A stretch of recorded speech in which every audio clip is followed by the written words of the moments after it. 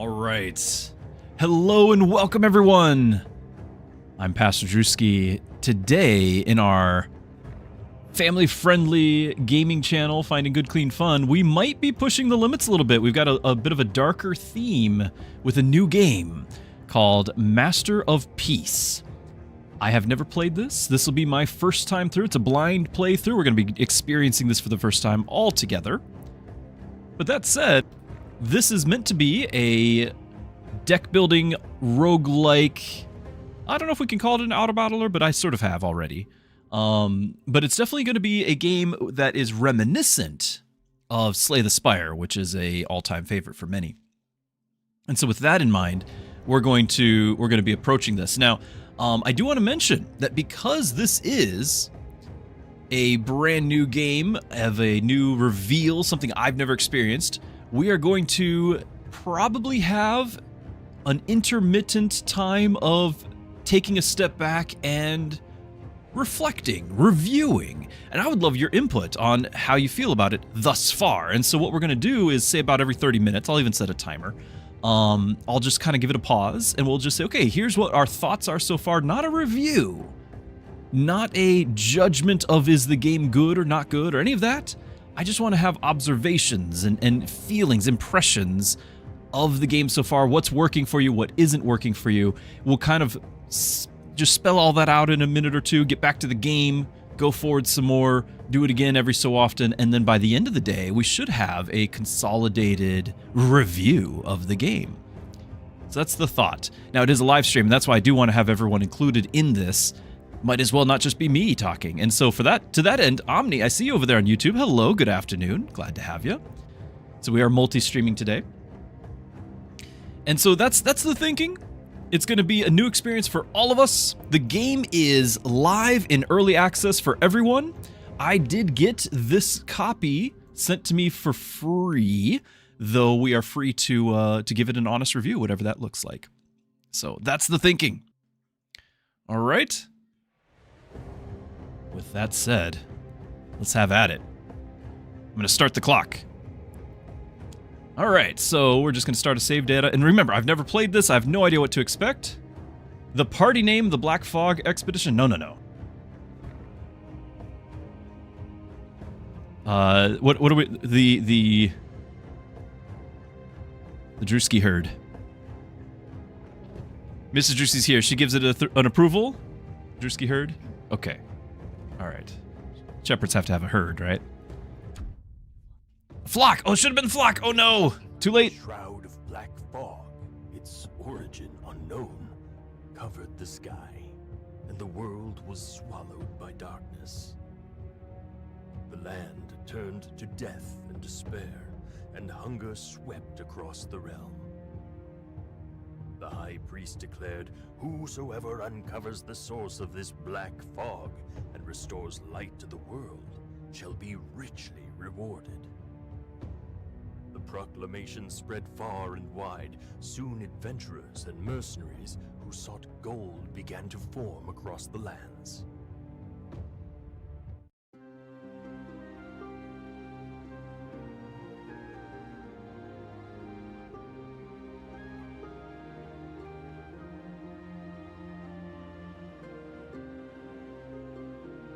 Okay, we are in the Hill of Sunshine. It doesn't look very sunny. Videv was about to say it should be flock, not herd. Well, I guess that's just because, you know, we've got a bunch of misfits here. If you were all the same, then we'd have a flock. But you're kind of a bunch of misfits, so we're whatever we can throw together, and that makes it a herd. Okay, we chase down the origins of the Black Fog at all costs. Now, this is going to be a deck builder, but with almost like chess pieces, right? And so you can already see that going on here. And the battles are going to be different from Slay the Spire, obviously. Like, we're going to have that. But I'm curious how we're going to have the old mixed with the new, right? All right, we chase down the origin at all costs. Tutorial battle, fight against the tutorial enemies. Once the battle starts, you will be given 4 action points. Afterwards, at the end of each round, you'll gain 2 action points. Okay, so 4 to start, 2 to go after. Here's the points down here. You can deploy a mercenary by using 2. Deployment can be canceled by dragging them back to the hand. We've got one guy who wants us to put it here. And spacebar goes. They'll move forward, then attack. If the enemy's tile is empty, they will attack the flag. I guess we're going for the flag. It's got 8 health. 3 damage. The attack set cannot be reduced below 1. Good to know. Okay, check. Alright. We have 1 health, 2 speed. Alright. Animations are very smooth. Pieces with higher speed act first in battle. So the speed right there, we have a 2, he has a 1, so we get to hit him first. He has 3 health. I'm going to guess that eliminates him. Alright. Got a new one. He is the same speed. If they have same speed, the turn order is determined randomly by rolling dice. And he beat us and actually took us out. We're dead. They moved. The defeated piece goes to defeated, so we've got a graveyard. There he is. Was he level 2? Is that what's the 2 dots? Might be. Brawler. Okay, so I can't deploy anything because it doesn't want me to. It's just gonna attack me. The flag durability does not recover after the battle. When the ally flag is destroyed, you lose. Oh. Oh, okay, so this is like our ongoing health, and we only have like 7 health to begin with. Okay. Alright, let's not just let me lose health here. At the end of the round, draw 1 piece from the reserves. This is the deck building part. So we just drew a vanguard. It looks like a bit of higher health, slower speed. When deployed, gets a health and a speed for each enemy. All right. We need to put an end to this, so let's put that there. He gets bonus speed. We'll roll the die. He goes first. We do. You get a new guy. Use 1 action point to move a mercenary deployed in the previous round to an adjacent tile. Okay, so 2 to deploy, 1 to move. I see that now. Wants me to move him down here. I can't go right next to him.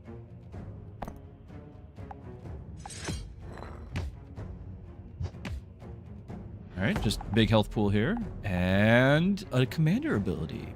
During the standby phase of the battle, each commander's ability has its own usage limit and cooldown. Okay. The sharp dagger. Deals 2 damage to the target, ignores dodge, and obstacles cannot be targeted. Okay, well he's got 2 health, so that's smooth. We didn't want to reduce the flag to 0. Go for it.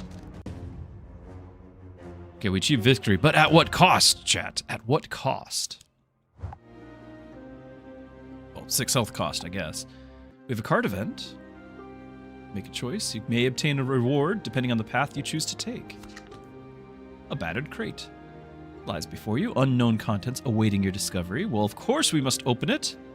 Recover ally flag durability by 6. Perfect. Just hold supplies to aid in your journey. You gather them and press onward. So it told me ahead of time? Like that was the reward, was the recovery? Okay. Oh. Fog is being pushed back. Druski heard. The Black Fog record. An inexplicable calamity befell this land. From some distant unknown quarter, black fog poured forth and devoured the sky, erasing the boundary between day and night. Deprived of light, the land withered in haste. Grass and beast alike fell without a sound. All that remained for humankind was an unending famine and cries of grief with no end in sight. And alright, we gotta pick an enemy battle or an enemy battle. Beyond, we have a bookstore, a relic shop, or a trait shop. Ooh, I like the sound of traits. I'm gonna guess we can put traits on our guys. We have a cloak. Enemy attacks against the ally flag will miss once per battle. Handy. Reroll the options in events and rewards. Interesting. Restart the battle from the beginning. But we only have 1, I guess. Let's go to the traits. Okay, I've got a barrel. It's a quiver. Obstacle additionally attack all enemy units. All right, we got a bunch of guys. So this is much closer to a real battle now. I'm sure this is still technically the whole thing's a tutorial, but we now have options here. So cavalry, upon attacking an enemy piece, gain an attack, activates 4 times per battle, so it can get up to 5 more damage. I'm guessing that I would attack this as well, right? Like, and I don't know if I can attack at diagonals or anything. 1 power. They're all 1 power. You have 3 health, 3 health. You're fast, so this guy would go first, but he still would die. I can also play something further forward.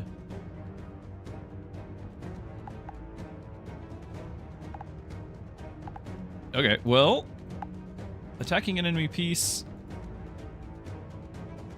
gains the +1. Like, we're not gonna be able to kill it. That's what's bothering me. We only do 1 damage, and then he hits for me for 2, and then I'd have 2 damage, and I still don't kill him. That's my problem with placing that there. We might just let the quiver be a sacrificial lamb for 2 turns while I hit the base. And to that end, just get our 2 guys out, like the 2 slightly stronger guys. Keep our faster speed in order to kind of overcome someone.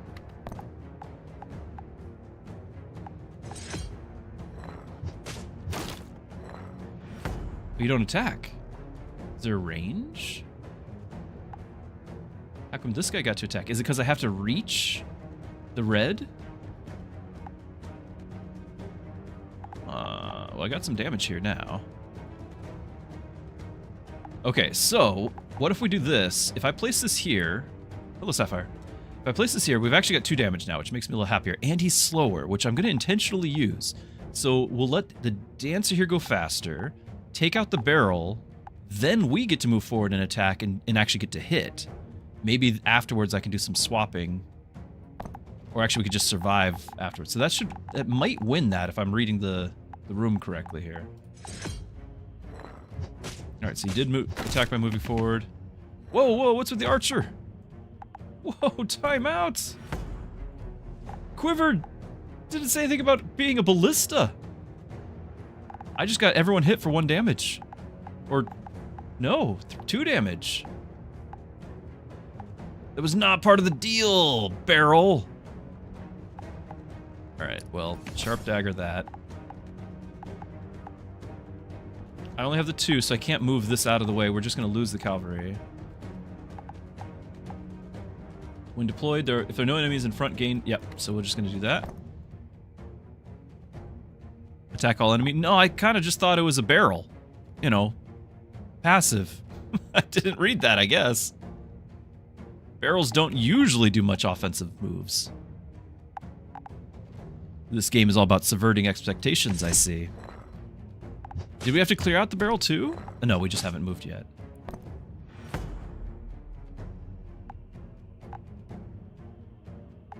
Alright, so we clearly just lose our guy here. I don't have my sharp dagger yet.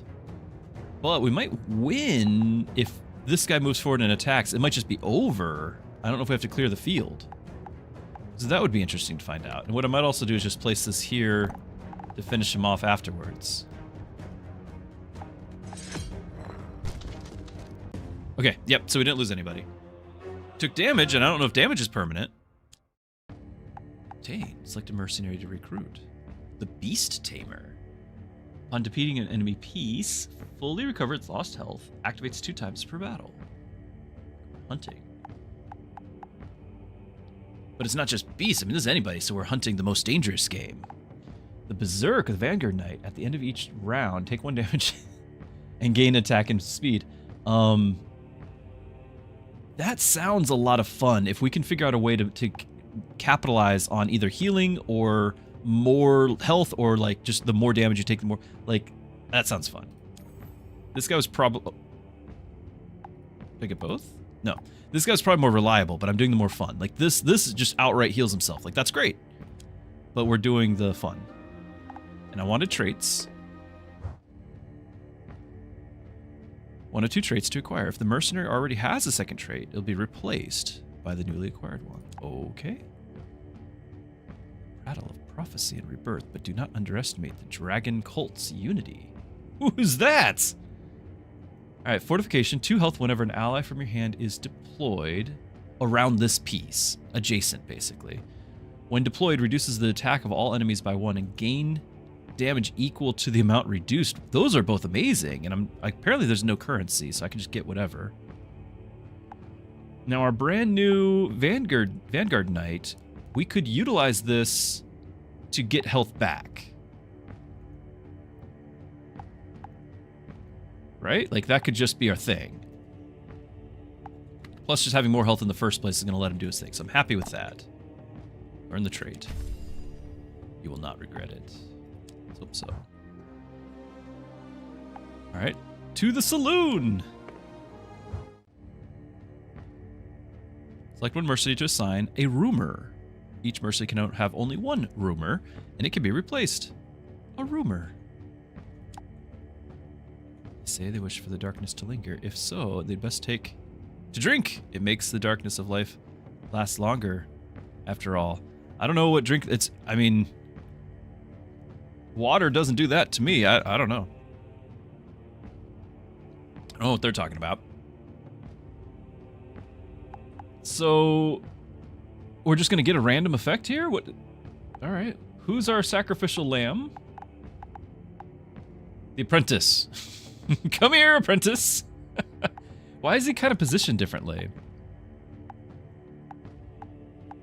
Is it because these guys already have traits? No, they don't have rumors. That's a different slot. Empty rumor slot. Why are you different? Oh, oh, there was more. Oh, it's a carousel. Cool. Okay. What else do I got? I got a porter. One health, one. Yeah, he's just fast. Lots and lots of root beer. Exactly. That you know, makes one happy. I don't know. They're all doom and gloom here. No reason for it. So we got an apprentice. There's the blacksmith. And the porter.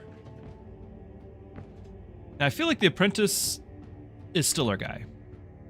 You know, it's what you do with the apprentice. He'll learn some character here.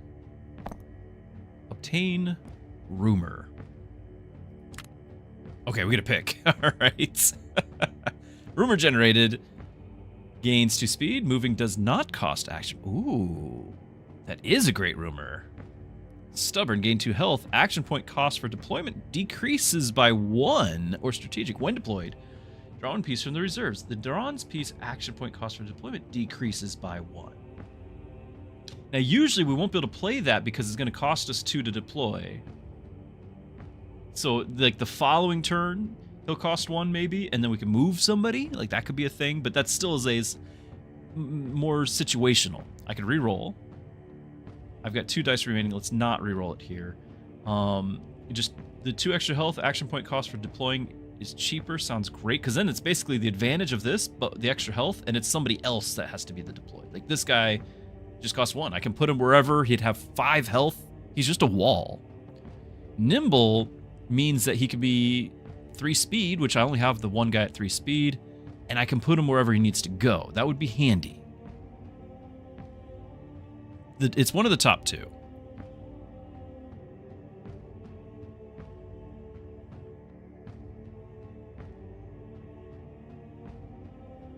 One of the top 2. Let's go with speed. We just got somebody else who gets health. Let's go with speed. Nimble apprentice. Rumors started about him. I mean, I've not had this positive experience with rumors before, so I don't really know what to say. Usually it's not so positive. The gallows. And execute a mercenary. This executed mercenary's traits will remain and may be passed on to another. Okay. Or the boot camp. Change a mercenary's base stats and grants an upgrade or a rumor. For the moment, oh, and that leads to, they both are elite battles. Let's not sacrifice our people just yet. I know that's a kind of a common thing here on the channel, but let's not do it right away. Let's do some boot camp.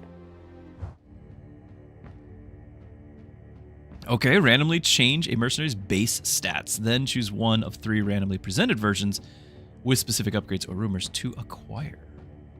Oh, so that all 3 could be different. We got 3 rolls, basically. Okay, so we don't like the Dragon Cult. Let's change the Porter's stats. I feel like now that I've got a move speed guy with 3, I feel like the porter's not going to happen. The 1/1 is not enough. Gildar, of course you would show up whenever I start sacrificing my villagers.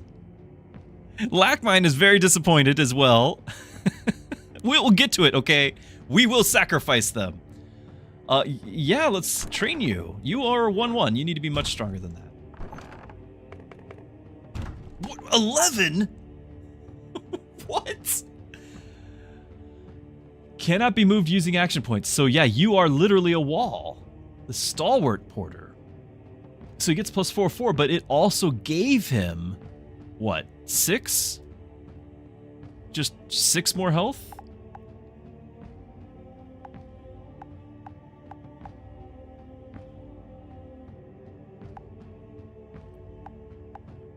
Upgrade 1, upgrade... So I don't know why it's upgrade 1, but it received... Because this guy was 1/1. So I don't know why I got 2 more total from those. I'm not going to pick them. But I didn't know why that works. Because clearly, the porter will stand his ground. Excellent choice. I thought so too. Alright, elite battle time. I see the road there. It was kind of subtle. I didn't see the road immediately. It was here. Like this, we're committed to this path now. We missed the shaman's hut. Story of my life. Okay. So the raider, he's... Yeah, we have to struggle against it. Resonance. Upon death, all pieces with this trait that are not yet deployed in this battle gain 1 health and 1 damage. How can we tell how many stuff he has yet to deploy? Because that's going to be a thing, right? Alright, so 1 attack power... And I didn't draw our well, I did draw our wall. Okay, so I can place them out there. There's no enemy. So let's go ahead and get our ambusher up and running. And actually, let's read our powder keg as well. David, glad you're here. Thanks for the sub on YouTube. When destroyed, still 2 damage to all pieces around it. Can be moved to another neutral tile by using action points. Okay. Not going to do that yet.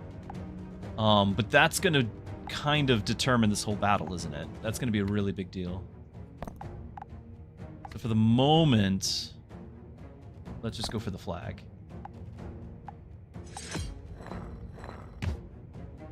I could have put this further forward and gotten into attack right away, but I was a little afraid of this, like that he'd move over and intercept me. So we're just walling off this side.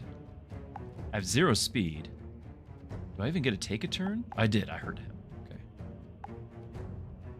The villages do exist to be sacrificed. This guy's our nimble guy, so we could definitely have him go first and take on the raider. This guy's going to attack the bomb. Or is this the moment to get the blacksmith out, knowing that he will be faster? Now, we do have the resonance problem. All pieces of the trait that are not yet deployed in this battle game. Okay, the current ones will not increase. But however many he still has, I don't know how to tell.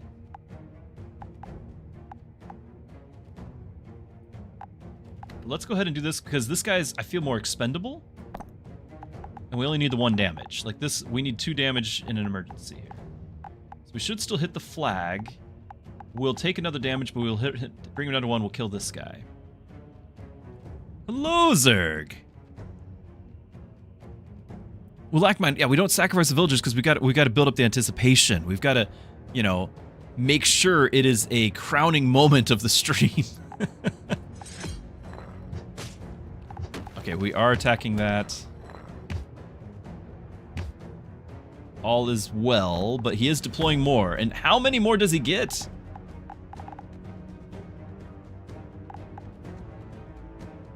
Now, potentially I could swap these 2 and we could take this guy out. But by taking him out early, no, this guy doesn't get buffed because he's on the field. Swapping these 2 would take my 2 action points, but I don't have all that much room on the field. I don't mind too much. I can't. Well, I guess I could go diagonal, and then they would just both move forward again and attack. We'd only do 1 damage to the flag, but we'd take you out. And I don't know what's more important. If he runs out, then that's good, and we can go for the flag after. If he doesn't run out, then that's very, very bad. We need to get that flag down. Looks like 8. Where do you see the 8? No, this is just the health. This is just the health. I have health. He has health. This is my health.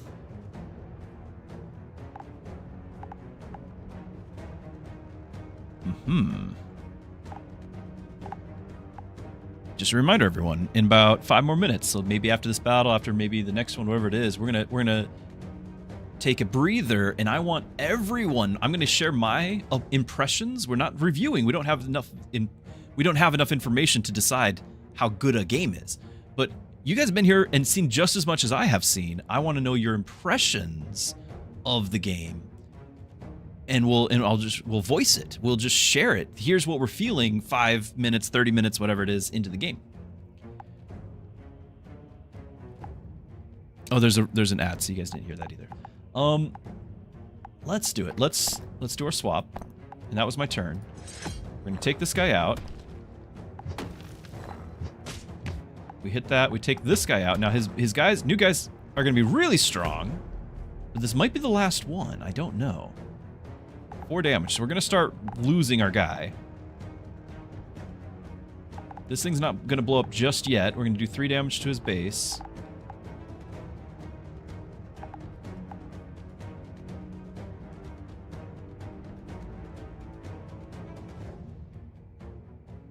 Could play our Vanguard Knight and the next turn start giving it health. We couldn't start the game with him, I don't think, so.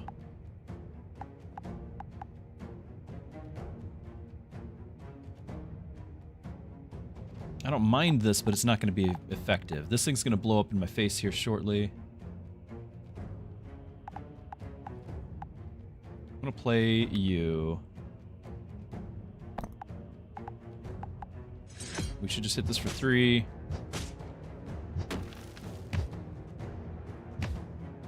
Hopefully these guys,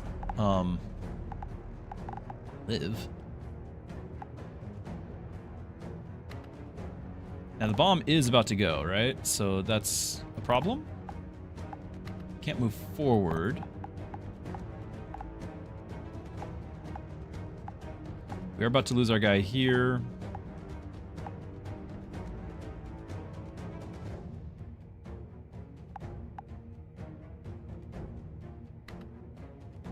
But that should kill that guy as well. Our guy will live. We'll do 3 damage, not 4. I don't have a way to get the 4th damage that I know of. Like, I could back this off here, actually. But deploying a new guy is only going to move forward 1. He's not going to reach this. Unless I just... Our new guy just... Yeah, okay. Hold on.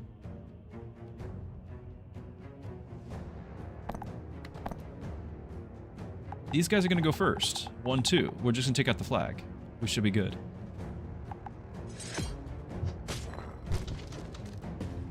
Okay.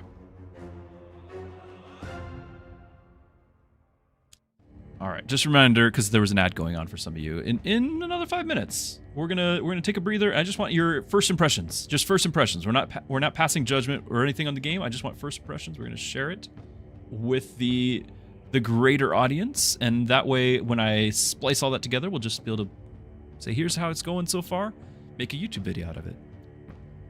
Easy peasy, but you don't know what we did. We used the turn order to our advantage.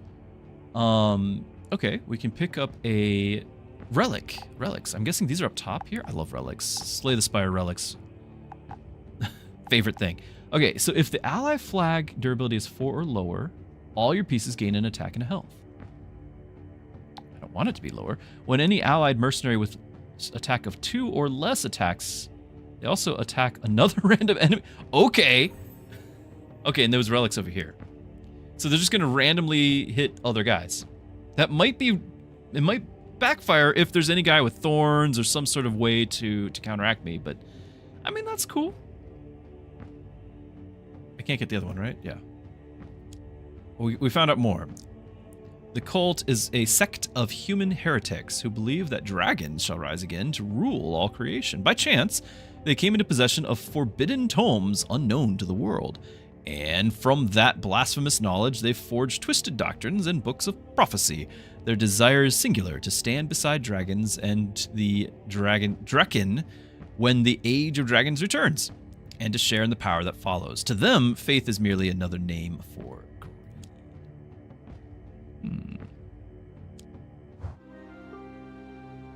Okay, our path is still kind of chosen for us. Make a choice. Okay, there's a ritual going on. I would imagine most rituals are suspicious.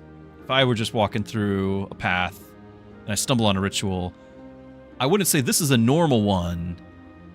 I'd say this is probably a suspicious one, right? Like that's how I'd categorize it as far as impressions go. We can inspect, lose ally flag durability by 3, upgrade the attack of 1 mercenary, or recover 3. Now, if I recover 3, does it increase? And Ash is like, there's rituals daily around you. Does it actually go up to 11? Or would it be capped out because the max is 8? And I'm feeling like the max is 8.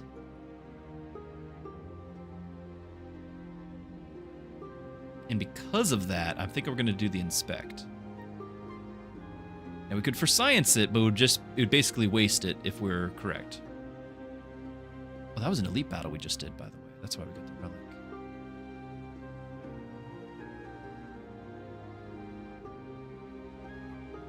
Flag durability. We need to know.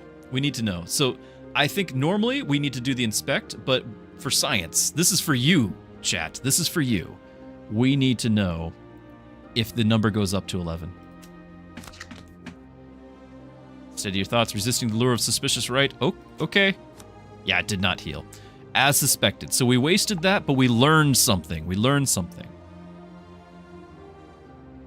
Yes, inspect was the correct thing, but I wanted to put that rumor to rest. I wanted to make sure that we all knew that you actually do have a max health. It's not just here was my health and, it can heal up to it or whatever. So now we know. Good to see us, Van. I'm glad you're excited for science. All right, so the shaman, you can choose a mercenary to upgrade its stats. 2 health, 1 damage. Okay.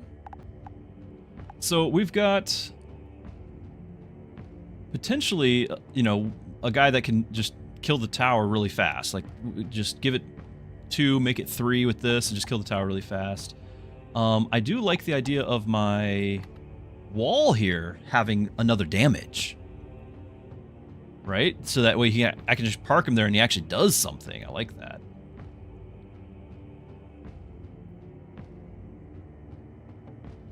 I don't know.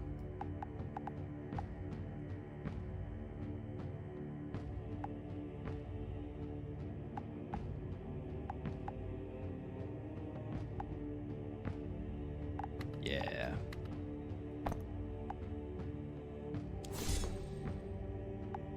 Oh, there's like a little star there. Is that how many times you can do it? Huh.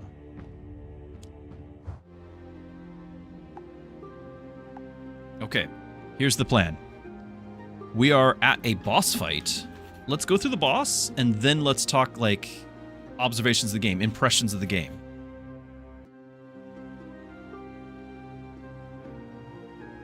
Right? Like, that way we'll see what there's to see.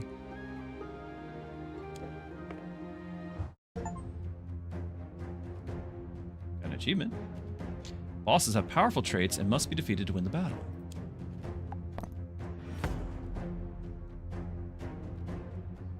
The blue flames. Your lives shall feed my fire. Okay. So there's the boss. Here's a unit. We've got a toolbox. When hit, grants a strength and a health to the attacking piece. Upon attacking an enemy piece, increases the boss's health by 1. Lots going on. And at the end of each round, select 2 random tiles. When attacking, attack the enemy on that tile. Gain health equal to the damage dealt. Ugh. For every 10 health lost, increase the number of tiles targeted by 1 and increase strength by 1. So right now he's only doing 1 damage. He's got a lot of health, but he's going to continually be increasing that. But interestingly, I can hit him sooner on this tile here.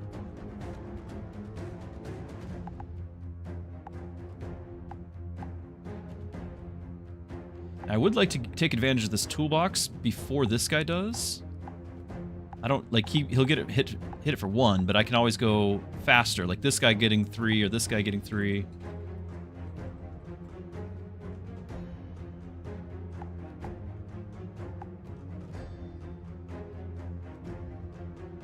But if we play you first, I might be able to get... Okay.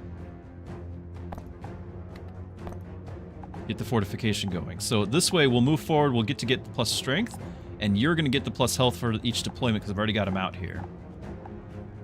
Now potentially I can do a sharp dagger on this guy, but it won't kill him, so we're just going to hold off.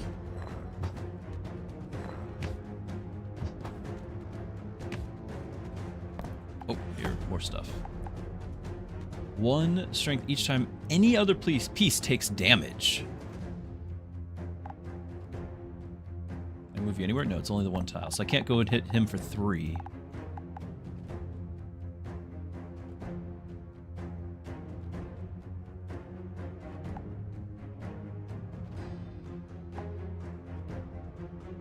Oh, these are the tiles. At the end of each round, selects it when attacking, attack the enemy on that tile, gains health. So if I place anything here, they're going to walk forward. They'll be in this tile, and he'll attack it for 1, but also heal for 1. We don't want that, but we did like the idea of this guy showing up on this lane and getting the extra damage, because there's no one there right now. I could put this guy here, but nothing's going to stop this guy.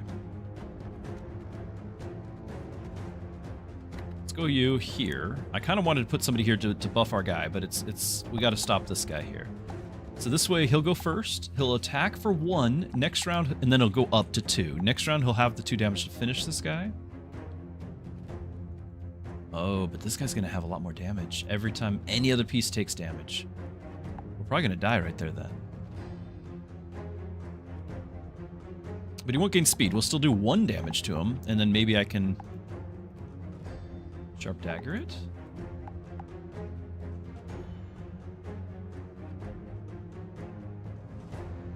You're gonna hit me for 2, but I'll have that.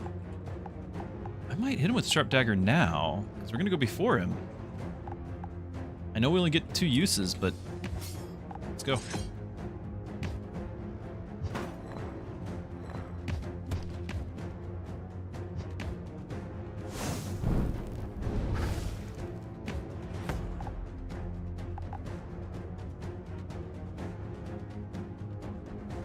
Okay, so he's targeting this tile. I can't do anything about that. He's going to do the 1 damage to me.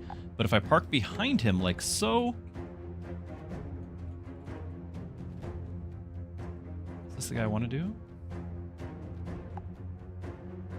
He'll gain 2 health. So he's going to take 1 himself and 2 for here. No, 1 for here. So it'll be 1 and 1 for now. Until this guy goes down to 15 life. I can only play 1 guy a turn, though, so is it going to be the one right here or the one over here?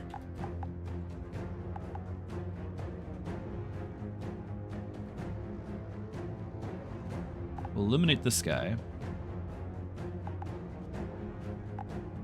This guy should live, but he'll have 1 health, and I'm not happy with that. So I think I do want to go ahead and place something here. I don't think this guy gets to move or attack or anything. Yeah, he's stuck there.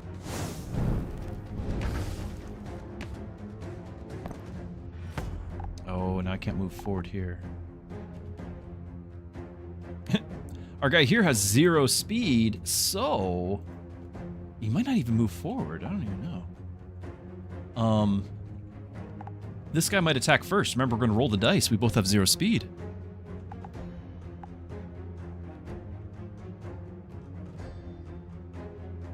Also, his damage is going to go up to 2, but we should be okay there. Yeah, I'm gonna try that.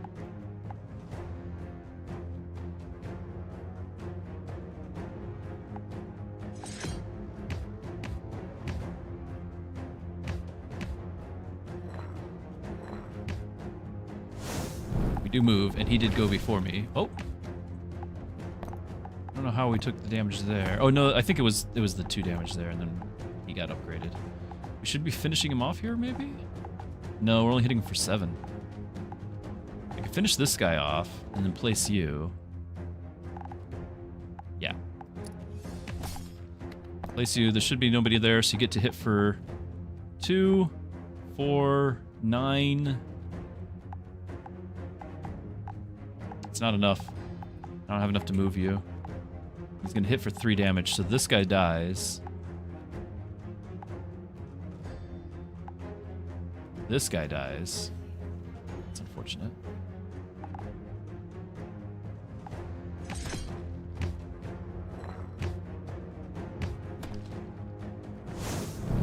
He goes before me. Ah!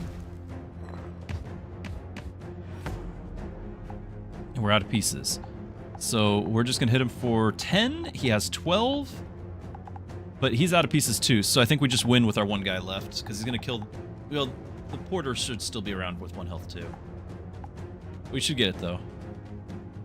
I could technically use the cloak, but that's the flag. Never mind. That could have been that earlier.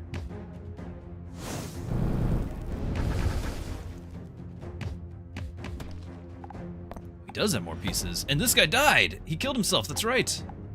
Oh no. He has 10 health now. Start the battle from the beginning. He has 10 health now. Because he heals from the... Yeah, he dealt 8 damage. There's nowhere to move. You can't move on to the red pieces. So you couldn't dodge those. And you're always moving forward. So backing up to the blue, I'm moving forward. And Stalwart, I can't move him at all. So I think we're dead.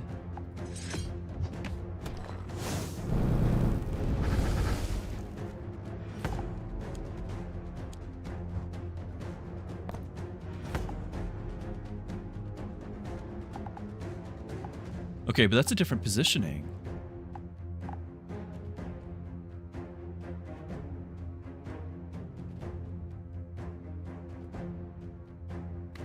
I'd still like to have this increasing.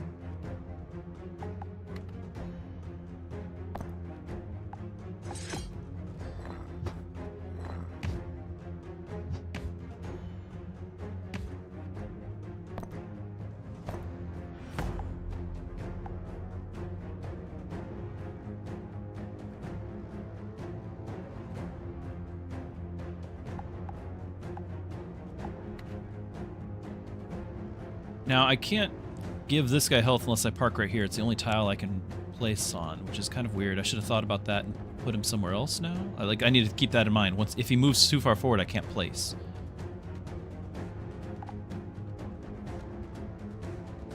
From your hand is deployed around the piece. So that I'm outside of that range.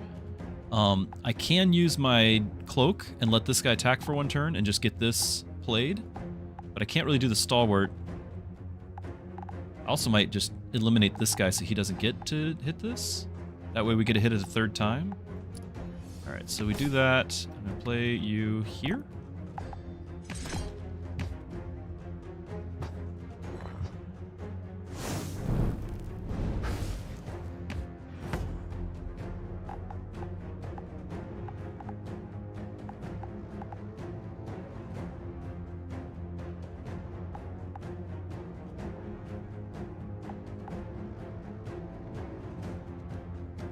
So just park you in front of that, I think. Like, I could trade damage, but I think we just park. He's only doing 1. I can't move this guy. I guess I could have. But he's only doing 1 right now anyway. This is fine. But I wanted that extra damage and health from him.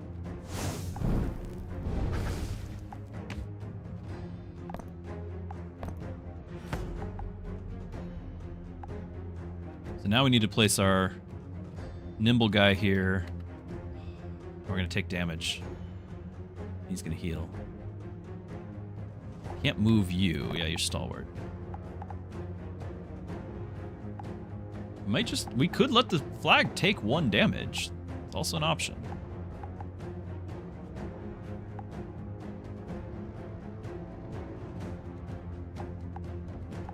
Trying to see if there's any, like, I can move this guy, like this would take damage, that'd be silly. I can move him here, and then he takes 2 damage, deals 1, upgrades his damage, but is that worth it at all?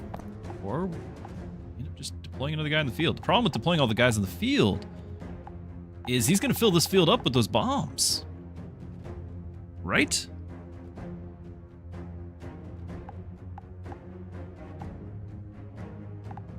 I'm gonna let him hit the flag, I think. Although, I guess placing it here, he's only doing the 1.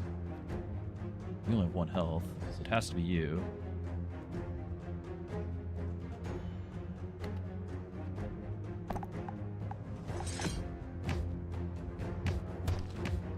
Oh, that's right, you have abilities, so you get to do an extra damage. But I did move forward. I didn't expect that. I didn't think I would move forward.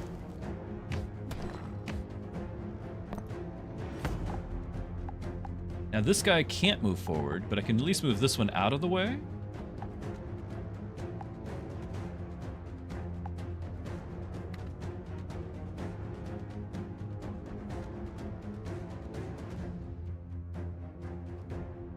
Can't put him back here because he won't be able to move. He goes before my other guy. This won't matter.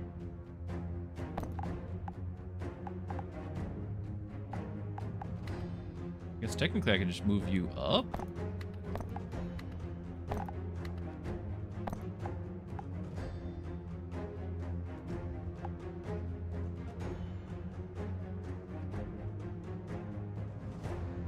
We're gonna lose our guy here because I'm not deploying in this spot. He's gonna do. Well, we're gonna kill him. I might be able to heal him for 2.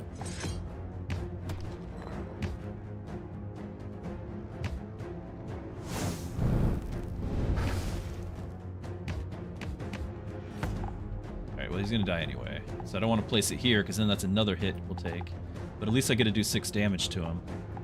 And then at the end of the round I'll be dying anyway. I just don't want him to heal himself.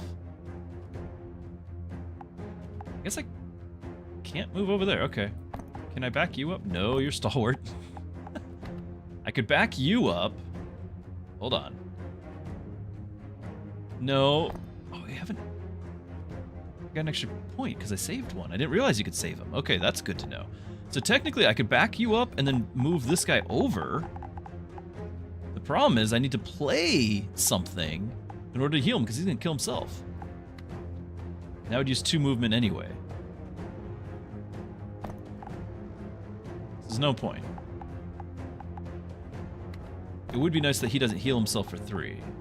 But it might be better that I stay here and hit him for 6. So let's just do it, because he's going to die anyway, and we're going to lose the 6 damage. And he's at 8 health, so I think we might actually get him right now. Yeah, what was I thinking? He's at 8 health.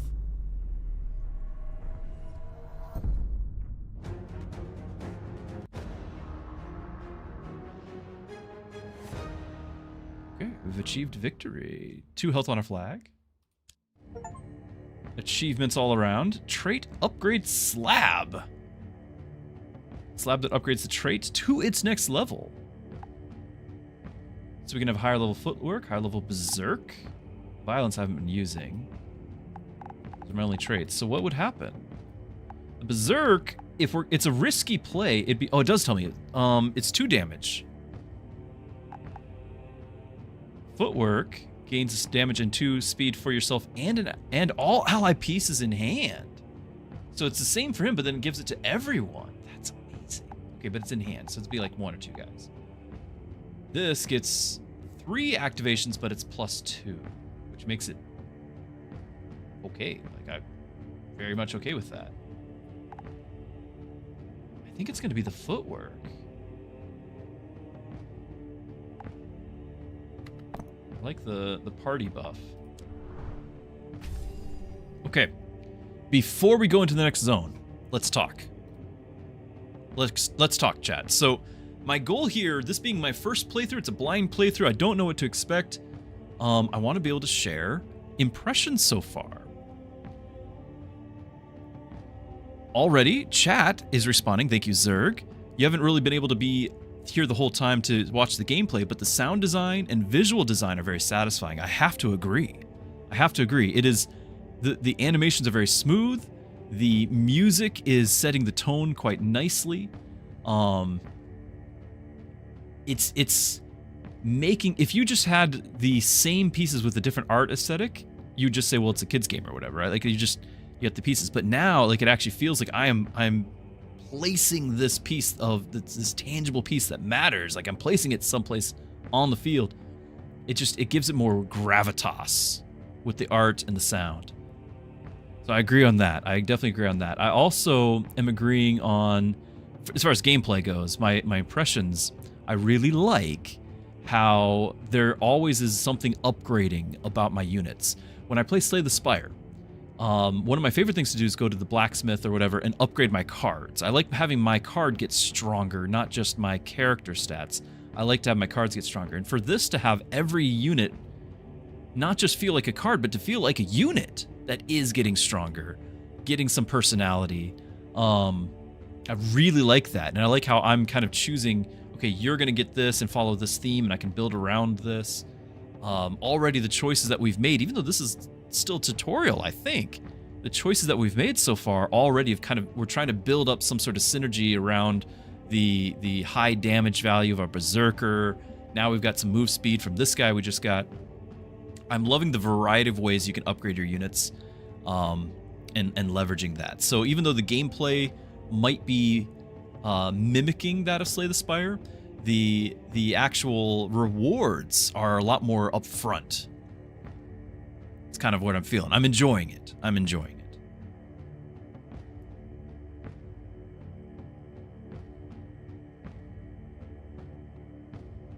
Okay, we did get a new part of this. Once no more than a small gathering at the fringes of the world, the cult's rise to power was not without cause. A single passage from their book of prophecy appeared, to many, to have come to pass. When dragons return to the world, the heavens shall darken, and the order of the land shall be rewritten.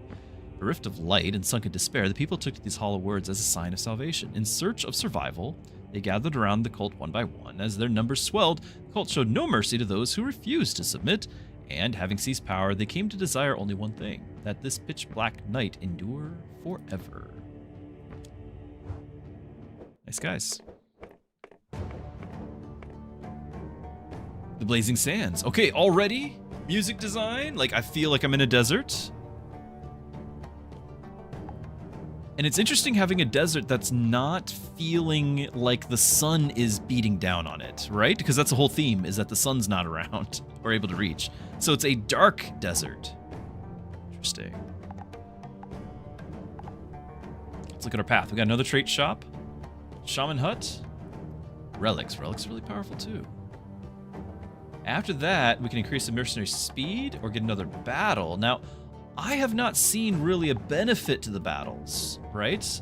Unless the elites that give you a reward. Oh, no, there is. You will obtain a mercenary as a reward. There is.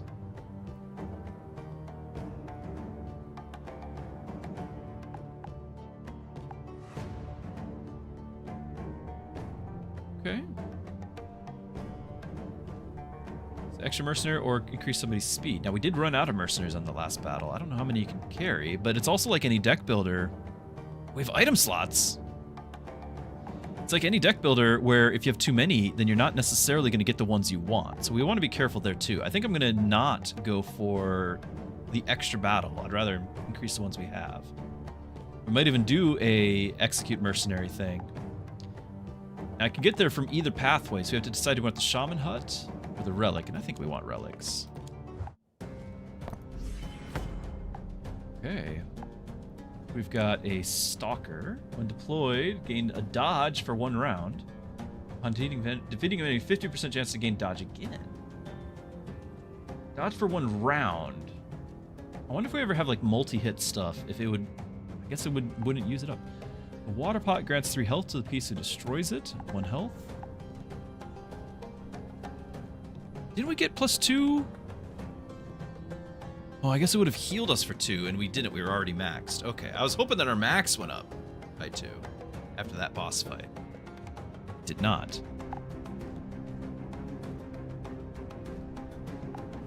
Didn't we upgrade Nimble, though? Hold on.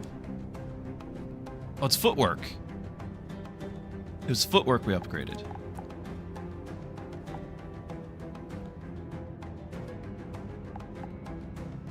Well, again, I liked the idea of placing this guy early, because then I can buff him back, but I don't necessarily like the idea of placing him here because he's going to be too far away to continually improve. So what if we put him over here? Plus the extra health seems pretty great on our Berserker. And then we still are going to need somebody to block you. And you're doing 2 damage. Might just be the blacksmith as a throwaway piece.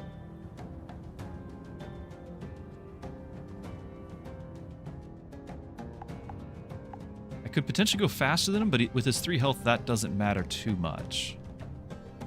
Of course, I could move afterwards. Like next turn, we could place him here. Take the 2 damage. There's the dodge. But then we can move him out of the way over to the right. And I can place a new guy next to our knight. Oh, but we do want to do this. Anyway, I'm still thinking I'm going to do this, move him out of here. Ooh. Do I move the blacksmith, this guy over here? I think I do. I got to deny him that. So that's going to cost me 1. That's a problem. This guy doesn't cost movement to do, but we're just going to lose him.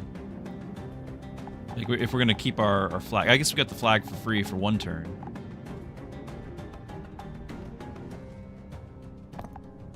Seems silly. Silly. I don't have anyone. I could do this, but there's an enemy in front, so we wouldn't gain the footwork.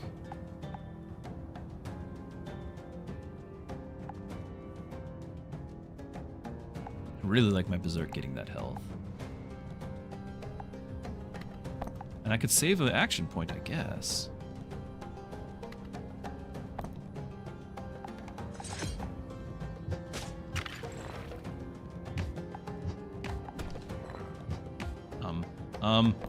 Curved shot. When attacking an enemy, deal damage equal to half your damage to a random enemy. Did not read that. Oops.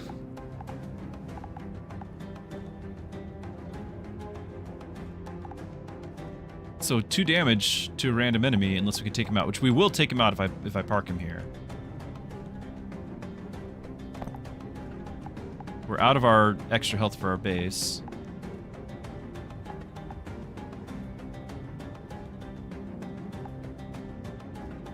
Still not getting to benefit from this just yet unless we have our base sacrificed at health.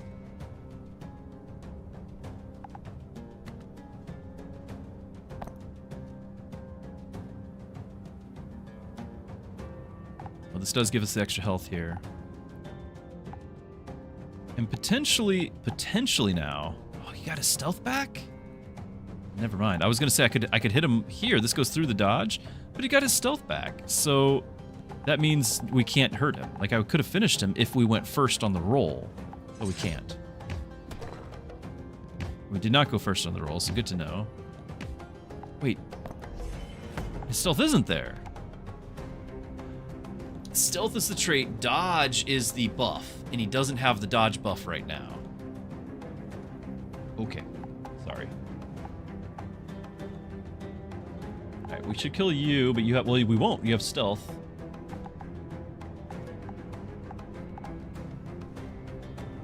This, it might just come down to the die roll. And I want to get you played. Get that footwork going. So we're just gonna hope that we win the die roll there. And then this, we just take the damage we miss. We did win the die roll.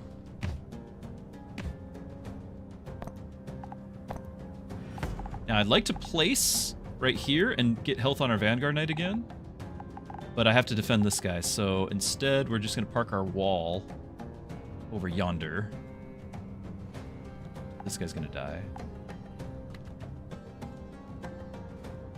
Actually, no, we're gonna kill the base.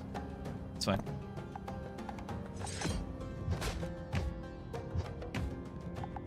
don't even know what that ability was. Fang necklace? Yeah. We got there. Okay. Hunting reward again. So it fully recovers his lost health. Activates 2 times per battle. Now we have to increase his health to make that worth it. Fortification, 2 health whenever an ally of your hand is deployed. I do like that ability. But let's try the hunting reward. I skipped it that other time. And if I sacrifice him, we might be able to get that onto our fortification guy and then fully heal the 11 health every time. Oh, that's worth it. 100% worth it. What's our relic? This is great. Choose one of the relics. Before the enemy flag or the boss takes damage, all ally pieces gain 1/1. Is that every time? It doesn't say before it takes damage the first time. It's just every time before they take damage.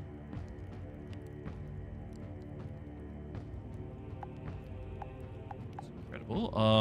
All ally pieces that have been moved to the ally tile by using action points will gain 2 health. Activate 2 times. Okay, so I can walk backwards and heal. Handy. That's handy, but I think we're kind of... Hold on. The moving pots. It's a mimic. Just a set aside in one corner of the relic shop. When left alone, it lies still. Yet when a customer approaches, it rattles and shifts as if stirred from within. What it contains, whether the chest itself possesses a will of its own, is known only to the shopkeeper, who keeps his silence tightly sealed whenever the matter is raised. All right. All right, then keep your secrets. It's hilarious though. There's stuff to click in these. It's got to be this. If this triggers every time, it's got to be that. Yeah. All right, the temple. Upgrade a mercenary speed. Now, our berserker guy would definitely benefit because he had a lot of damage, but he was tying the speed. Now we could also upgrade our porter to actually have a speed. That would be something. This porter's going to be like our best piece. Watch. The beast tamer going slow is not the end of the world, because if he can manage to kill something, he heals. So he can go after, take damage, so he survives, and then heal. It's not the end of the world. I think it's down to either the Berserk Knight, our Vanguard Knight, or our porter with 0. I think it's important that the Knight doesn't take extra damage from enemy hits. He's already taking damage himself.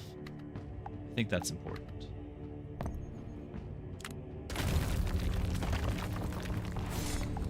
Now, I forgot, though, about these stars. There's 1 star and 2... Like, that might have been one of my only 2 upgrades, and that might have been a mistake then. Oh, well. We shall see. Items that... Okay, so there's the item. So I've already decided it's going to be the gallows, and we're going to actually sacrifice our... Yeah, so remove a mercenary from your party and acquire their... It's time to sacrifice, people! Wake up! Okay, remove a mercenary from your party and acquire their trait. This trait can be granted to another mercenary. If they already have a second trait, it'll be replaced. Alright. We're going to remove the Beast Tamer trait, and I want to put it on my porter. Because defeating an enemy piece fully recovers your lost health. And he's got a potentially up to 11 health healed, so... Yeah. Executes!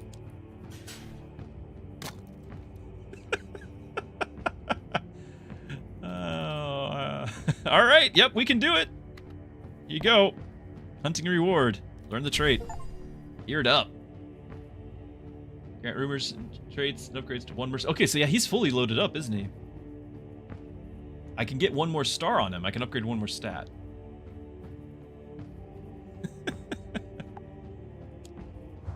Okay, that's huge, though. That's a ton of health. The guy's really beefy. Since he's all gold, reflects his glory best. So the Priest of the Sun, heat. Upon death, change the speed of the target that defeated this piece to 0. Well, have I got a unit for you? Why does everyone have plus speed, though?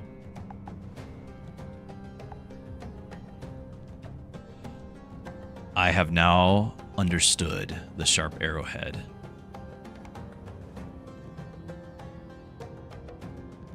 I would change. This is early access. If the devs ever get a chance to hear this, I would change this to read until the enemy flag or boss takes damage. All ally pieces gains +1 damage and 1 health. Oh, 1 speed. Because look at my stuff. I have 1 speed and 1 damage right now. I was thinking it was before, as in like once I attack, in the action of attacking the boss or the flag, everyone just gets +1/1. And it would repeat that every time I make it take damage. But no, it's until it takes damage we've got a bonus, which is it's not as great. But it does give us a nice opener. Now I know. I did not know before, but now I know. Alright, so we got the extra 3 health. I'm absolutely going to put the porter in front of you. And I think we're going to have our berserker get the other ones. This is great. So he gets the extra 5 health there, 3 health there. Yeah. Nice start.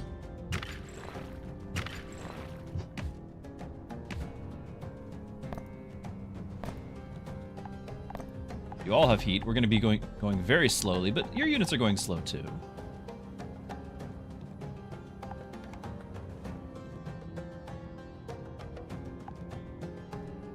And by placing over here,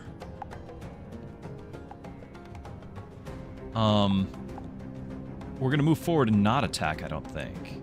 Right? This won't attack. Like, I want to be next to our berserker guy to give him health. Well, I guess we need to park in front of you too, don't we? So what if we did you and just killed that guy? Because this guy shouldn't do any damage. He's got to move 2 spaces. Sadly, I'm not going to be buffing the knight.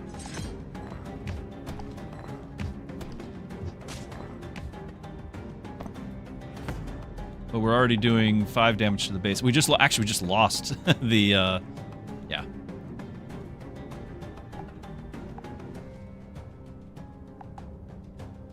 We lost our bonus attack. And there will be enemies in front unless I place some other spot, like one of these two. So we're going to park you here. You're going to have to take 2 damage, but it'll be okay.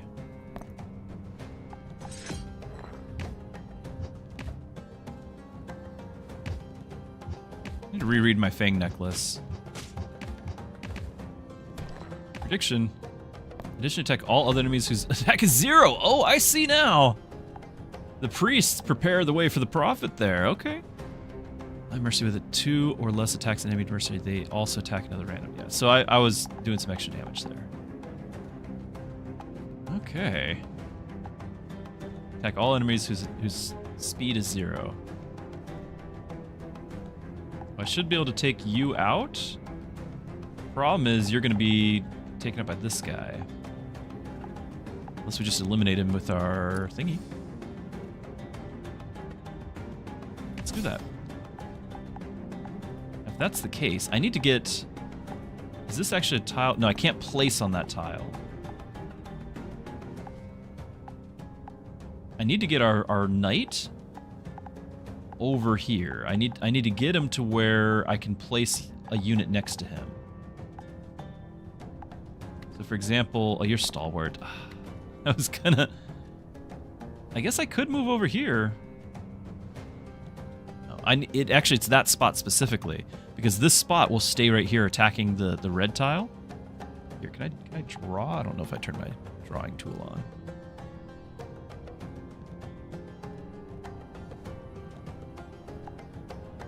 Did not, but it's turning on now. Alright, so it's this tile that I need to be here for. If I moved him over here, then I can place at either of these, well, any of these, and increase his health. It doesn't really matter because we can just kill him, right? I'm trying to have everything figured out. Like, for now, I can just move you over, and we'll get the... Actually, I don't even need to move you over. We'll just do the 3 and the 2. We're good.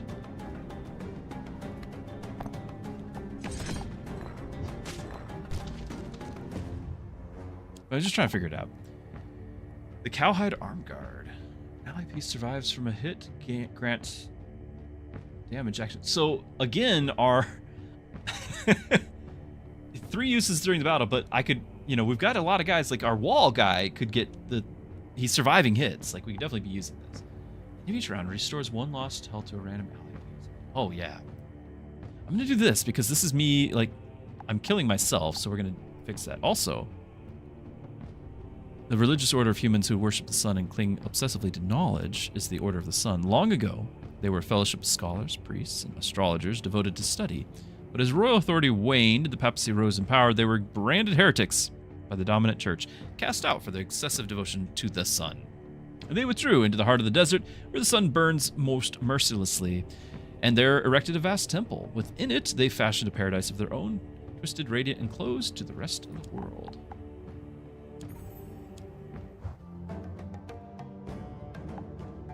Alright, card event. Storm. The sandstorm surges towards you, vast and unrelenting. Your only hope is cover lies beneath a towering rock. Run to the rock! Random results. That was close. With your quick instructions, the party managed to avoid harm. Okay. Positive rumor. Commanding. Can move to any tile without distance restrictions. I can't put that here because you have a rumor. You can't be moved. But the Vanguard Knight? No, I feel like we could do something better than that. But that would have potentially been something. This definitely not on you. You already nibble.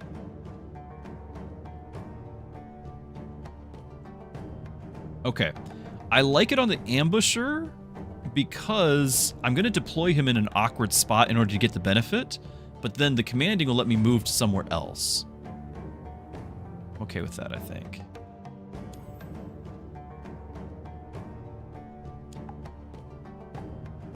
Gallows. I don't want to lose another mercenary just yet. Get a rumor.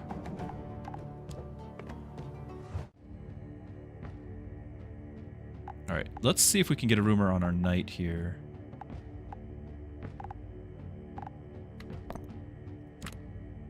When deployed, action point cost per deployment. For deployment, all pieces in hand decreased by 1. That's actually really nice because I want to deploy things around him.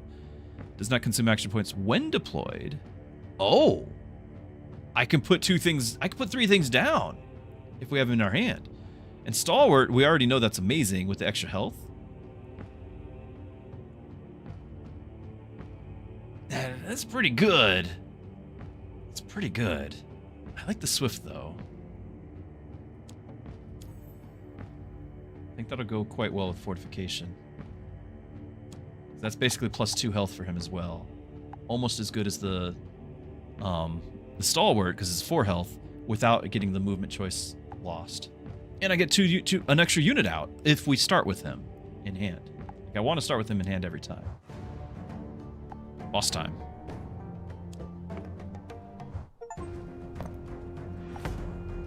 Okay. Wanderers, tone through labor, obey the divine judgment of the light and knowledge.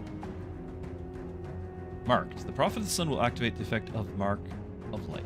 Okay, Mark of Light. At the end of each round, marked on 1 random mercenary on the battlefield. Once marked, the mark does not disappear.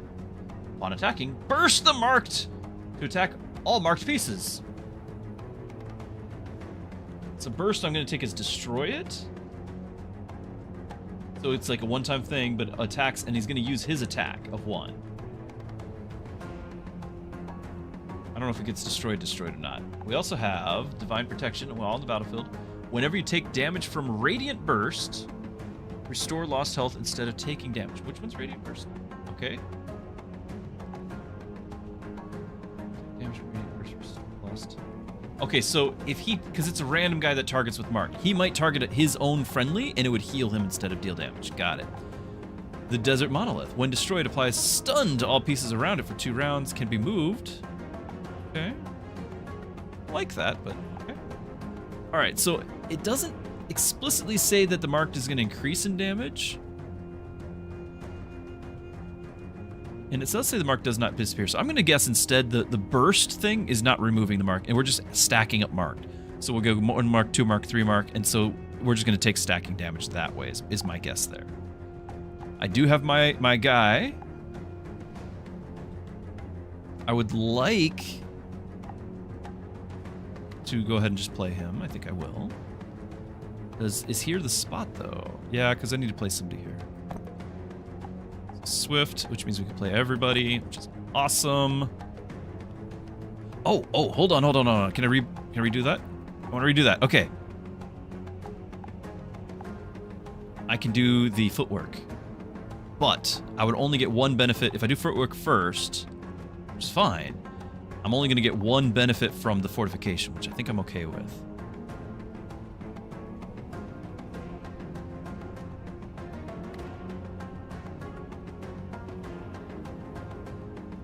Do I move him here? Because I want to leave a space.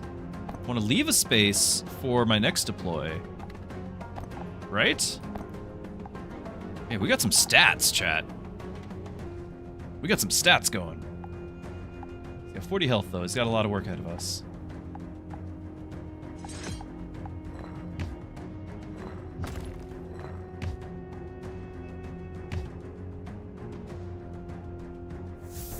Okay, so...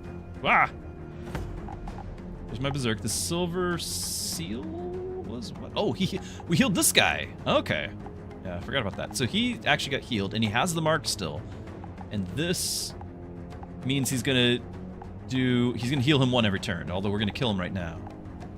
Got a new deploy. Bright Fate. Upon surviving from a hit, gain damage equal to the amount of damage received. Oh my. Potentially a lot.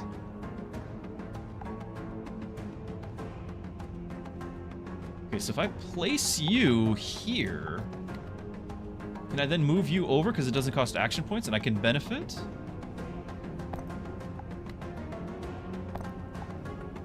No, it'd be the next turn. It'd be the next turn.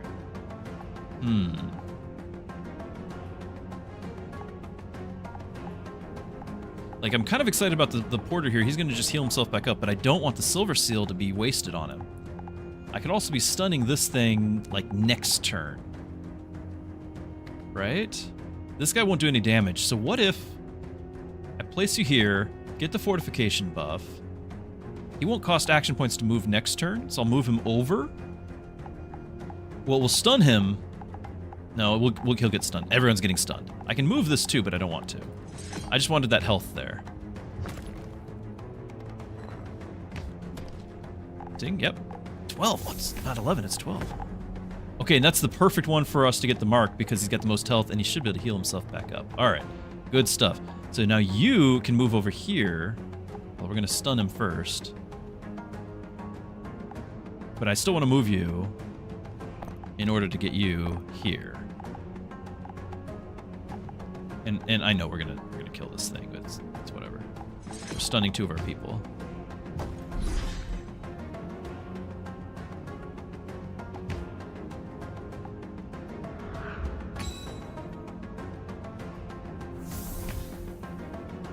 Okay, the silver seal went on our knight. Got another one of these guys.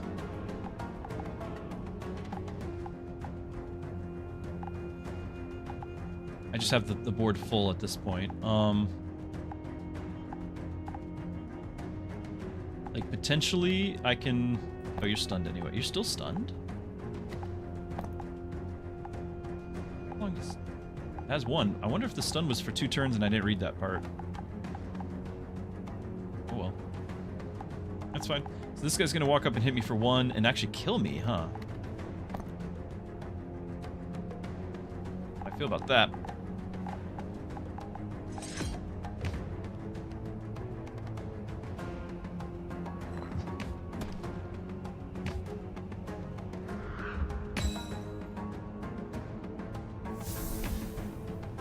Now, he will hurt him. He doesn't have that other benefit like this guy did. Okay, these guys should be fine here. This guy is just... How many marks does he have? Count? Yeah, it just says, it says 1 up there. So, he'll live through it, but he's not doing any good. I could potentially... Moving does not cost action points, so I can potentially move him over. Have him square off there. I can play my new guy. I don't know if this is gonna... This center guy here... Yeah, this is fine. I can't play the new guy right here. if I move you over and then place here, we can still benefit this. We're getting him low health.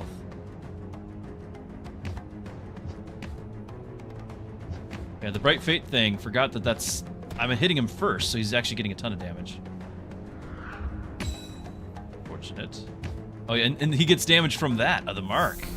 I'm out of pieces. I can use this to kill that one off, and then we've got the dodge for this.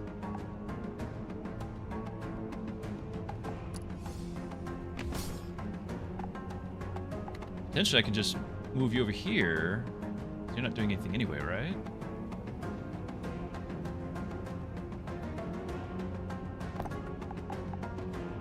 I just need to live 2 turns for our Berserk guy to finish the job. No, I wanted to go second. Yeah, oh well.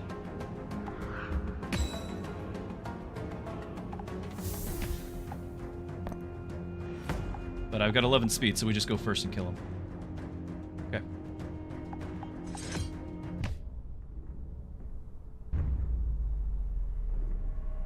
Don't take this as the end! Achieved victory. Healed, but we don't use it. This is not max health, sadly. Upgrade slab.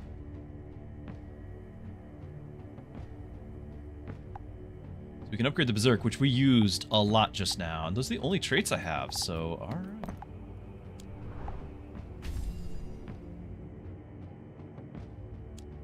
Order of the Sun 2.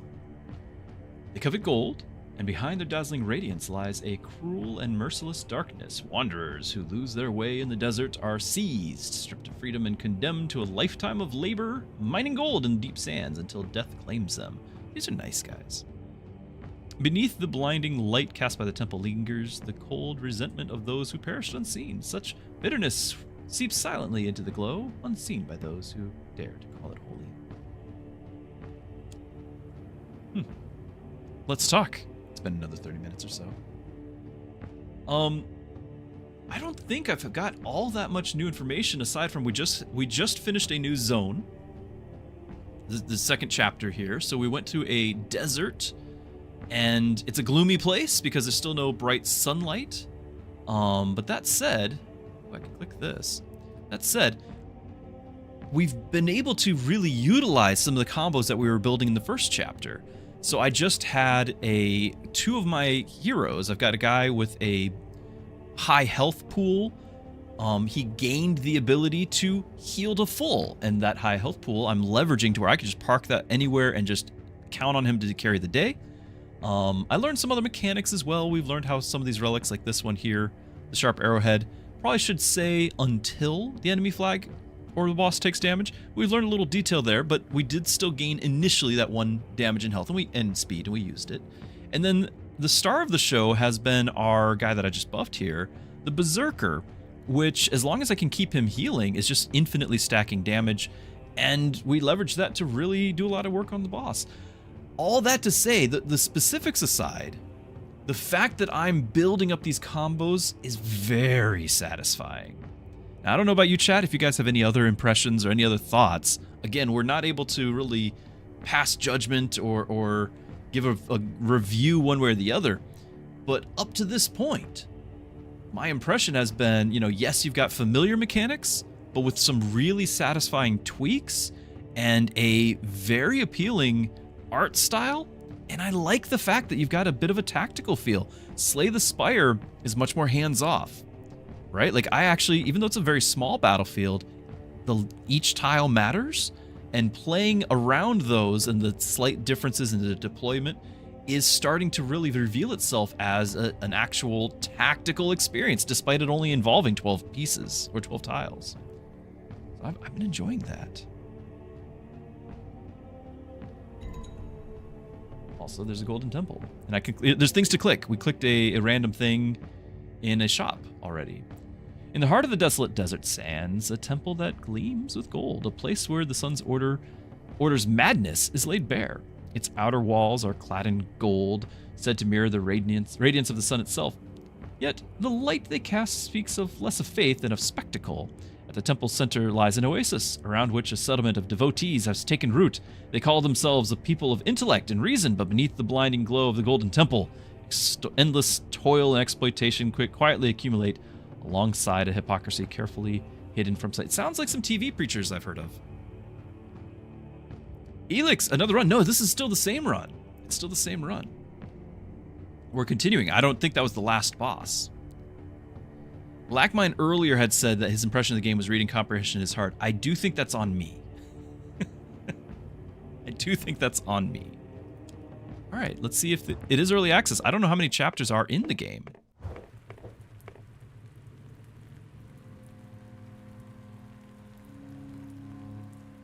Spooky forest.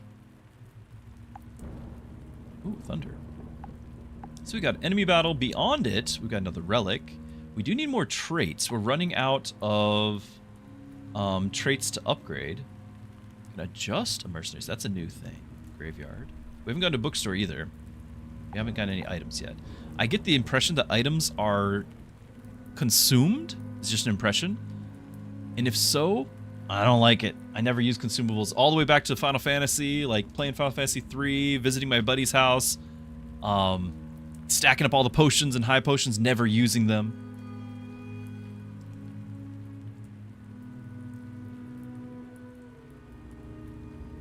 I don't know what that's all about, but we're just going to not have that there. I don't know what the intent is, but my intent is to have a family-friendly stream at all times. Relic shop. Saloon. There's our traits. Let's go for the traits.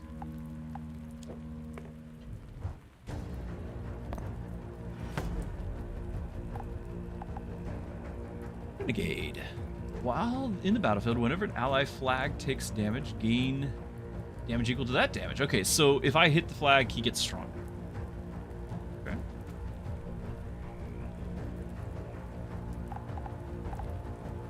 Well, once again, we got our Swift Vanguard Knight.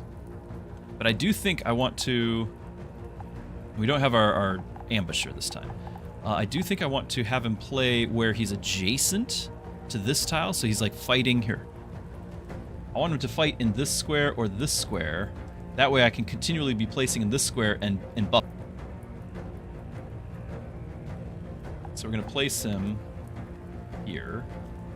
Hold on, there's a flag. What's this do? At the end of each round, takes 1 damage, grants a damage and health to all pieces around it.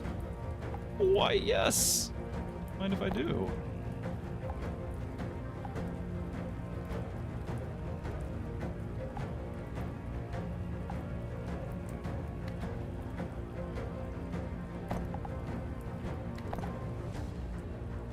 Seems okay.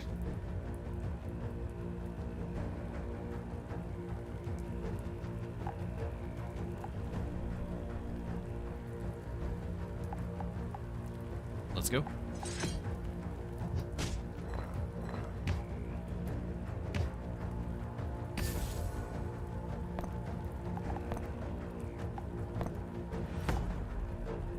Okay, we got pain. Upon death, deal 1 damage to all enemy pieces around it. So he's just gonna kill himself.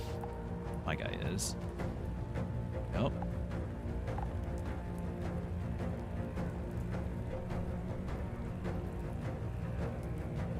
Are you getting texts?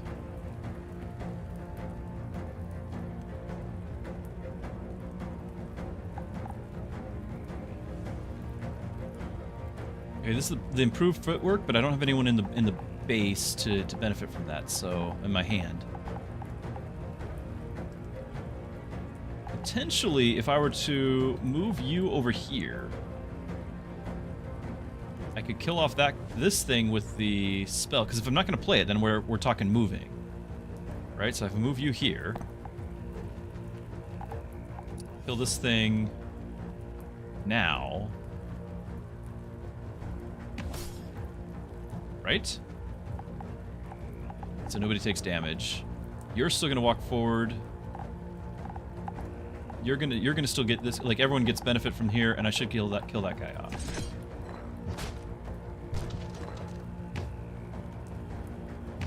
Oh, we killed the flag as opposed to letting the flag buff us. Probably not the best. 9 damage to flag right now. And only 3, so I can't play... Yeah, that was probably a little bit of a mistake there. I can't play the... both guys, so we might just be putting a walled... Well, we can ignore 1 damage, right?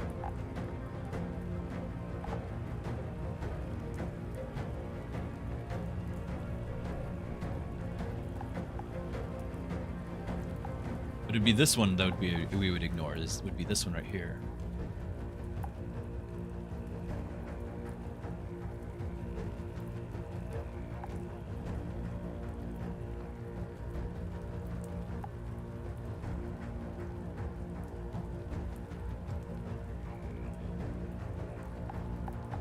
And if I place you here, he's gonna either we kill him or he kills us with the one, because it'd have to be this guy. Or I can just move you back. You're nimble, right?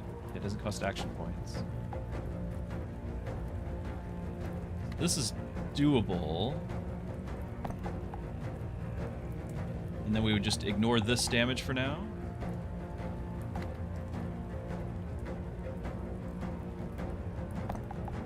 And I can place you here, which would give a little bit of health here. And we just put a wall in front of that guy. Because we're going to need the wall in a minute here. So that 8 damage, yeah. We should be able to just finish him off now.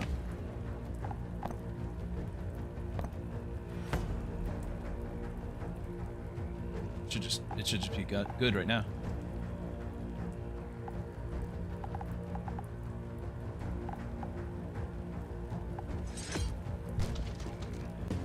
Yeah. Sniping and attacking does not move, but attack a random enemy. If there's no enemy to attack, attack the flag, or the boss. Lose a damage at the end of the round, does not drop below 1. So I think I really like that. What's the other one do? Healing touch. At the end of each round, fully recover the lost health of 1 random ally piece. Activate. Yeah, I'm okay with that.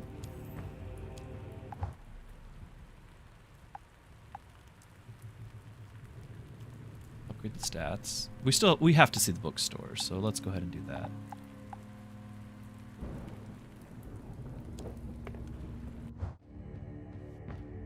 Acquire as many items as you want. If your items slots are full, you can replace them. Really?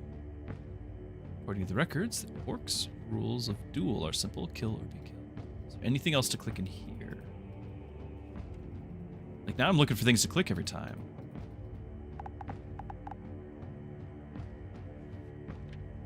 I feel like this should be a moving bookshelf with a secret passage.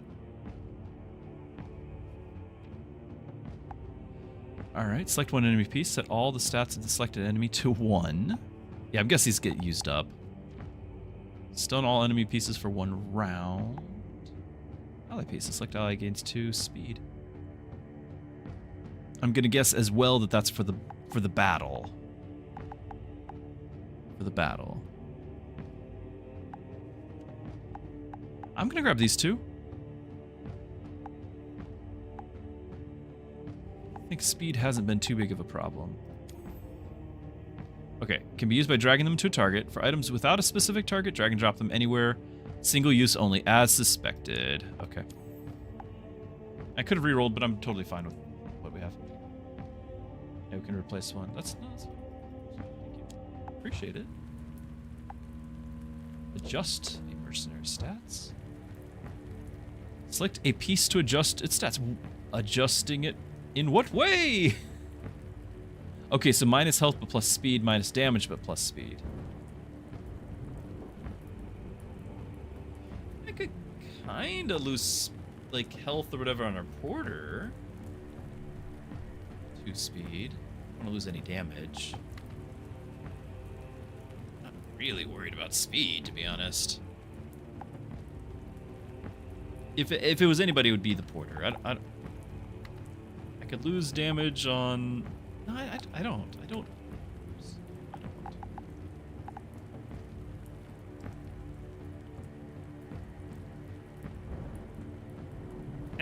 I don't want it. Traits, I do want.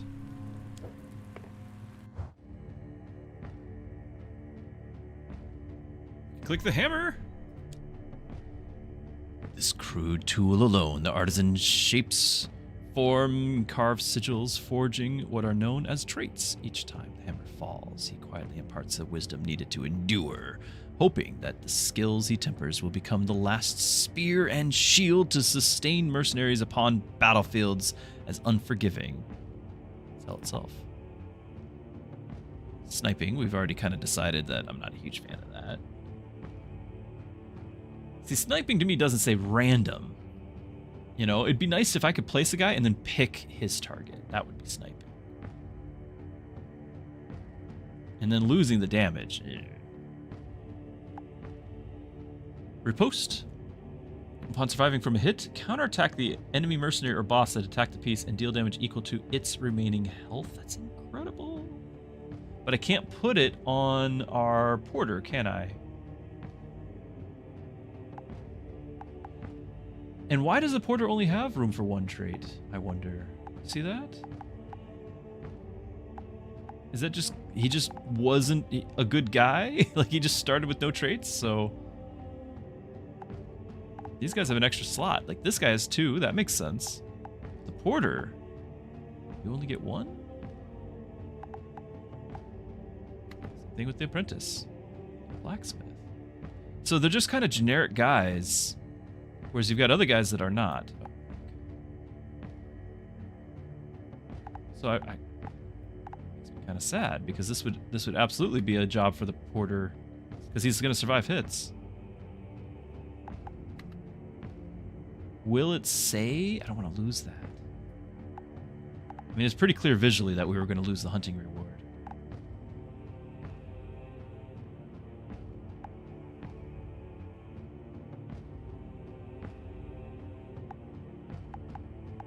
Everyone just has 3 health.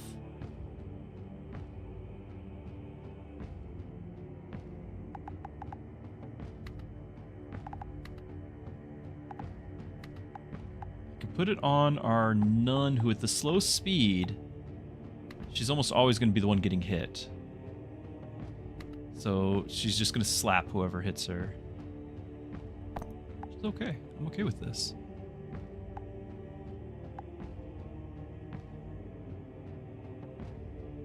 Because she can have low damage and she'll be able to kill things off. Our goal now is going to be to give her more health.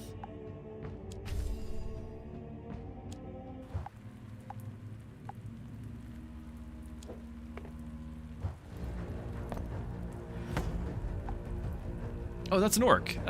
We're fighting orcs now. All right, I'm with you. Ankle biter. At the start of the battle, move to a random adjacent tile that is empty. Okay. So he has done so. Piece who attacks this obstacle will additionally attack a random enemy piece using the crossbow. Not bad. Once again, no, that's not our guy. Nuns out here.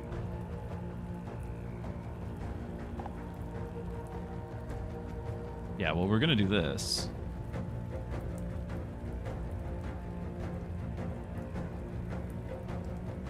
Buff everyone.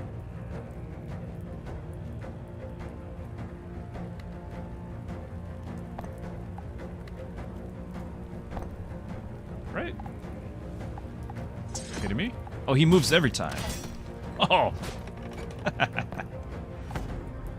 says start a battle, but I guess battle is rounds. Like, I would have thought of that as a round. The battle's like the whole thing. You know?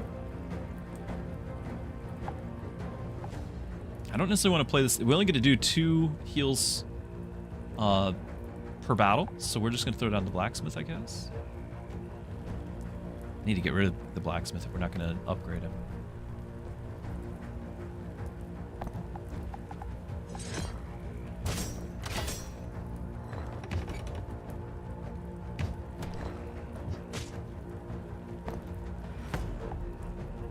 Okay, I'm going to go before you, so you're going to do 2 damage to him, but execution does not move. When the battlefield, while in the battlefield, whenever an ally flag is attacked, immediately attack the merchant, attack the flag. Ugh.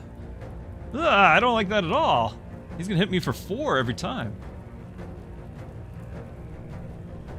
Like that. So we're gonna hit him for 2 with the crossbow.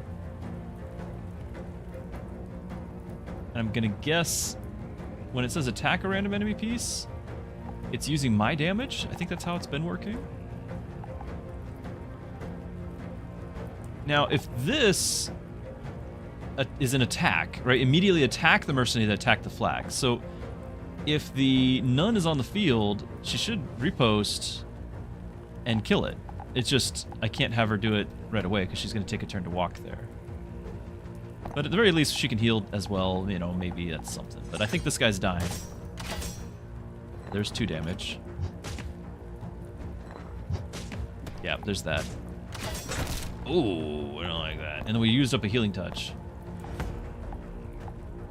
He's going to do 4 damage. I don't like that either. We're gonna. This one's. She's dead. No, I can bring him down to 3 health. We can kill him.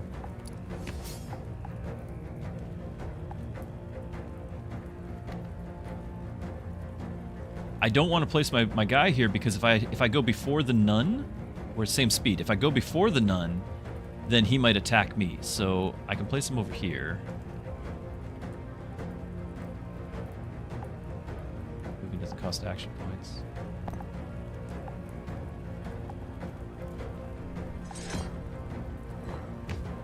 Oh, and we're just gonna kill ourselves. Unless she heals me? Nope, he's just dead. Ah, not going well. Not going well at all. It's down to 2 health, though. We should win here. We're just going to try to prevent flag taking damage. Yeah, we should be able to finish it off. Paying a heavy price. Oh, yeah, I guess it doesn't matter. Oh, yeah, you get to move. It's so weird. And it doesn't do... Oh, is it my health? Not their health? Oy. When an ally mercenary with health being the highest among the 3 stats is deployed, the deployed gains health. When an ally mercenary with health being the highest among the 3 stats is deployed, the deployed mercenary... So I'm gonna buff the other guy. Oh, these are relics. Okay, these aren't like... I was thinking these are traits on a person. When 3 or more ally pieces are defeated, the piece that deploys next gains attack and health, activates 1 time. Okay, so it's kind of an emergency thing. I only have our 1 guy that this would apply to, right? Everyone else. I got you. You. Okay. No, we actually do have a bunch of like that. Just about everyone except for the ambusher would trigger that.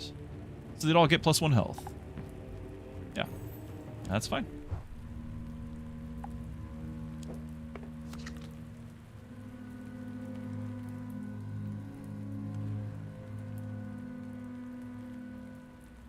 Spotted a human silhouette wedged within a massive rock fissure. The figure was motionless and the surroundings eerily silent. Investigate, random results, ignore, recover flag durability. We've already learned that that does not do anything, so check it out. It was an ambush! Draw near ambushing orcs, lunge from the shadows. After a brief, sharp skirmish, your party managed to break away. Okay, we get an item. Surprised we didn't take damage or something. I forgot I even had these items. And we're getting a stun spellbook? Is that... I can trade out the stun spellbook to get a stun spellbook? I should have used that last battle. Okay, I just want to see if we're going to end... I think this is the new item that we're going to get. And so it's no harm done if we trade it. I just want to make sure. We should end up with a stun spellbook. Okay.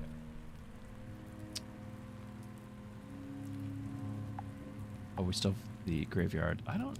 Is it different adjusting? It is different adjusting. Oh. Okay. The nun will... just needs more health. Right? Because we figured out it's her health. So surviving a hit, counterattacked based off of its remaining health. So +4 health is awesome. We don't care about the minus attack. That's... I mean, we could give more health to our porter, but it's kind of redundant at this point. This makes sense.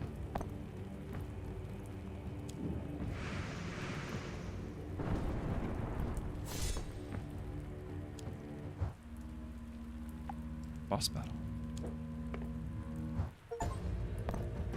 Orc boss.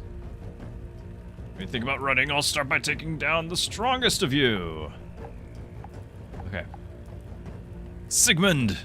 That's right. Of the Druski herd. So the Orc Warmonger, 2 attack, 2 speed, 60 health, aim. At the end of each round, a random enemy mercenary among those... Yeah, it's using round. So the Wanderer trait should say round, not battle. At the end of each round, a random enemy mercenary among those with the highest current health is designated. So I can pick my wall, it'll pick the wall. If they tied, I guess it would be random. Each time the same target is designated consecutively gains strength. If the target changes, the effect reverses. So I don't want a wall guy out right now, apparently.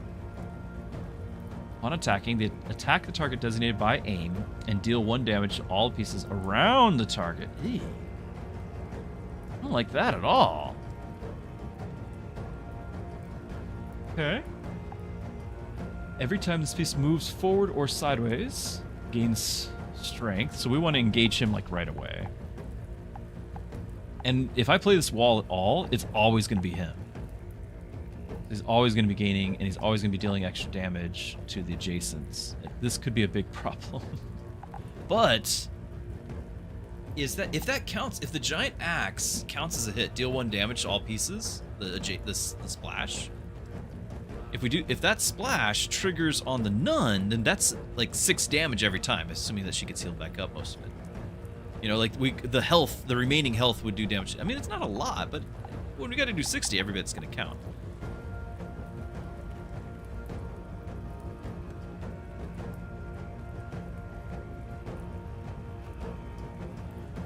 Okay, so I think what we're gonna do is we're not gonna play the wall yet. We're gonna play our cavalry and our nun, and we're gonna use the crossbow. Yeah, the buckler. I forgot about that already. The 8. Okay, so he's definitely gonna hit this, and it'll damage the crossbow. He might trigger the crossbow. I don't know. The splash might trigger the crossbow. I guess we're gonna find out. Oh! I wasn't looking at that guy's speed. At all. Okay, so here's the aim. At the end of the round, he aims. Okay. Alright. That makes more sense now. We've got you. A little late. Like, I can play it, but we'd have to... Well, no. I might just be killing that guy off. Then we have the death route. Upon death, deal 3 damage to the target that defeated this piece. Like that either.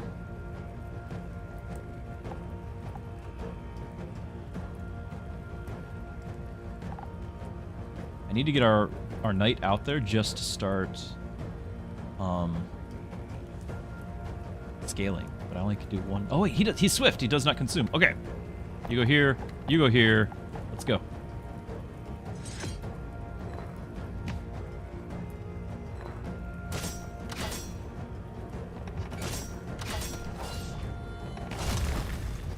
Oh, it did work. It did. We did hit him for 6. Oh my goodness. So many things happening. I don't know if I want to play you yet. We're just going to take 2 damage this turn. I can't do anything about it, but we might be able to heal up some of it. I'm not going to play you yet. We're going to save the 2 points. It's okay. We've cleared the field.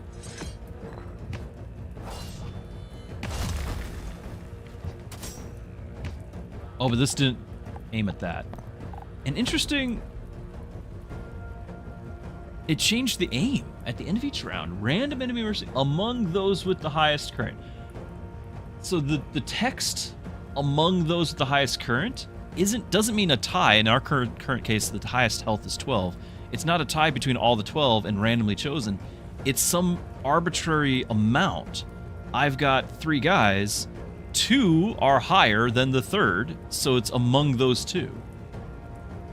Okay, but I thought it was always going to be that other one. This isn't the worst thing. Like, I actually kind of like him hitting the nun here, because then the nun will get to hit him back.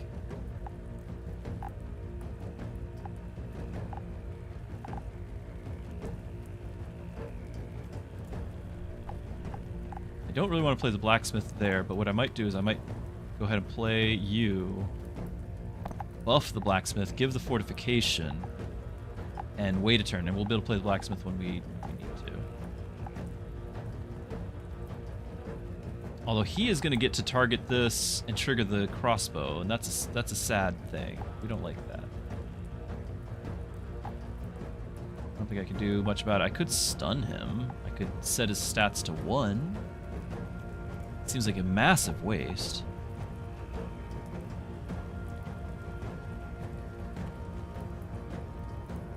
We think we just wait.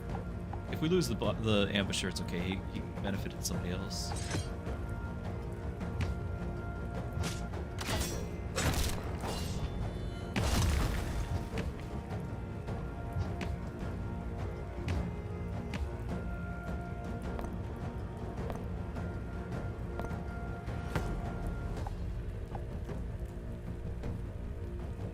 Good.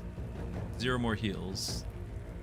This would have been much nicer to play late and get a full heal out of it. I don't want to take 3 damage here. I might use my dagger on this guy. These are captured prisoners? They're just sending out their prisoners and I'm killing them?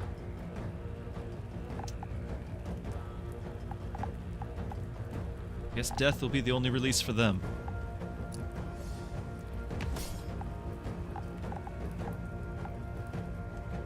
Five speed, 4 attack. Nobody placed in front of him is gonna live unless I could just move you. And then it's a flip of the coin, right? Then we might beat him. Don't know.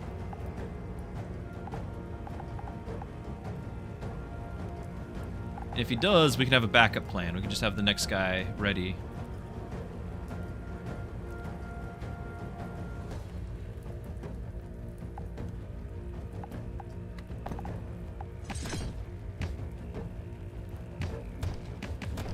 Ah! Oh, the fancy necklace killed that thing! I knew that was gonna get me! It was gonna come back to haunt me! The fancy necklace killed the berserker guy, which meant that he killed himself instead of our porter killing. Alright, so you're just gonna keep doing 1 damage to the splash. That's totally fine. You're just gonna hit 3 and 1/1. That's fine. I might even play you here, although this is my last guy. We have him at half health. I'm doing what, 11? So 14 damage. We're gonna need 2 turns. If I play this now, let's wait a turn. Speed is 2, so I can't move you out and still get to attack. Like, I could back it up, but you're gonna move forward into it, so it's not helping me. I guess I could sort of swap though. I could have you over here, and then have her here, and then she walks into it and gives 4 damage back. She'll take a damage. That's fine. Let's do that. Oh, nope. She's slower than him. Oh well. Okay with this. Advance. Yep, the assault leader. Now we are going to play our apprentice here in order to get the extra health so we can keep going. I think we just go. Hitting 11, 13, 15 will be 1 short.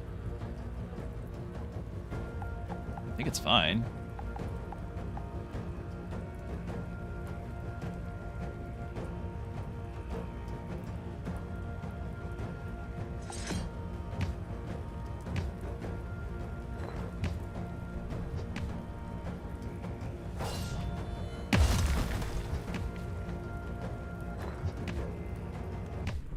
We got him.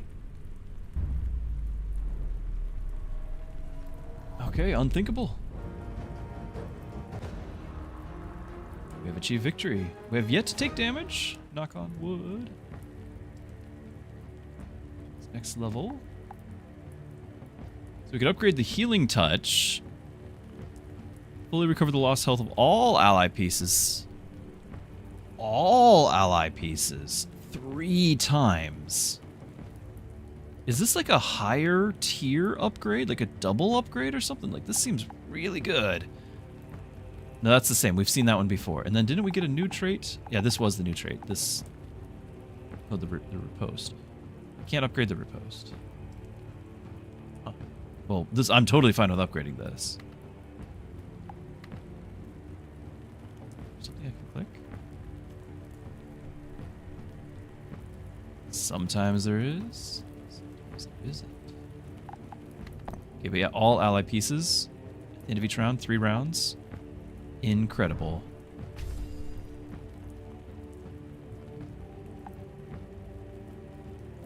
So there's like 2 types of traits, I think. Like starter traits that some of my guys had, and then there's traits you can gain during the battle. Ember Chasm. We're in the volcano.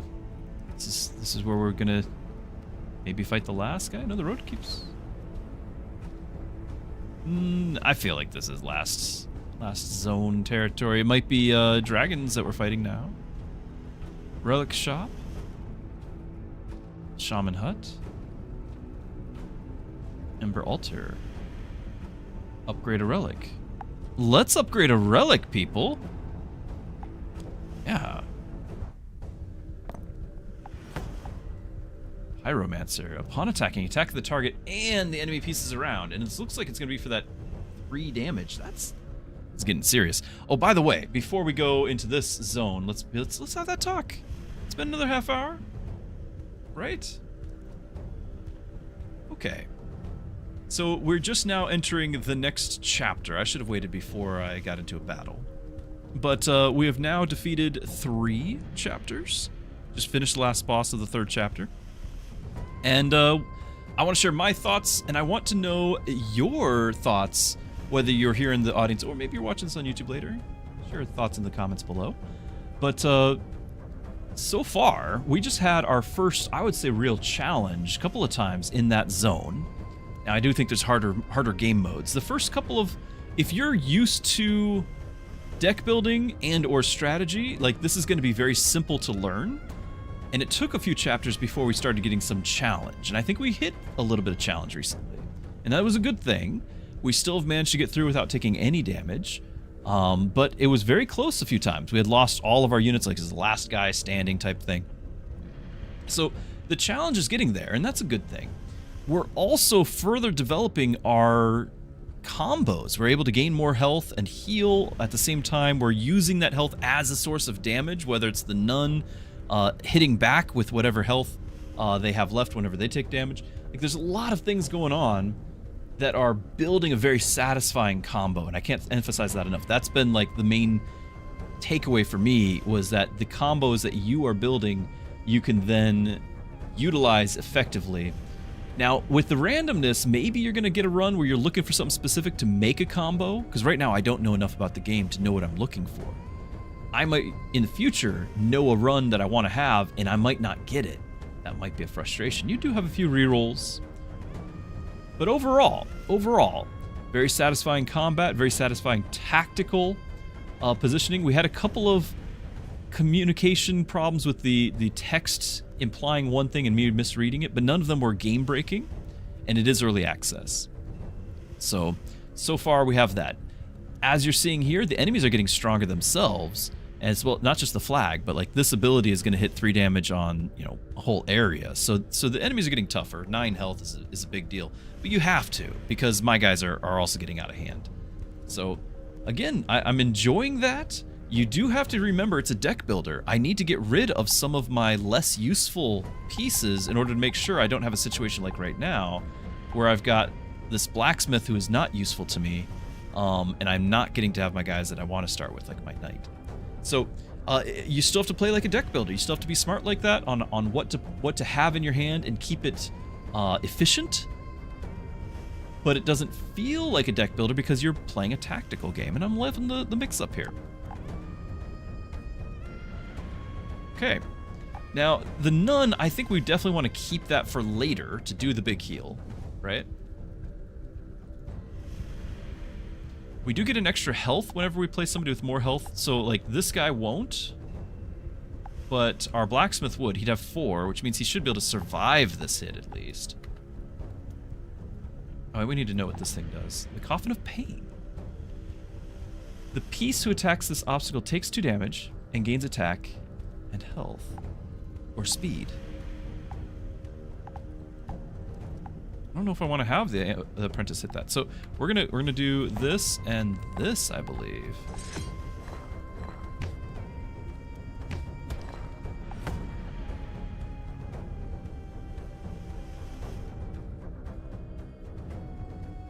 The 3 stats.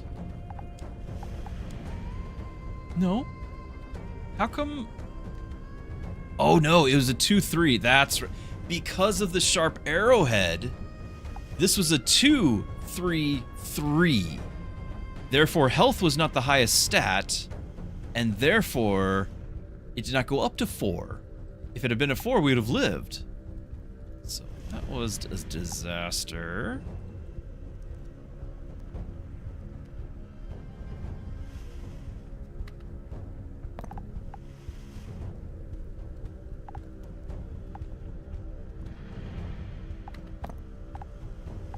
I don't want you to attack that. You're gonna kill that.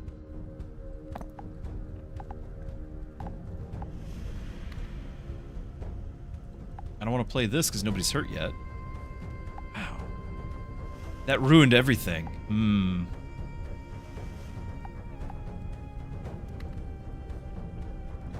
We're just gonna sacrifice you and buff this one, I guess. Wow.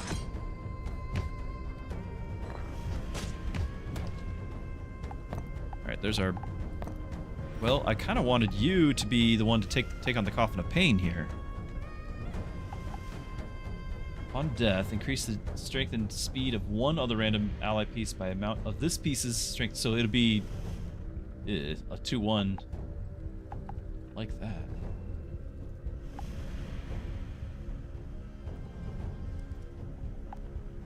Well, they're going to start attacking this, and I can't have that, so...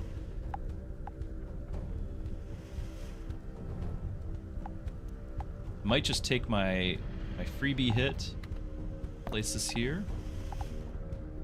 Oh, we're gonna have 2 things. This guy's gonna get... We're actually gonna take 2 damage if I don't move you. I can't. I have to place this... I'd have to place something over there. And then this guy just gets stronger. Ugh.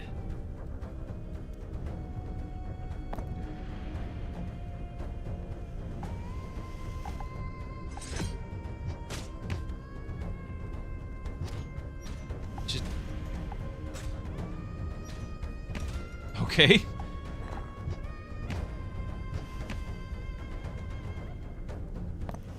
I don't like that there's another one of those.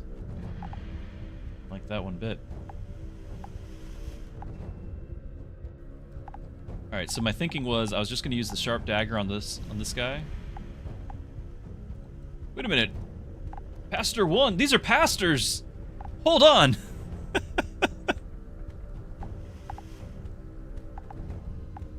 Me. So we can still take one out and potentially park this guy here. Just he's gonna hit AoE around him. This guy's gonna hit AoE around him. It's gonna have to be you instead. I could just stun everything for a turn. Forgot about that. That's horrible. I think I am gonna stun everything for a turn. My goodness. Or just set his stats to 1. Yeah, that.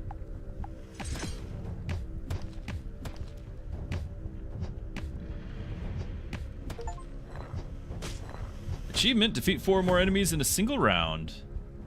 I knew that would happen. I knew that would happen. Alright, we got a freebie turn. We're going to play you.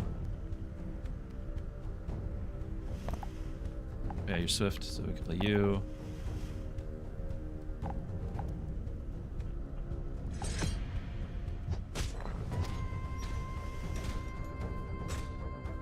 Horrifying.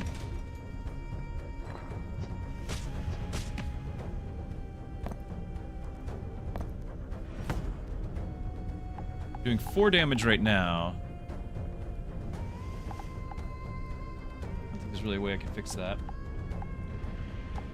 Well, if I back this, you're nimble. I can just move you forward like this, and then we kill him.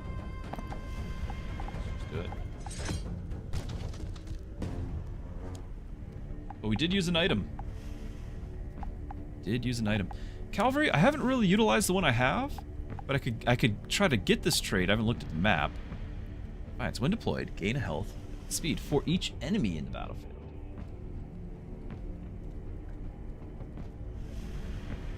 Not terrible. It's not going to be a lot, though. It'd be, 2 or 3.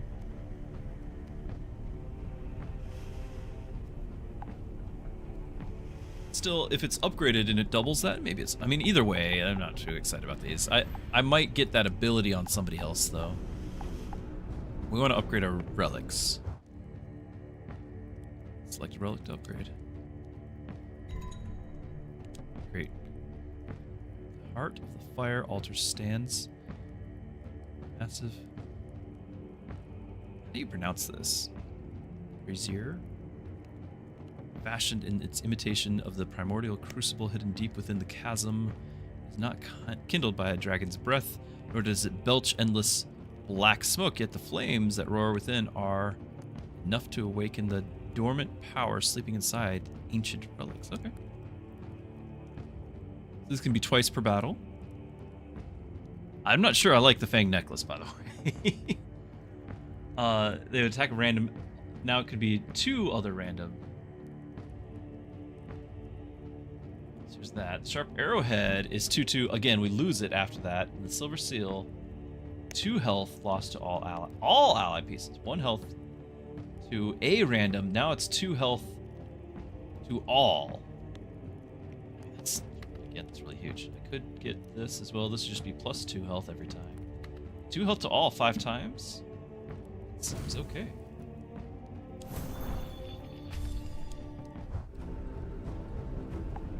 The gallows. Okay. Yep, we know what to do here. There's a newbie.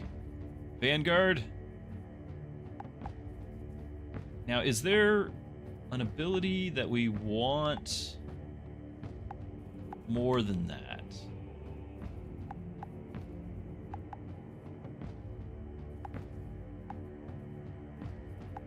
Oh, I'm fine with it. Off you go. Execute.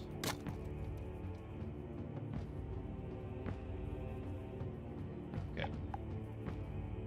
So this again, deploy gains health and speed for each enemy on the battlefield. Our ambusher only has the 1 health right now, so again, we'd have to lose somebody else's ability. No, I want the cavalry to have that, right? Because then he can gain... I can actually use him. That's been my problem. I don't feel like I can use him. The other guys, these guys are just fodder. Yeah, I'm okay with that. I'm A-okay with it.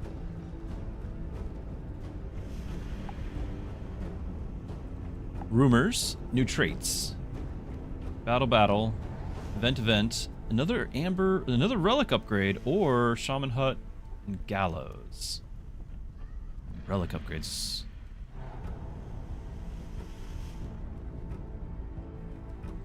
They're okay. I think I got the one that I really wanted. The rest were kind of ho-hum. 2 enemies might be good, but it might backfire depending on the enemy's stats.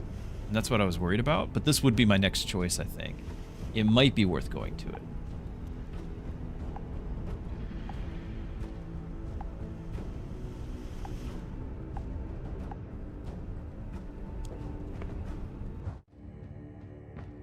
Alright, so the nun... Some rumors about the nun, I think. Because the nun's definitely getting played every time. consume action points. Gains 2 strength. Action point cost for deployment increases by 1. And gains 4 health. I really want her to have a lot of health. I really do. I think that's great. The Stalwart Nun. Good choice. Dusty bottle. Dim corner. Rest a wine bottle thick with dust. The tavern keeper claims he will pour it only for one truly worthy of its taste, swearing that a single sip is enough to make one forget the suffering of this dark world. Its flavor said to rival the heavens themselves. The heavy dust upon the bottle tells another story. No such guest has yet appeared, including us. We'd only ordered the root beer anyway, and that the wine still waits in silence for the hand deemed to deserve.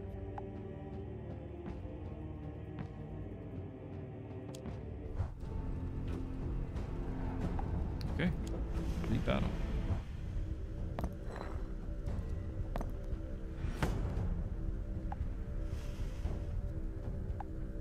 Yeah, these are the Draken Gatekeepers, so this might be the last zone. Alright, so when deployed, immediately move forward to empty tile. So that means that they could, like, be back here and hit the back row right away. Bombardment does not move while on the battlefield. Whenever an ally piece with the advanced trait is attacked, so you, immediately attack the piece that attacked the ally. It does 3 damage. Right in front of you, the Rippling Crystal summons a duplicate with half the stats of the piece who destroyed this obstacle. Friendly or enemy? Huh. Oh. So I want to get the knight out here, but I'm a little worried that we're just going to take 5 damage. I can have 5 health. He's not going to get the bonus health because the speed is too high. This is working against this. It's a little bit sad.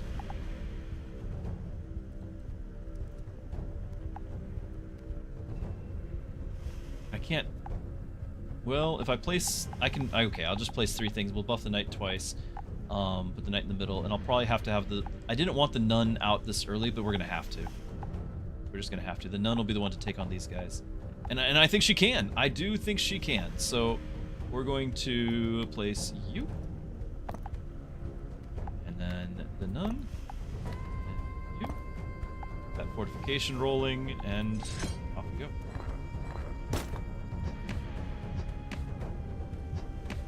Yeah, off you go. Yep. That's why we wanted health on the nun. That is exactly why. Now we've got our porter here. So you can just defend this. And everyone just goes for it. And I'll be able to get a duplicate of our apprentice, I guess. Here we go.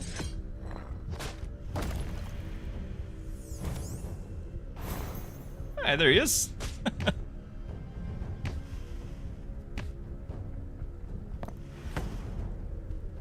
Can't move the porter. So you're only going to get 1 attack and 1 speed, but let's just go ahead and do it. Well, I could place it here and buff that, but no, let's just go ahead. Well, I can do this and still move our duplicate in front of him.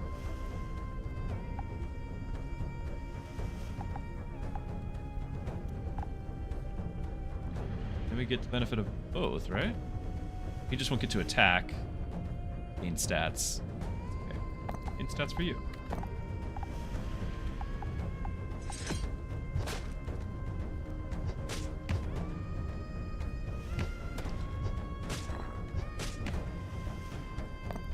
We should just be able to finish it off.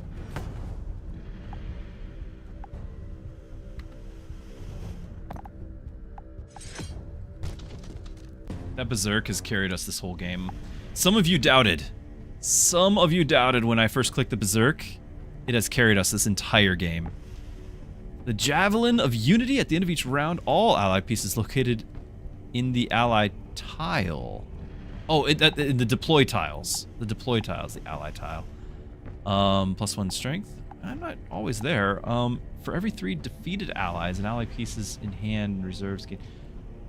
This would be good if I wasn't eliminating my pieces. I feel like this, if you have a huge amount of guys, then you don't care. I guess we're gonna go here. Or reroll. Let's reroll it. I have not done reroll yet. Ally pieces deployed in the first round gain health and speed. Apply stun to an enemy piece that has been deployed first. 2 rounds. Those are both okay. Just getting them stunned right out the gate seems really nice.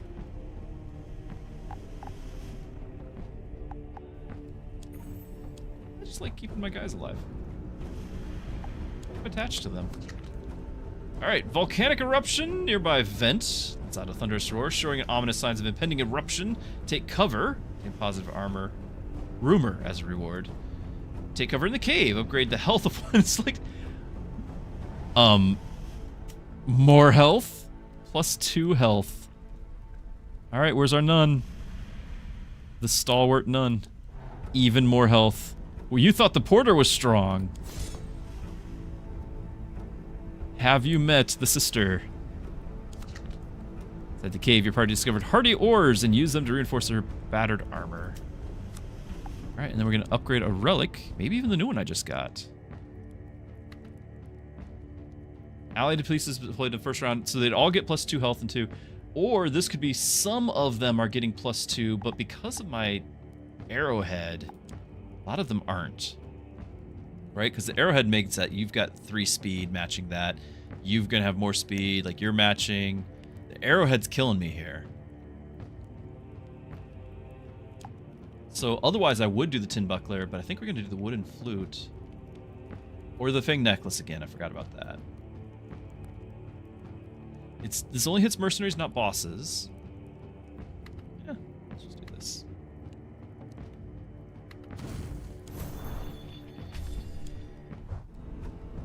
Okay, is this the final boss? We don't know.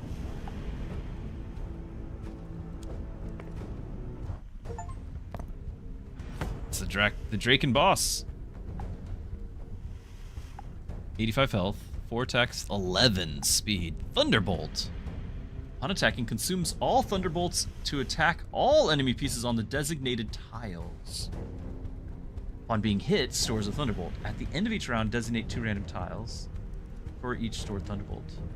Okay, so we want big hits, not a whole lot of small hits. We can get a extra guy, but he's probably going to get it first. Extra damage each time the boss consumes a thunderbolt. Okay, so you're going to get strong fast. And I don't really have guys that I want to start with. I mean, the porter's okay. And we'll do the ambusher first, I guess. Get the other guys some stats here. I might get a duplicate of the porter. I might play our ambusher and then do the cavalry. Or I could hold on to the cavalry and maybe there'll be more units. Like this, it's a boss battle. There might be 4 or 5 units. We get more of his defiance stat.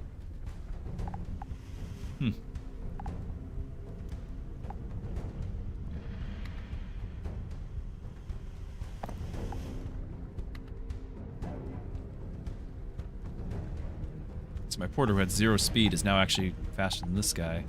So I'm going to show up. If I place it here, I'm going to move forward, attack it for 4. Right? And then this guy gets to kill it and gets an extra copy.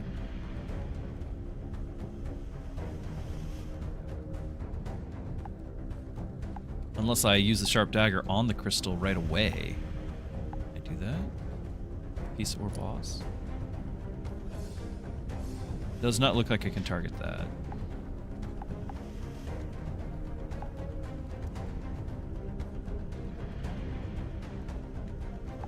We are going to deploy elsewhere.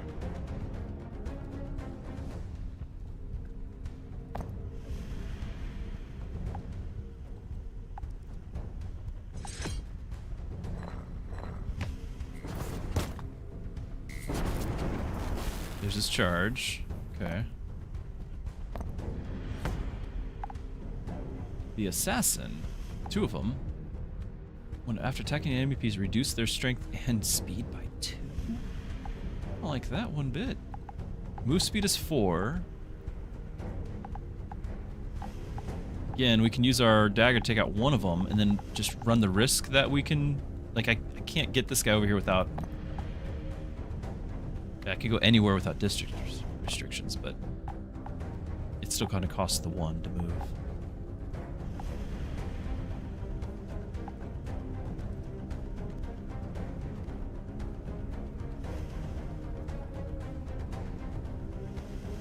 This guy, I could play it and he'd go faster. He could get plus 3 speed, 3 health. And he'll be getting hit for 4 because of the electricity if I place him here. Meanwhile, this guy's not going to be able to finish the crystals, so I think I'm okay with that.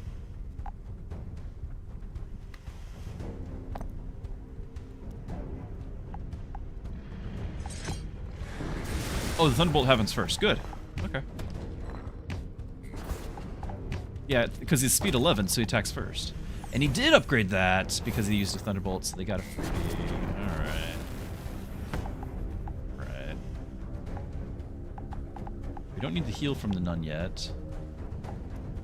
Though it would cause him to do 9 damage to himself if he does get hit with the Thunderbolt. Full heal might not be bad, actually, because we're going to take 4 damage on our cavalry as well.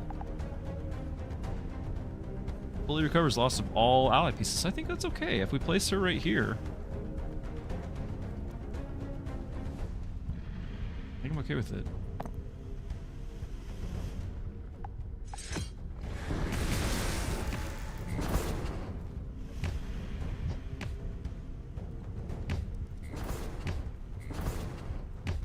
Oh, did lose that guy.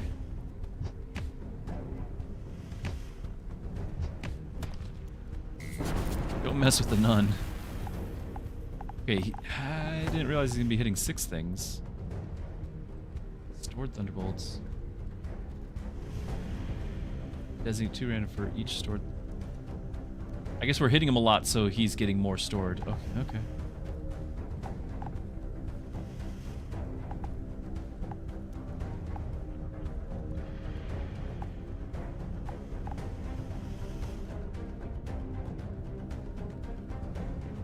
I just place you down.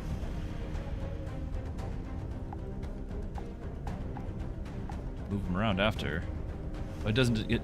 I could place 2 guys down. It's just you're going to be getting hit with a Thunderbolt. That seems like a waste. Maybe we wait. Let's wait a turn, because then I can buff you twice, and maybe we won't have so many Thunderbolt problems. Although this guy, I'd have to kill you off.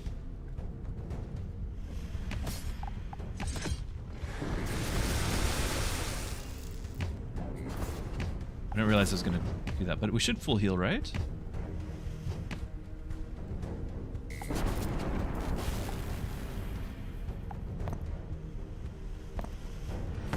Fully recover the lost health of all ally pieces.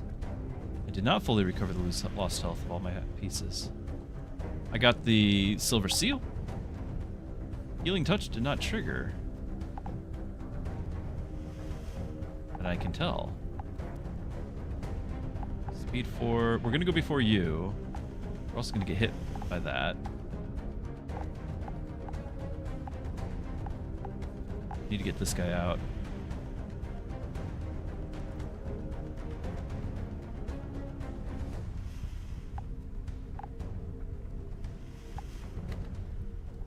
Not really thrilled about this. I feel like this is way overkill and we're gonna get ourselves killed by doing it.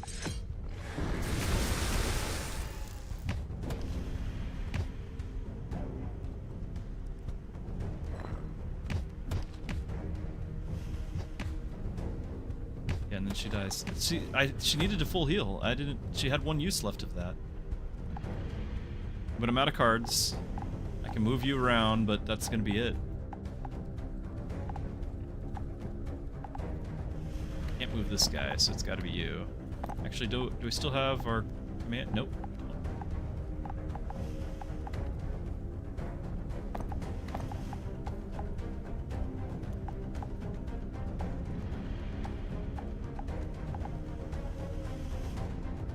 We're not gonna do enough damage.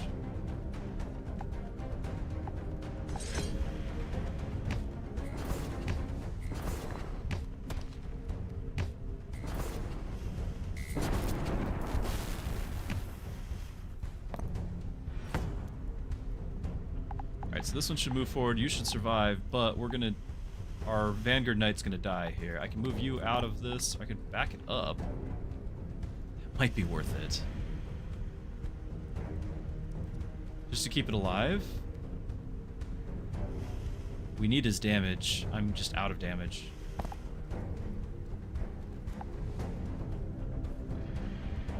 He's gonna actually be like 5, so this guy's dying. I don't think I can do anything about it though. I need to block him. I can back you up because I think he's gonna waste that. Okay. I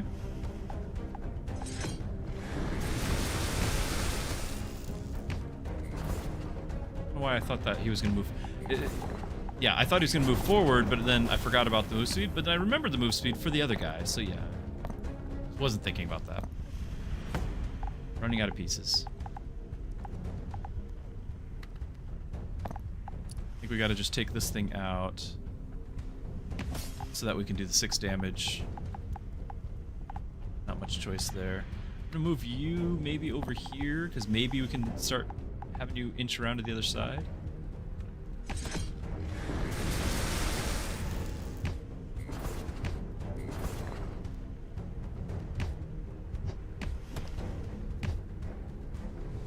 The other guy.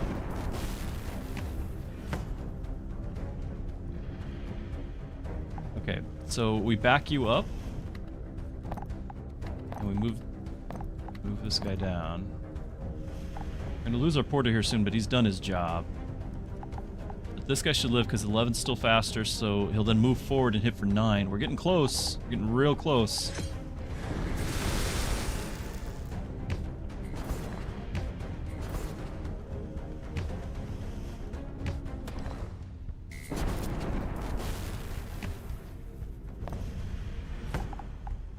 Okay, I can't move you over to the right. If I could move you over to the right, then I could get this guy out of there.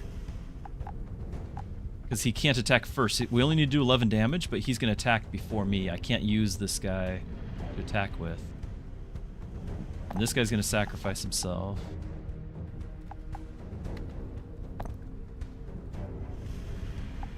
Now I could actually move you into the danger zone, the damage zone, and he'll survive that. So we can get him this round. Yeah, should be good.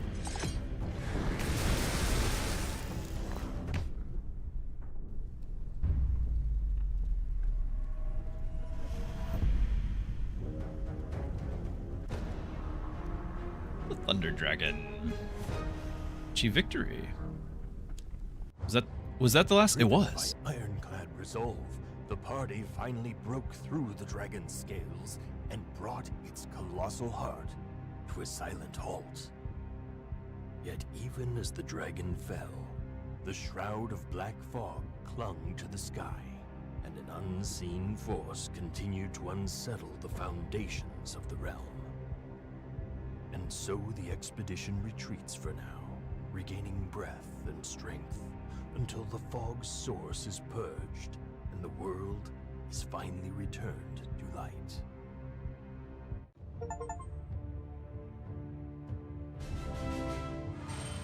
Alright.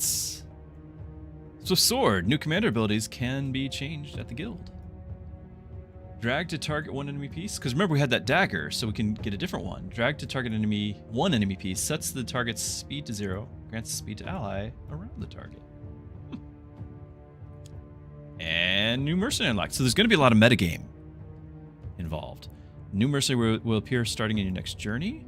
Acceleration. While on the battlefield, gain strength and speed equal to half their current speed. So right now it'd be 1, but if you can buff the speed, you're buffing the strength. Okay. Build additional facilities on this tile at the garrison. Tell me more. What is the garrison going to be about? Now this is great. We need to, before we find out about the garrison, we need to talk. We need to talk. I'm gonna We're a little early on the timer. That's okay. All right, so we just finished our very first run, and it was a success. Now, it started out as a tutorial. It's possible that the base game is meant to be more difficult. We did manage to get through the whole thing without losing any health, and succeed. There also is possibly more, like, higher difficulty levels as well. We're about to find that out. But I just want to comment on what we just played, because what we just played was very satisfying. Each zone felt a little short, maybe 1 or 2 more battles per zone to kind of make it feel like you're in that zone. But each zone had its own feeling. There wasn't necessarily, aside from the enemies themselves and the occasional obstacle on there, it didn't feel necessarily like I'm in a different zone per se. It just I have different enemies that I'm fighting. Thematic, like artistic-wise, it absolutely was very distinct in each zone. But I'm just saying, like, maybe you're in the desert, so everyone has -1 speed, or you're in the forest and everyone has -1 health. I don't know. That would be awful to go through, but I'm just saying, like, that would be an extra difficulty layer because it was on the easy side for someone who has played this genre. There are going to be challenges awaiting us, though, and so I'm looking forward to challenging that next. That said, we've gone through it. We were able to beat the boss, and yet the game has hinted that there will be a bigger boss. So very much, again, like Slay the Spire, where you can kind of get to the end, and it's like, the end with a question mark? This is the same thing. Like, there's still something else out there. We need to progress. Replayability just went way up from what we just played, right? Because we played through, we beat it. It's like, well, it was fun, but it was short, and is there much to do? Yeah, there's going to be a lot to do. I've yet to find out anything about the metagame. We're about to, and our next discussion will be about that. But as far as this run, it was fun. Each boss did have a different mechanic. They were understandable, like very quickly, like you could read it and understand what's going on. You could see on the board what's to expect. Nothing felt unfair. It was a healthy challenge. But it also felt like my stuff was getting OP. Now, we could have just been lucky with the combos, but it felt like I was kind of unstoppable at that point. If it wasn't for the early game misreading something and having to use the reroll, we wouldn't have had to use any of them at all. But all that said, I really enjoyed that run. We're going to do another one, and we're going to see what the metagame is all about. There's actually a journey log. What does that mean? Okay, so this was the route. Battle, we got the things there. All the different choices I made, and then fought the boss, and we've picked up the couple of relics and upgraded. Okay. Our mercenaries. Does it say we removed? Yeah, we sacrificed our guys. I like having the stats. I like being able to see the history here. Save a snapshot? I like that even more. This is great. Very nice on the post-game review here, because people do like sharing, like, I had a great run, a great combo. Let me save that. Let me show you what I had. Now, it is a little hard to see. It's not going to be, because you have different characters and everything, it's going to be hard to see all of it at a glance. And I kind of do need to individually highlight these things to know what I'm looking at. And I kind of wish I could highlight the rest of these traits too. But a seasoned player could look at all these and immediately know, okay, here was your build, and great job, you did this. Maybe you should have tried something else. Like, they could swap those around. Very cool. Orange cat's in my way. Silence claimed the more chasm as the dragon fell. However, another path toward transcendence quietly began. Oh, we could claim the immortality. His gaze unshaken, he drove a keen blade into his own heart. The orb answered at once, releasing a surge of power that flooded his being. Through the rite of transcendence, he was reborn as a complete dragon. As he spread his vast wings and roared, it became clear this was not an end. Who's he? Was it me? Who was he?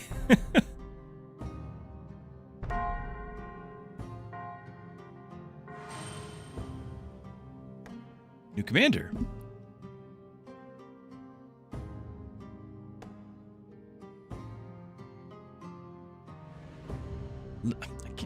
Livius the Archivist, who leads sinners, offering a chance at atonement on the battlefield instead of having their names etched into the roster of sinners. Livius dominates the field by using Resolve to push his mercenaries' abilities to their absolute limits. Okay, so we had Sigmund, and we could change that. We got the garrison, the Hall of Fame.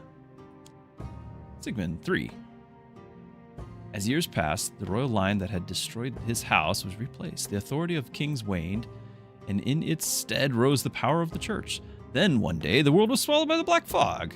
Pontiff promised immense reward to whoever could resolve the calamity, and that proclamation was carried across the land. It reached the ears of Sigmund, who lived as a nameless mercenary. He could not know whether it was true salvation or the beginning of yet another tragedy. Even so, the announcement stirred a thought he had long buried deep in his heart. Perhaps now was the chance to resolve his fallen house.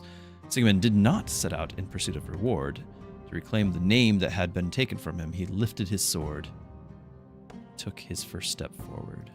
Okay, cat's clicking the mouse here. That would be to go ahead and start the journey. We've got our archive.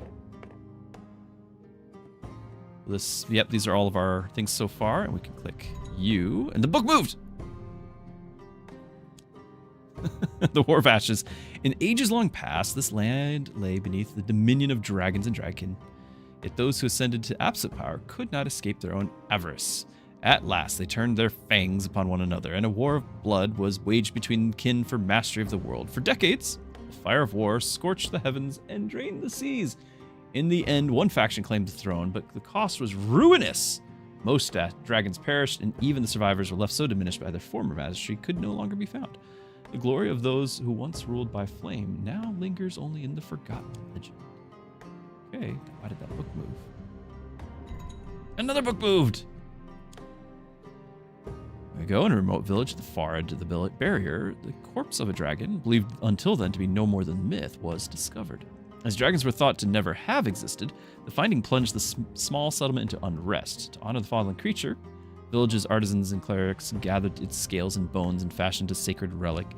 During the rite, by chance rather than design, the dragon orb came into being. Thereafter, the relic was kept beneath a local church. Yet, mere days before the black smoke swallowed the sky, the dragon orb vanished, leaving no trace behind. Somebody found it. All right, we got our things here. Collection, we're at 47% collected. Stats. Looks like there are 3 heroes to pick from. Okay, highest winning streak is 1. There's our journey log. Cool. And then everything we've seen so far. So we've only seen half of the enemies possible in the first zone. Looks like half again on the next zone. Again. Ah. It's hard to click when the cat's tail is on the mouse, like clicking the mouse for me. There's the Thunder Dragon. So that was the boss right there. And then it continues. So are these regular guys or are these other bosses that it could have been? We don't know. Cards, Suspicious Ritual. Yeah, we didn't find that many cards. There's a lot out there. And those would be something that they could easily just add more to, I would hope. Resources. Construct facilities at the garrison. We like that.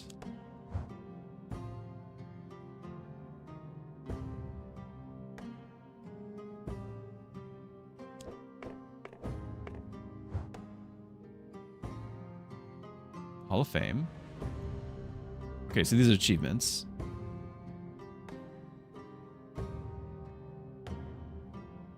Yeah, we got that. Okay, 30% of the achievements, and something was clickable. Oh, I'm getting stuff here. Oh, that's cool. Actually putting it up here.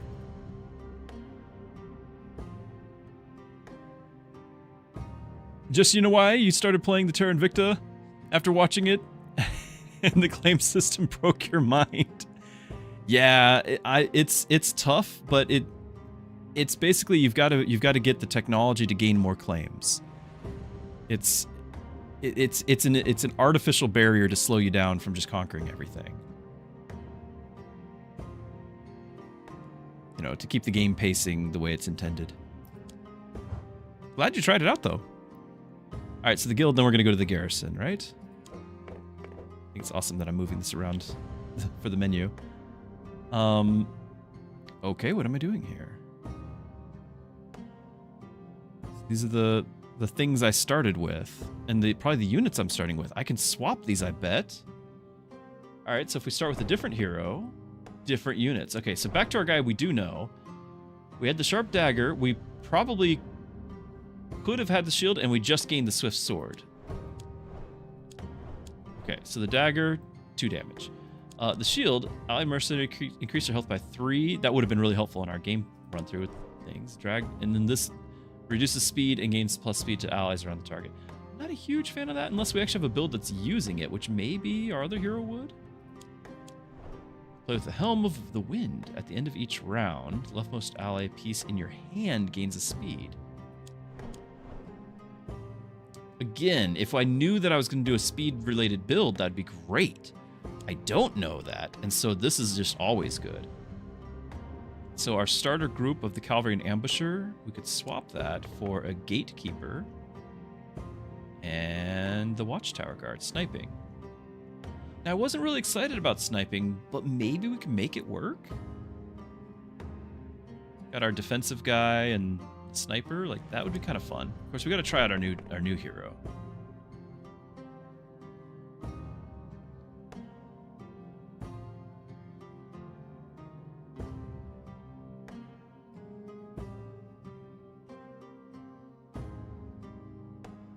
Okay, so the new hero, Resolve. What did we have? Like, what was kind of our thing? Or did we even have a thing?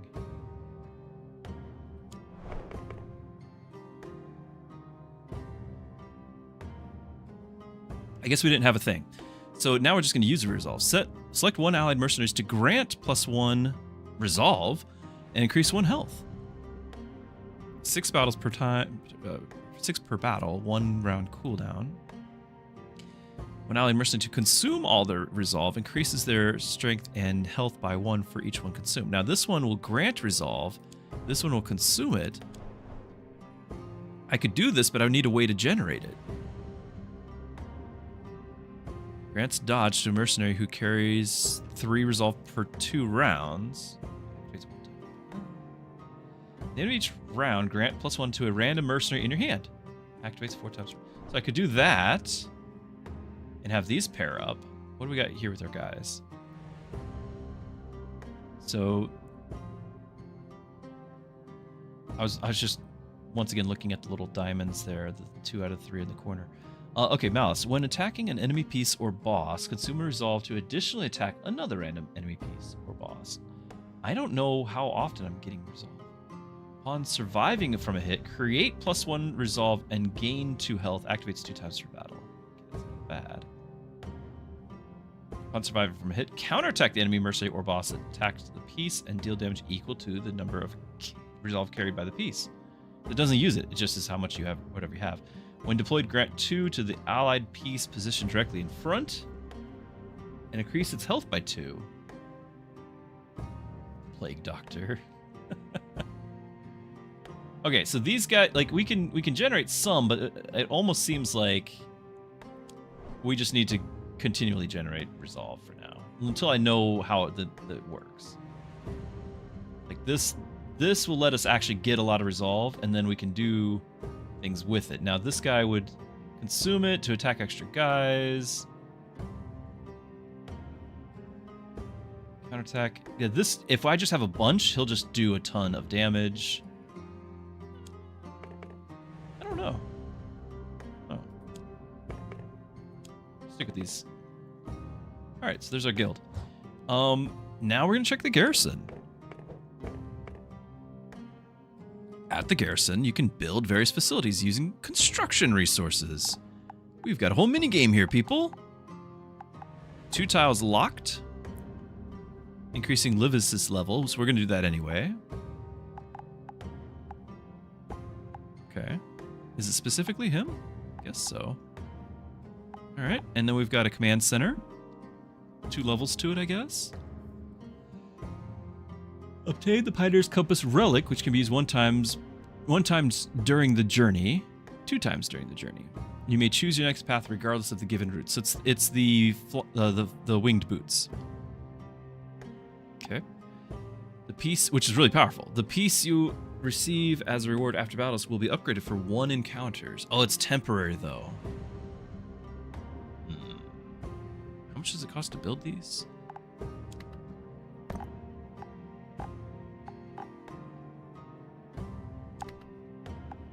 Can I change them later? Surely I can, right? Got 80. But it doesn't say how much it's going to cost. Still have 80. Upgrade for 70. Okay. Okay. So I'm not really impressed with this because it's temporary. I can upgrade it, but I guess I can build. Can I undo this? I bet that's the demolish.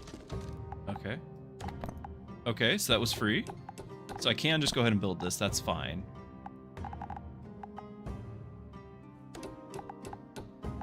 And then to upgrade this costs 55. Alright, but for now we're just gonna upgrade this. Fully upgraded facility. Yes, I have achieved that.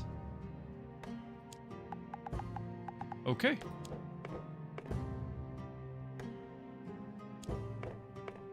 Something has changed here. Oh, it's achievements.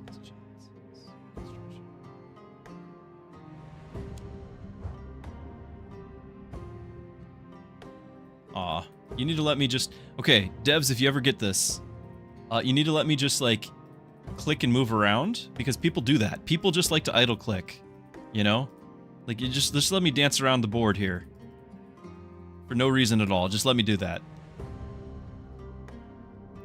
Okay. We need to talk again. We're gonna go on a journey, but we need to talk about this building system. What do you guys like? What do you guys like? What do you don't like? The garrison is a little smaller than I expected. Well, let me take it back. I wasn't expecting the garrison system at all. Right? I wasn't expecting it at all, but now that we have it, it's a little smaller than I would have expected for a full system. Now, we're going to unlock new buildings and new slots. I don't think there's much decisions to be made unless there are more buildings than you have slots for. So right now, I had 2 slots and 2 buildings. There was no decision to be made. I just threw them both on there, and I can remove them at no cost. So it's not a difficult choice. We did have to spend some resources to upgrade. I like the idea that it exists, but there's not really much choice involved just yet, so I'm not feeling like this is all that important just yet. That aside, the fact that I can customize over in the guild, I can customize not just which hero I bring, but what squad they bring, what relic. If you were to play Slay the Spire and you pick a different hero, that hero comes with a loadout. You get like a relic with the hero and a set of cards with that hero. And usually in the set of cards, you got like the default cards and like 1 special card for the deck builder.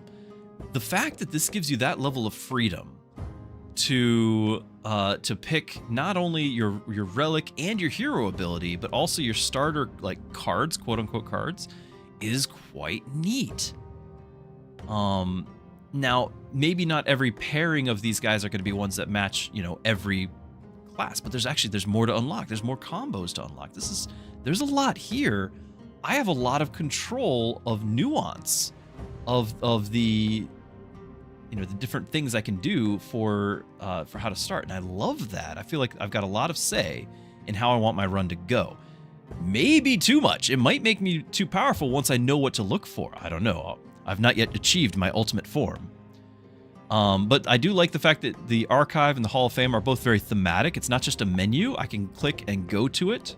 I like that. I do wish, again, and that you can click things around in here. Like, all of that's very cool. I'm glad for the stats being able to be seen easily.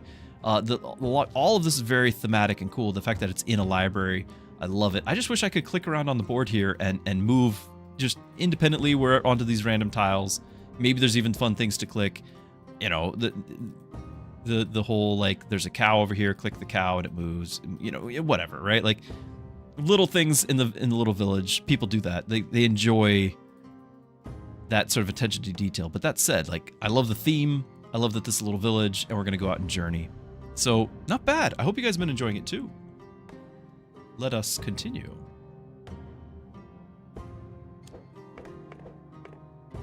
So we have a new hero. And it's a new run. This time it's going to be a run that's not started with a tutorial. Therefore, it's a real game. And we've got a whole new mechanic now with this, was it the resolve, I think it was, that our people start with? And I've got this compass where I can potentially jump across the lanes. So if we see something that we really want to have, I think we're always moving forward, but I can, like, skip to different things. And for example, I could go off to the right now, grab the relic shop, and then jump over to this to go to the gallows, because, you know, that's what we might want to. I've also figured out that the 2 starter units are the 2 guys that have the extra slots. Everyone else seems to have just the 1. So your starter units are probably going to be your, like, your main build every time. So that said, I've got a 2-3-1, 1-3-2, 1-1-3, and our main guy, like, I don't know. Upon surviving a hit, counterattack, so he needs a lot of health, and we need to give him a lot of, I'm gonna keep calling it resolve. I think that's what it was. Yeah, resolve. And it looks like they can only carry up to 3. I kind of was hoping that they carry a lot more than that. This guy can deploy and grant 2 to the ally piece position in front, but it's actually not common to want to place a guy behind, especially when he has an attack value. Right? So he can buff this guy, and the rest are just, you know, whatever they end up being. So we could go to Relic Shop, upgrade some stats, which might be appropriate. The boot camp, change a mercenary's base stats. Actually, that worked amazing for us, didn't it? An upgraded rumor. That's how we got our big defender. I think if we could get something like that at the start, it'd be very nice. Yeah, unique resource called Resolve. Can be granted via commander abilities or traits. Yep, so we placed our guy, and then it's the same combo here we're about to do. He gives them to the 2 Resolve, and then there was an ability as well. Bell of Resolve. So we can, our guy could have 3 Resolve right from the beginning. The unit that, right. We saw this cool quiver before. Now I've learned that it destroys, will attack all enemy units, but we didn't know how much. We know now it does 2. When it's destroyed. It's destroyed. Then you're a 1/1.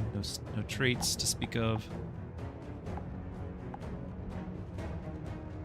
So we're just gonna have you go forward here, and I'm gonna park Thief over yonder.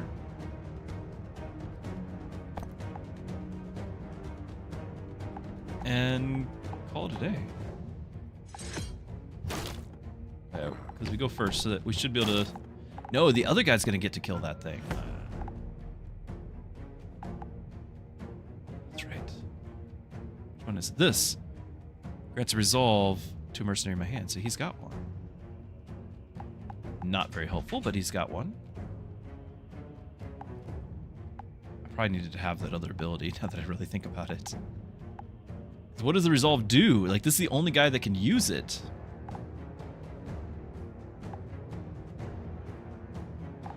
And we are not... We're going to get hit by this because I'm going first. Unless we just move out of the way. Take 2 damage. Heal him for 2.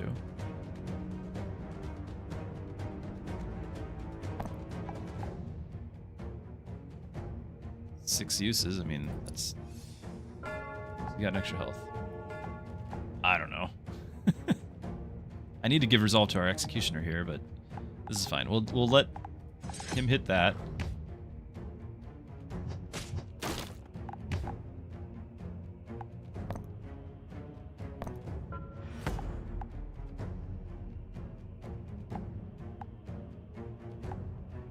Alright, so if I place you here, you're going to have this attack all the other things.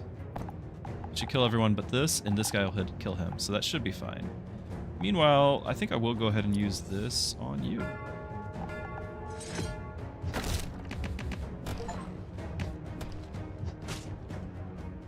Defeat 3 or more enemies using a single obstacle. Done. Mission accomplished.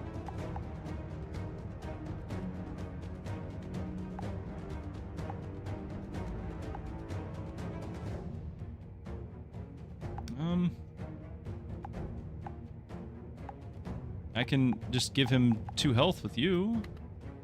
So he lives.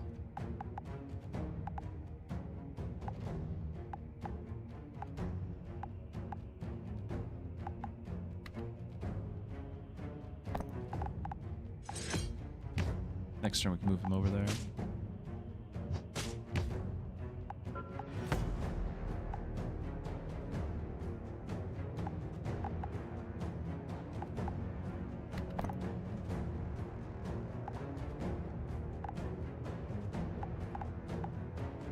Doesn't matter, right?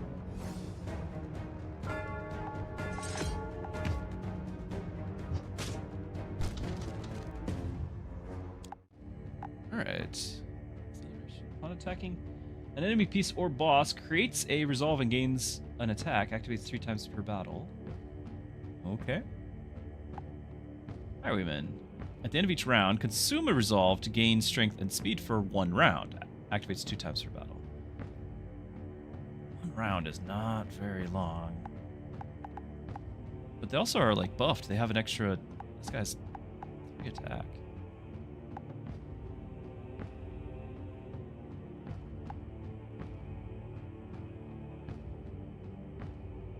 I think we're going to do the guy that'll consume it just because we kind of need to.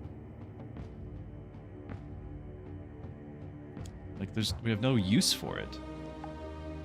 Alright, so we're going to go to the boot camp. And we're going to train. Now, I think we've learned that we actually want to use it on a guy that has 2 stats. Because when we did the other guy, he only had the 1.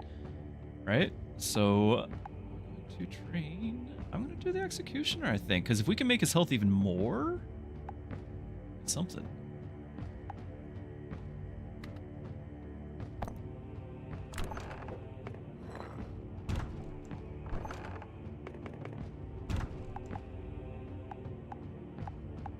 Oh, okay, so we're not gaining a new ability.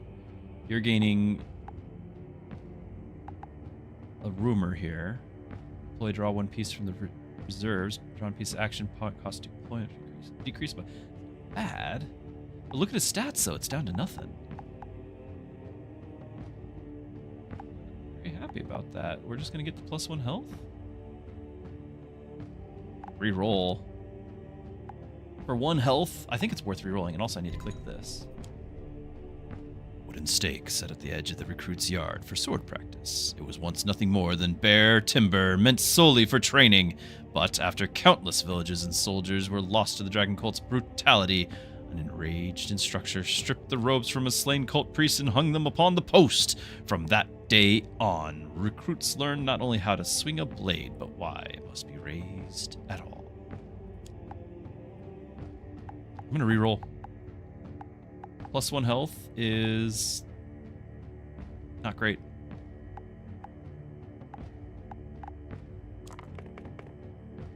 Ah! That's even worse. It's the same thing. And why is that 3 and this is 3? Wait. Why is that an upgraded health? What? When this is an unupgraded, why do they both have 3? How much did I have to begin with?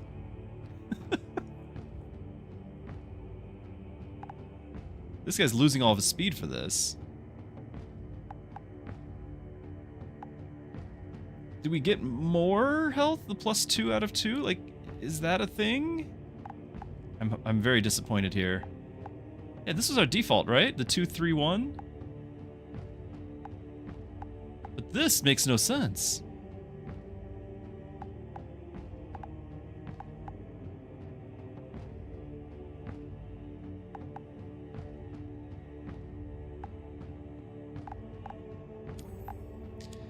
Awful.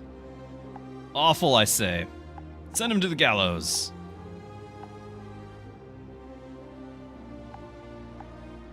I don't really know if I have enough guys to execute.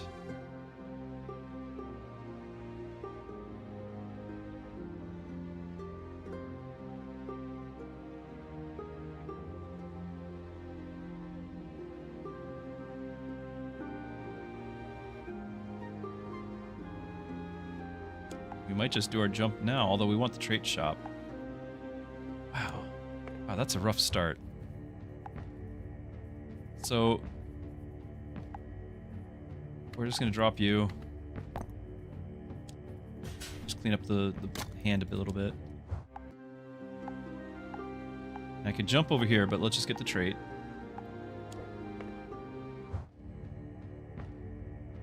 On surviving a hit, create a resolve and gain 2 health. Activates 2 times per battle.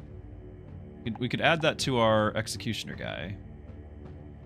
When attacking enemy piece or boss, consumes 1 to gain additional attack. Turn.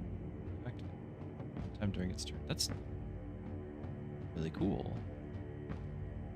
I don't really have anyone that's gaining on their own. Like, we have to support that, but I could cast it. Only have activates 1 time during its turn. Can I have it every turn, though, happen again?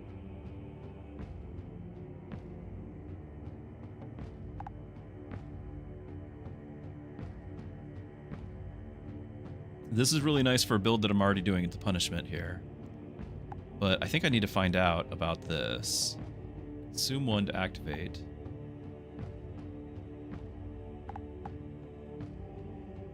It's not really going to go on anyone useful, right?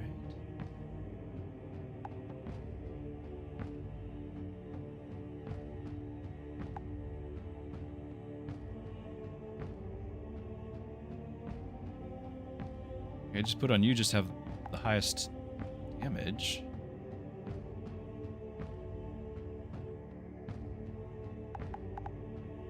You're already consuming it, so I can't really maintain. I can put on you. Possibly put on this guy with 2 attack, but I could put on the Plague Doctor, but half the time he's not attacking. Because he's going to be behind something. Let's do this.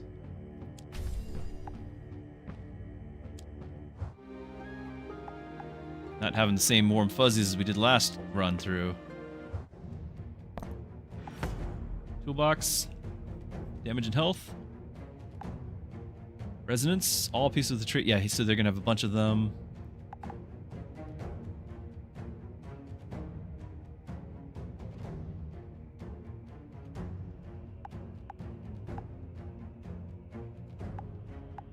We're going to go get the toolbox, I guess.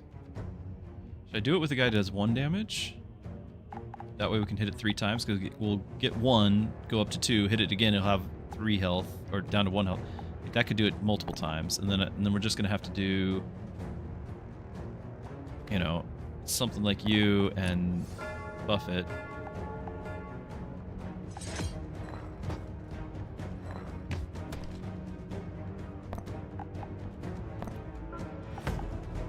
Okay, so that was unfortunate because now you're gonna go. Well, I guess I go first, but even so, he's gonna get to benefit from it.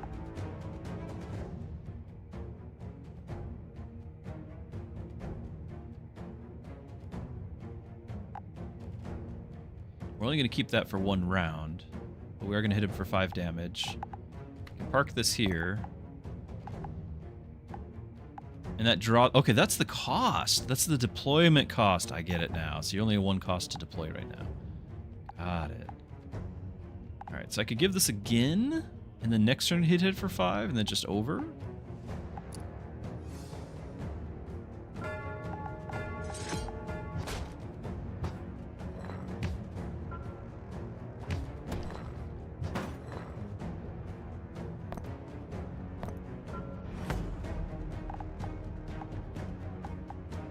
So we just go first and end it here, right?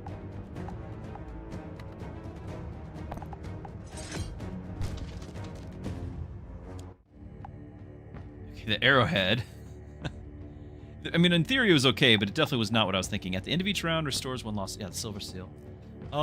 This was fine. It was fine. I liked the upgraded version of it. Okay, I don't want to accidentally click this and use it up. Might try boot camp again though. Might jump over there.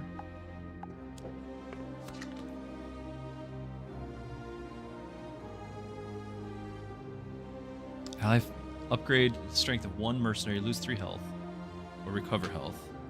Yeah, it's a suspicious ritual again. Okay, so we'll actually take the damage.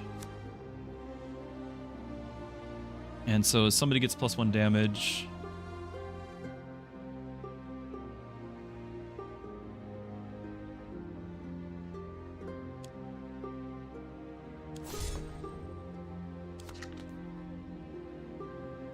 Cryptic smirks.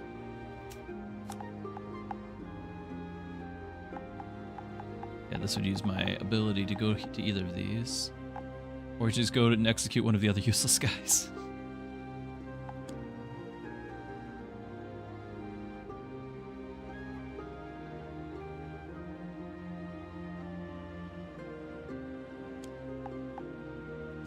We're gonna execute a useless guy.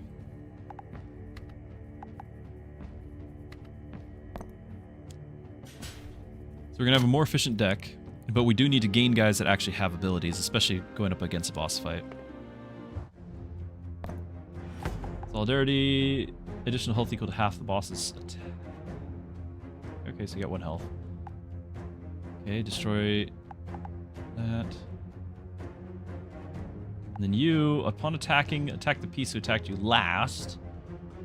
Your speed is 0. After attacking any piece, gain 1. So we want to kill him quickly.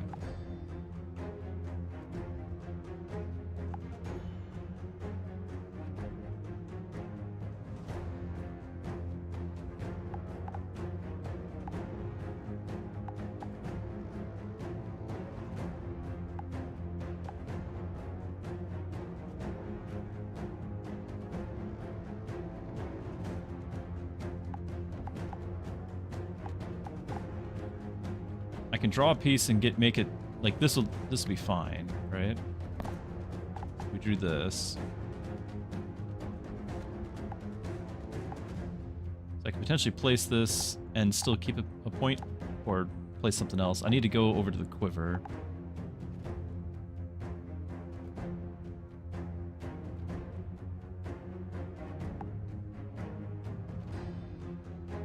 This guy can get through. We can do a lot more damage with him. Let's just get him through there.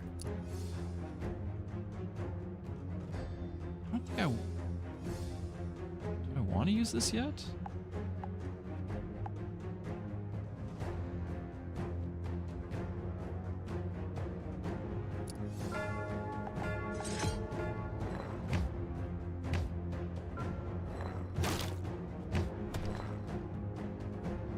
Silver Seal, nice.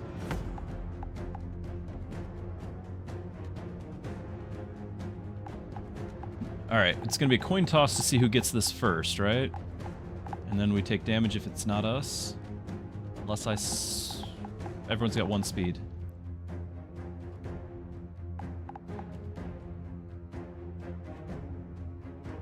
I can play this behind here just to get the benefit there. That'll get that, which means I want to buff this to max. I do like that. Potentially even, I could move you, right? Oh no, you have to be there. I can't move you out of the way? I guess, yeah, it has to be there right now. That's okay.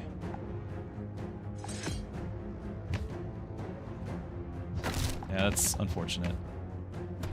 And we lost that guy. Yeah. We only have 4 units.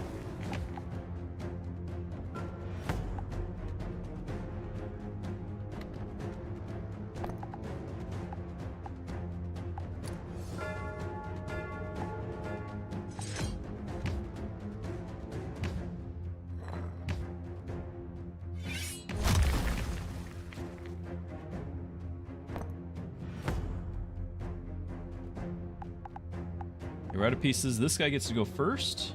Attacks another random enemy, so he's gonna hit me for 1 as well. We give this the health though.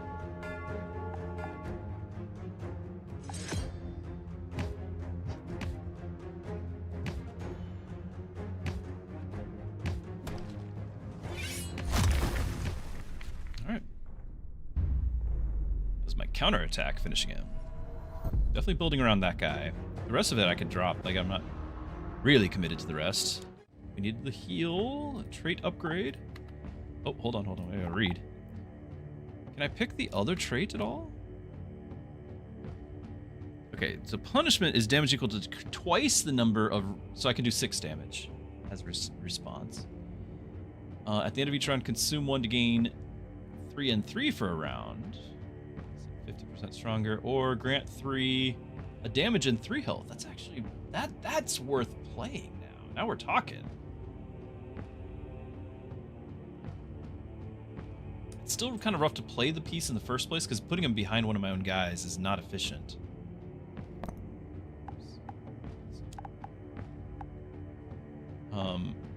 I thought I could potentially do the other ability, but I guess not. I'm trying to like scroll my mouse wheel, switch it somehow.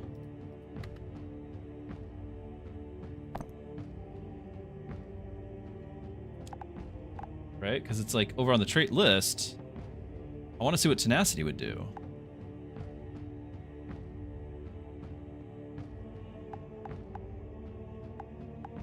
But I'm guessing it's only the first one?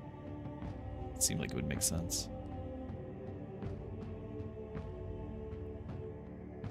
Unless there's some traits that are because these characters started with those ones, but now they'd have to have like a different category of trait. That'd be starter traits of some sort.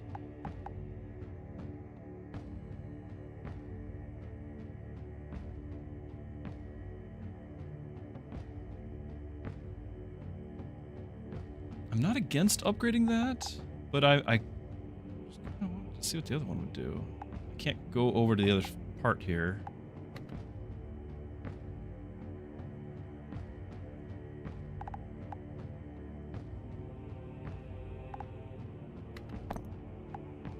We're going to find out if I can upgrade this one and then in a future boss upgrade the other one. I don't have to upgrade the other one, I just want to see if it's possible.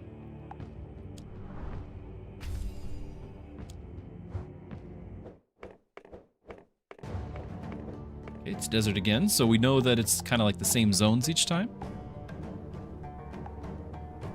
Mercenary speed. All of our guys are really slow. We don't have any rumors, really. We like relics. I might need to do the double mercenary fights just to get mercenaries that have traits, because we've eliminated quite a few, and then I can gallows the other useless guy. I think that's our play, even though the temple, I feel like, is not nearly as good as a new relic. Well, we can do that. We can just go over here, get the relic, and then jump over. Let's do that. Speed's not our thing. Not this run. Stunned everything around it for 2 rounds. Attacking enemy, deal damage equal to half your attack to a random enemy. Like that. 2 speed, so he's always going to go first. 4 damage, so I can't actually keep this guy alive.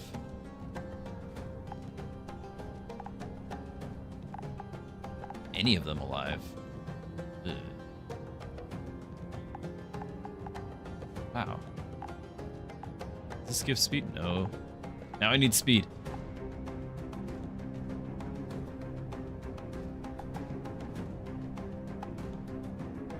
Well, we're gonna use up our... We don't have the freebie hit now on our flag. I don't like that at all. Alright. So, what we're gonna do... We're gonna place this guy. Get another guy for 1. Move this in the way, so we stun everybody. And then place our 1... cost guy on the field.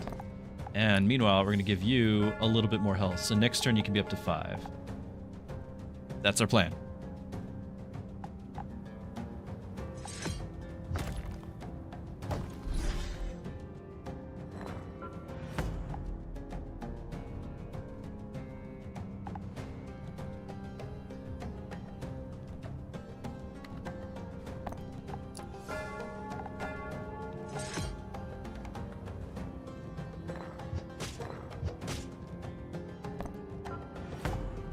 Sandstorm, death. Upon death, enemy mercenary defeated takes damage equal to their own speed. Ha! Joke's on you, I have no speed! But that'll kill me because I'll do 2 damage off 1 health left. So I might need to do this over here. I can't really... Yeah, do that there, and we're gonna buff you. Wait, hold on. Hold on. Can I back that up?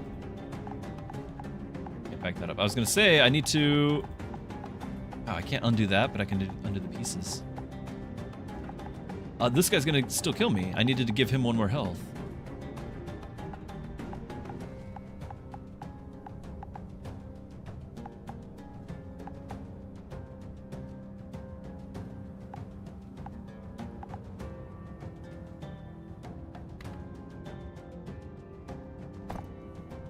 Kill him.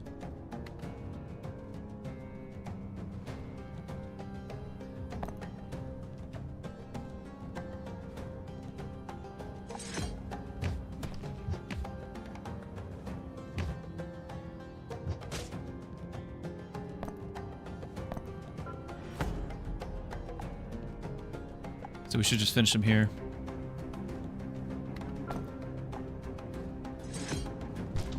Okay.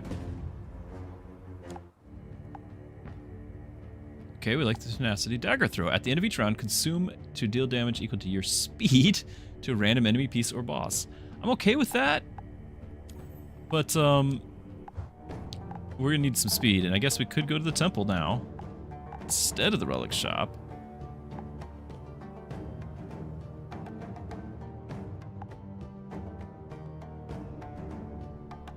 Is that really worth it? It's 1 damage, but it's 1 damage all the time whenever we use that thing. Relics are pretty great, though.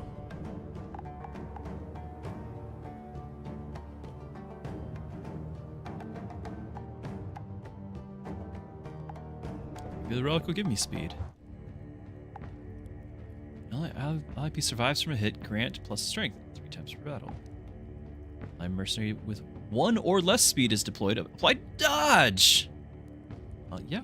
No, that's everybody, except for the new guy.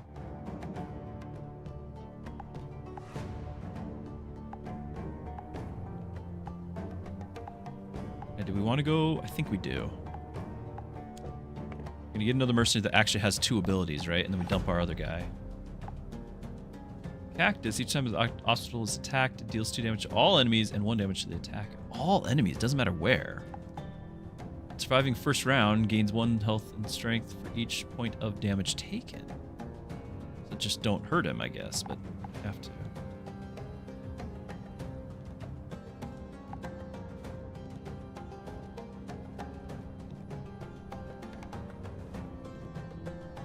This guy just needs more health to begin with. Punishment thing really doesn't matter if I only have 3 health.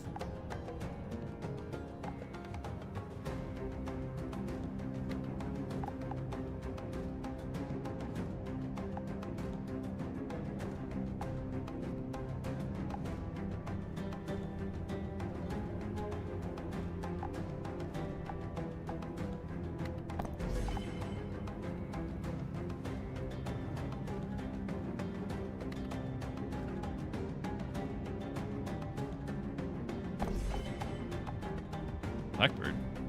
Oh yeah. God, that was. I'm gonna do this thing here, I think.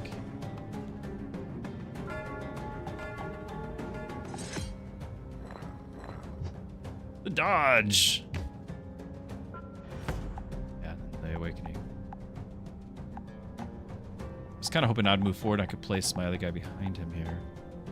Now you're hitting for 5. And I can't finish this thing off.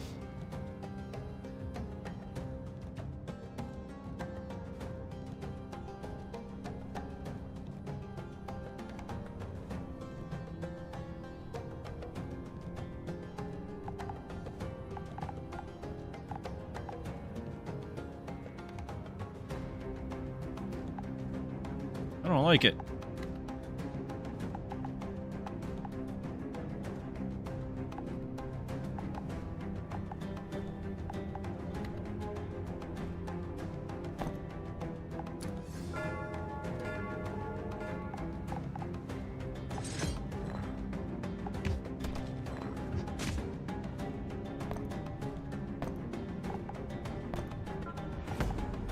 Reduce the attack of all enemies in the same column by 1, so that didn't happen. Okay.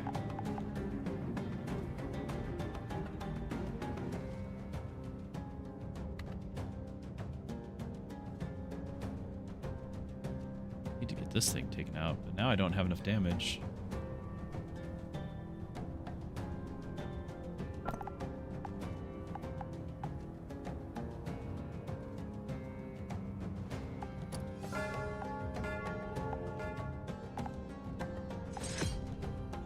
Take damage here.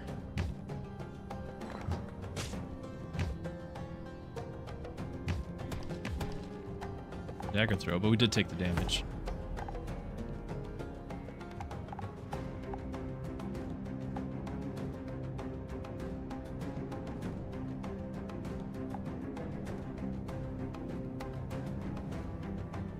One damage to the attacker. Yeah, so it kills me. You're gonna have to be the one to go there.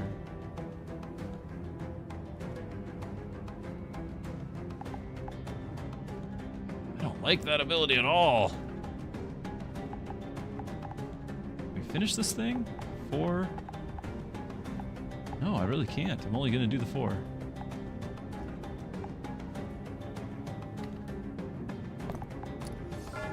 Make sure that thing does more damage. This is just each time. Not I thought I had to kill it. It's each time. Okay. Hold on. I can't. Okay. This thing's gonna get so strong. If I could do this, it would do 2 damage. Like this guy could die off then. He would survive it. And then we just sacrifice you. And we just buy time for this thing to finish that, hopefully.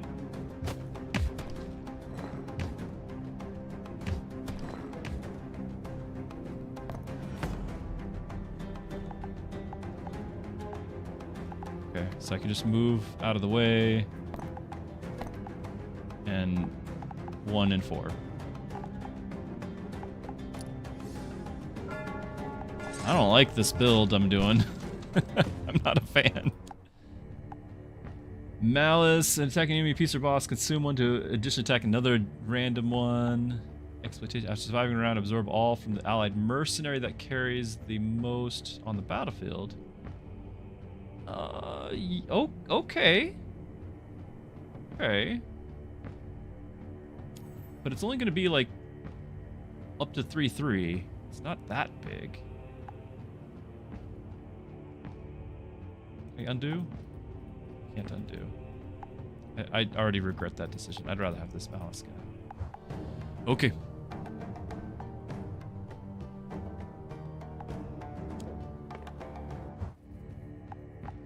Now I can potentially give that ability to somebody, but I don't really think so. I think we just get rid of our guy with no ability.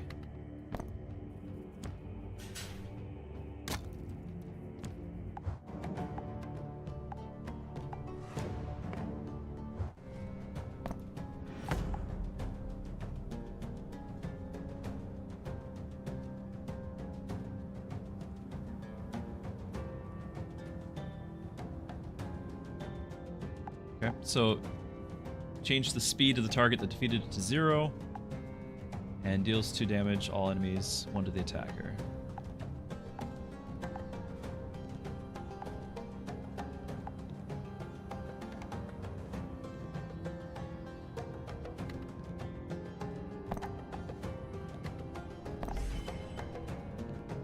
Forgetting what that is. Oh yeah, we get the dodge. Nice.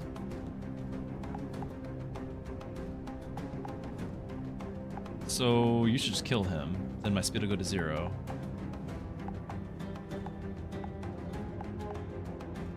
He's the boss, so it'll just be like 2 damage to the boss. To the flag. Or it doesn't trigger. Okay, so he just got 1 staved up now.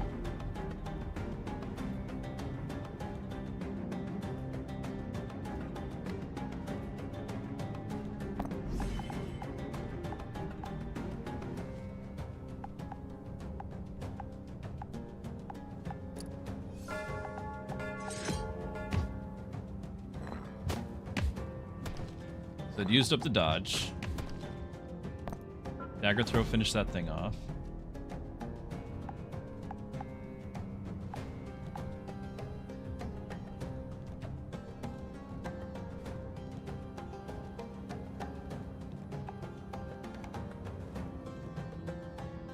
So I can place this here, giving him 3, and then absorb it? Right? Give this guy. He's down to 0, so speed won't matter. The dagger throw won't matter.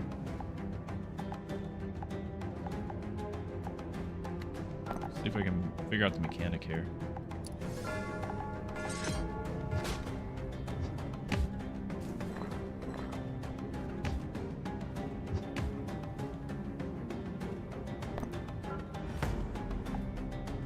Okay, so you've got 3. I should absorb it. Of course, I'll move forward and not attack, right? So that'd be kind of terrible, but we get 3, so it should be a 4-4. After surviving 1 round. Oh. Surviving. I don't like any of these. Okay, so he's not going to survive a round, because he's going to move forward, not do anything, and then die to that. So we have to just change where you're at.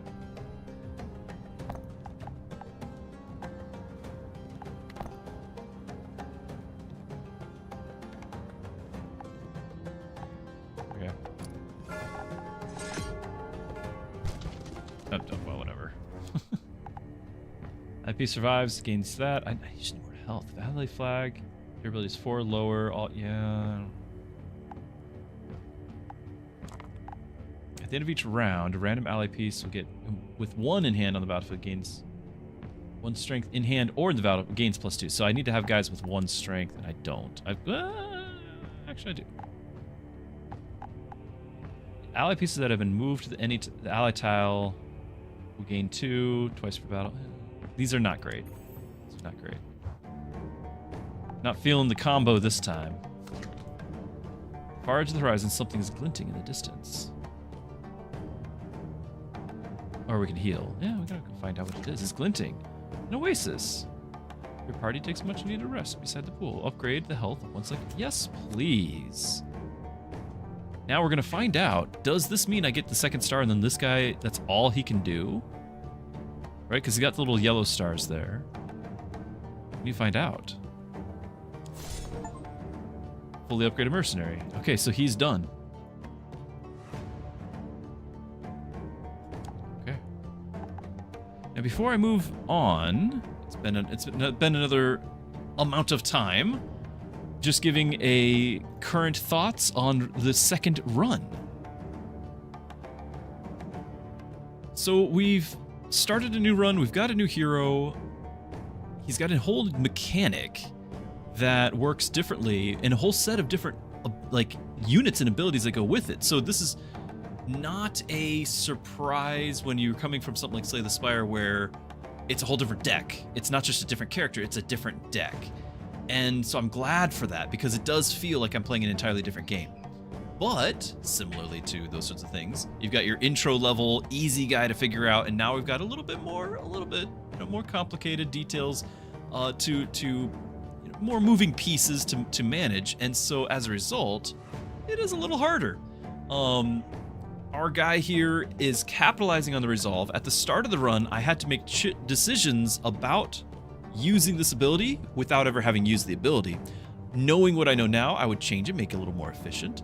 But even so, it's been really interesting to play a different loadout, and I like that it exists. I personally probably wouldn't play this loadout all that often unless I figure out more about this mechanic, the resolve mechanic. You know, you basically have charges that you can, all of you guys can trigger different things. And you have limited of these charges to give out.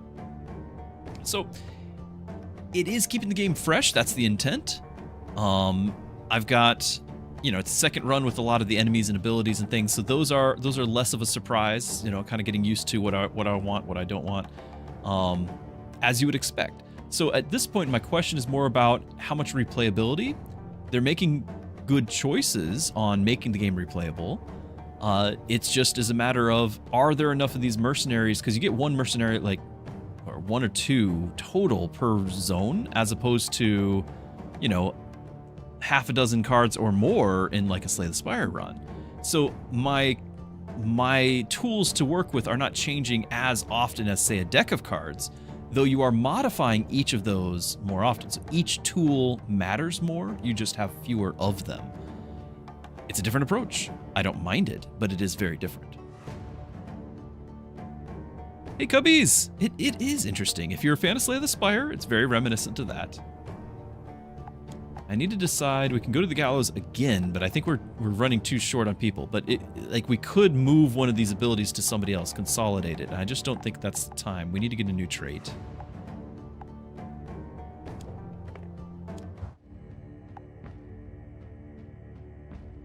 So when attacking an enemy piece or boss, consumes one to additionally attack a random one.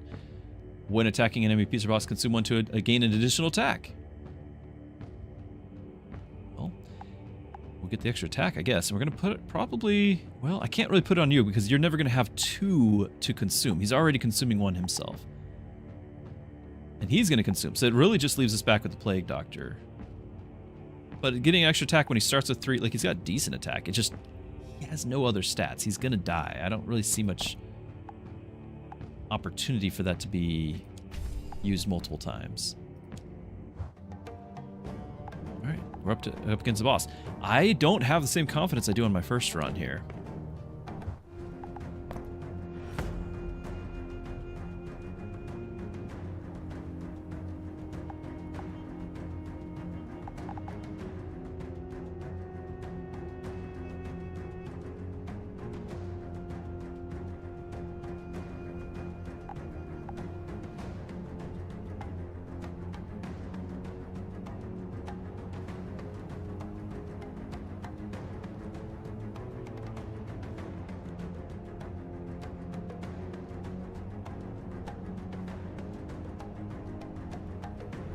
Oh, I'm pressing the wrong button. So, every 5 turns, I take it, he will attack all tiles on the board for 2.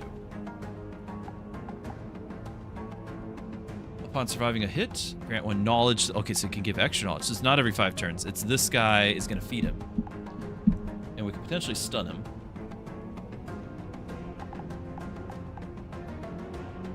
Okay, stop that cat. Stop it.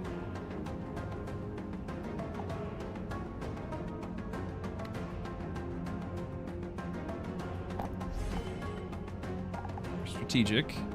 They're highwaymen, so we can actually do some damage here.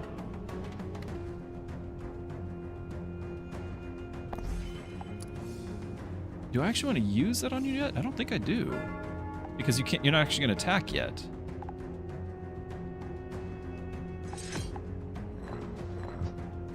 Ah, I dodged. But that does give you a knowledge. Now you have 2 knowledge.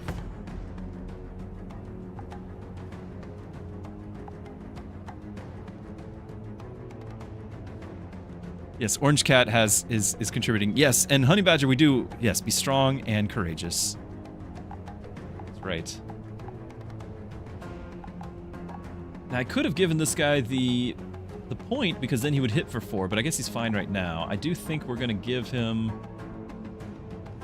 the 2 here. Okay, I forgot about this. Gain additional strength equal to the number of enemies. Oh, okay.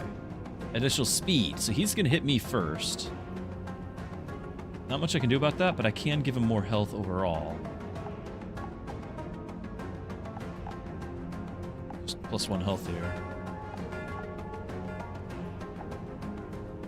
I need to have you moved out to the side after this, and I need to give you a point so you can actually do the combo attack.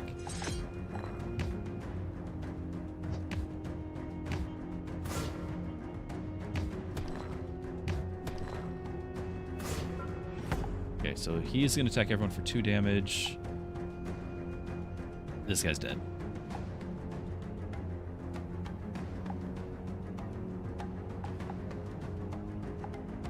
I can get him up here to attack this turn. I could give him the thing to attack twice this turn, but he's dead after that.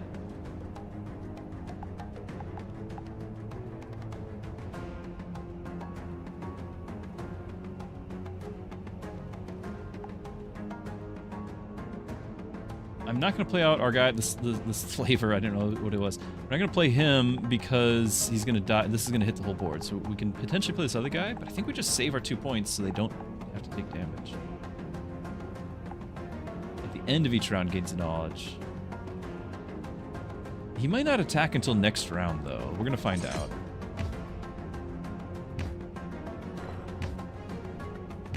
There's my combo. Yeah, now he's going to attack. If it's over 5. So he is going to attack now. Whoa! Oh, the cat!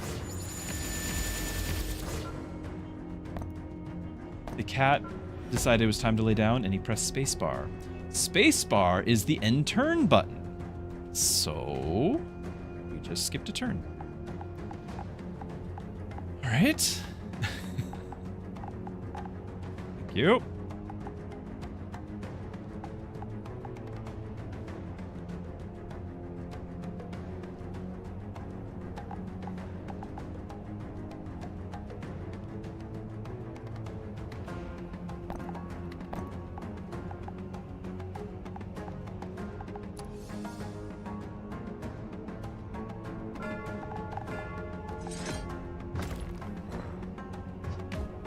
Stun ourselves for 2 turns. This seems like a terrible idea, doesn't it?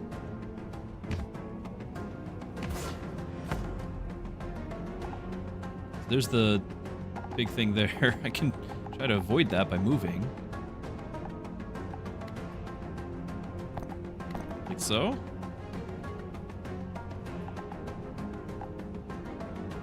You're gonna attack with that.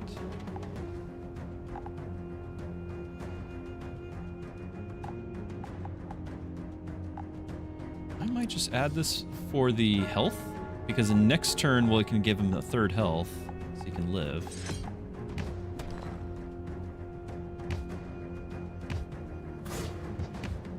No, he has it now. No, he didn't use it. Now he's gonna use it. There's the attack. I don't know if he's gonna take out the monolith or not. But we should be able to just finish him with our attack here, right? Should be fine.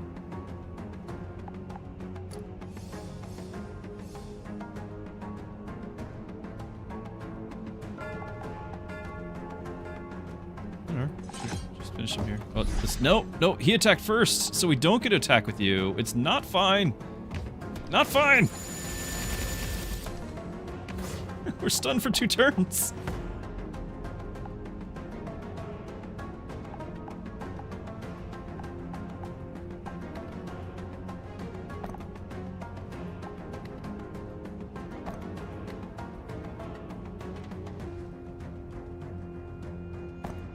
So you're going to move forward and not attack, and then I'll move forward and attack. This guy is going to get attack. I can't move you because you're stunned. For a second it would have let me. Might have been a bug. That thing, I should have moved that. I forgot I could move it.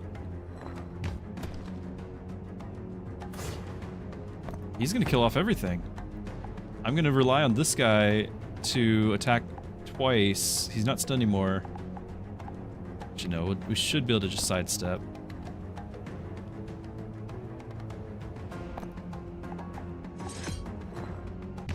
Yeah, okay.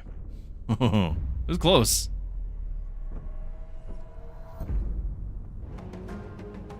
Oh, the cat's gonna press more buttons.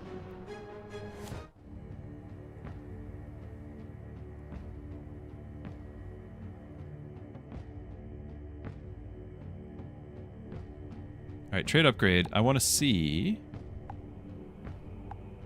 Cannot upgrade yet. So the second trait cannot be upgraded, apparently. Alright.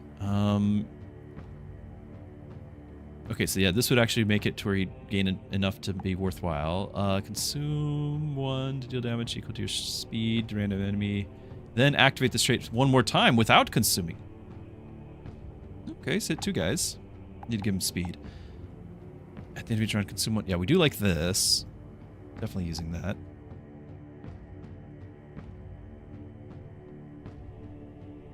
Cat's almost knocking over my drink. You need to settle down. Okay. all not that great. Not that great.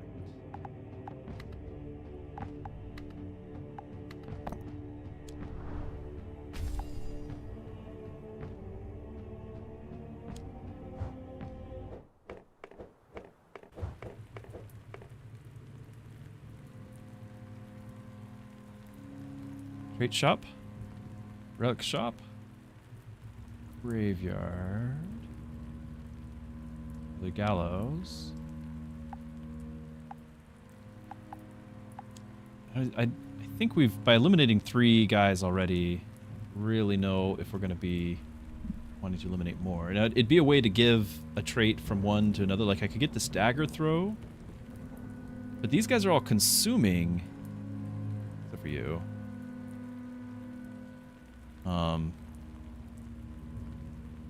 He does have 3 speed. It would be nice for him to have the dagger throw.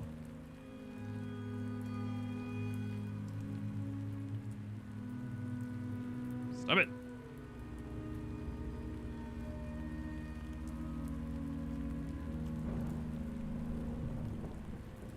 Now this only gives strength and health. Not speed, so he'd still just have the 3, but that is my strongest on the dagger throw side of things. Like this guy I'm not really attached to. Would be kind of nice.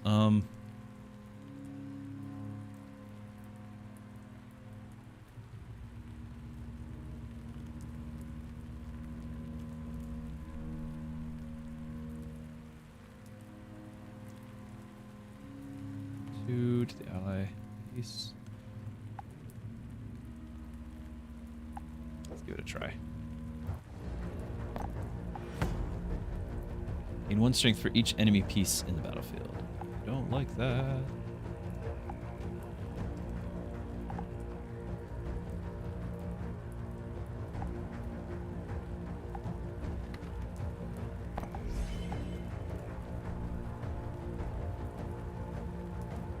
Now I could play this guy and he could survive for a round, but there's not any stuff for him to absorb. I could play 1 and he would get +2/2. I think we can do better.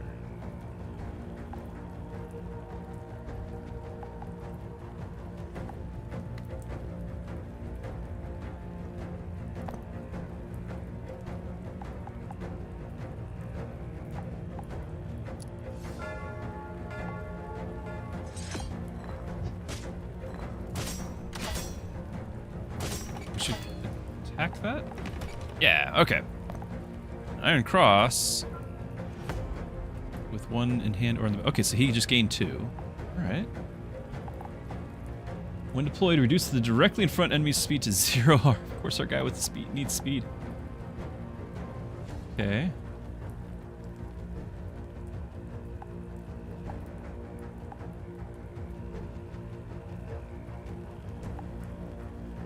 I could just go faster than this guy.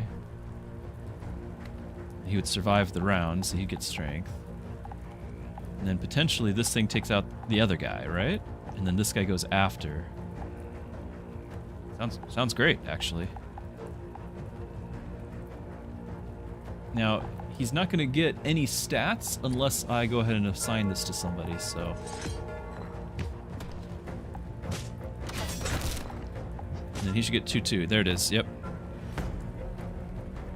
And he keeps the point. That's not bad. It's not bad.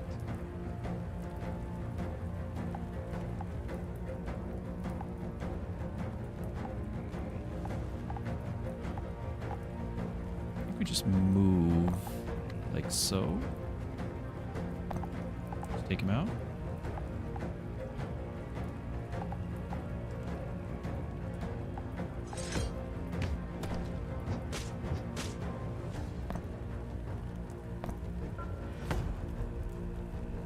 And then we should just take him out anyway. Okay. At the end of each round, take 1 damage and create a resolve and gain a damage. Strength. Consume 1 to deal damage equal to your... Yeah, that's the dagger throw. Just another dagger throw guy. Now we're about to I'm about to put one of these guys on the gallows. I'm okay with this, though. Okay with this. I don't really have the heals, but the thinking is if I'm creating it, then it's another way for like our guy here to absorb because there's something on the field to absorb.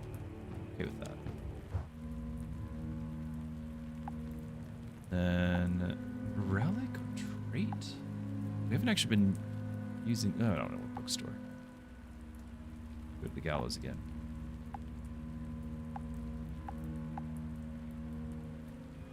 Relics haven't been as amazing as I was hoping. I want build-defining relics.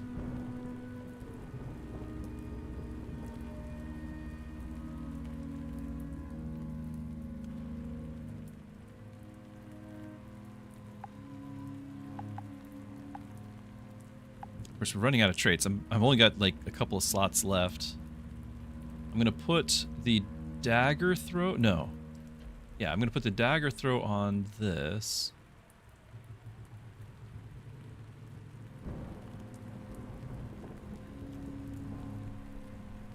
So we'll only have you and you for a trait. Now maybe I can get a trait that'll heal, or get another trait that'll generate one for him to consume. Might be worth it. I'm gonna have a few guys. I need to have them all leveled. Enemy trying to grant 1 and 1 speed to the ally piece positioned directly in front. No, I don't want it. I want it to the same guy. Attacking enemy boss. Yeah, but let's consume it. And I don't have any rerolls. So, and I've already used you up because this guy's already buffing 1 in front.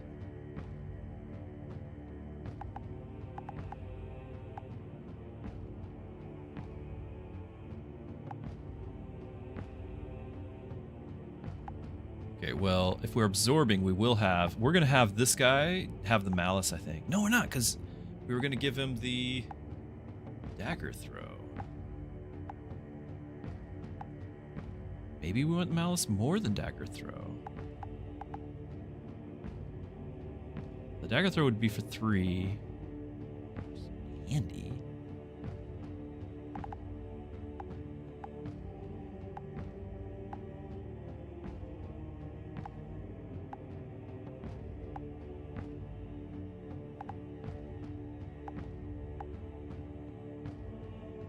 I feel like this could potentially be even better. Like this we can get him to be like a 7/7 and he hits twice, right? Like I think that's a better thing than the dagger throw.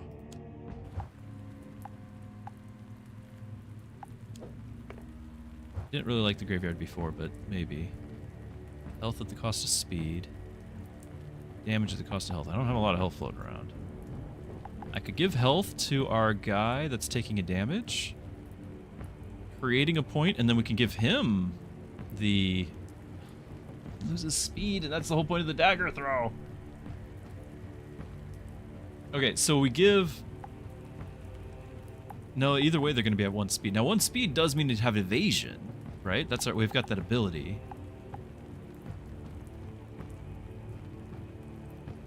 Just give our guy here health, that way he's more likely to survive.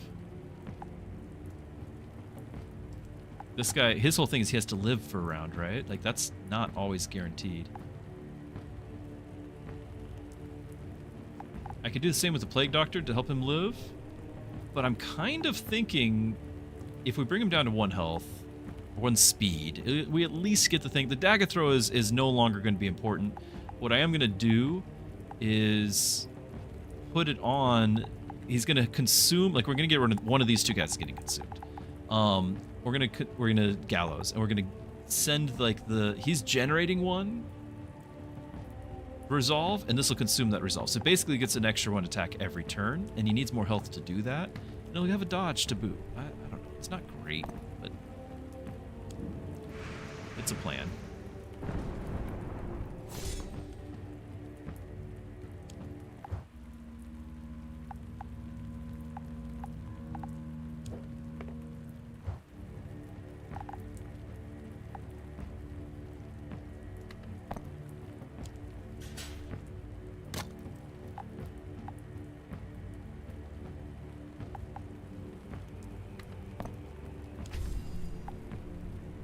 So he's going to gain it. gain its attack and consume 1 to throw equal to my speed, not my attack. Want more speed back, but we also needed the health just to be able to use the abilities. Here we are.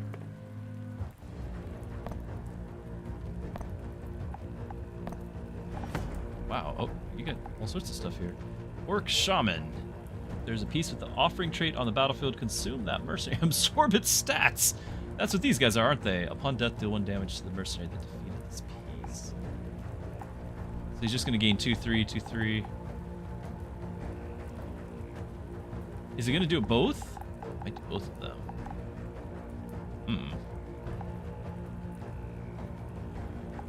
Terrifying.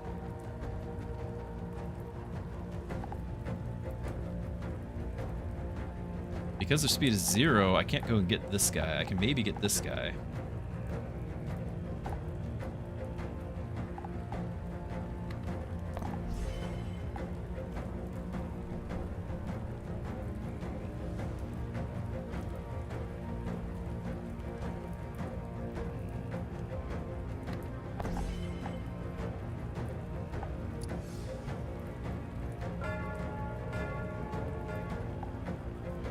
I'm actually a little bit worried about this crossbow thing, aren't I?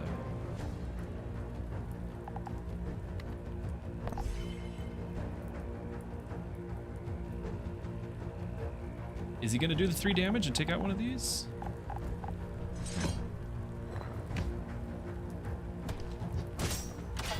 Dodge. I need a little number to float above to see how much damage I just did. So he absorbed him. Yeah. I will get to go first, and I don't know if I'm doing 5 damage or not.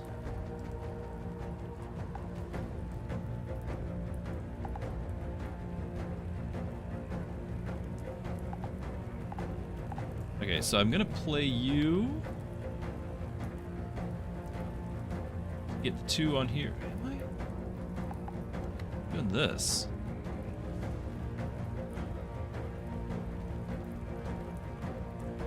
Block that.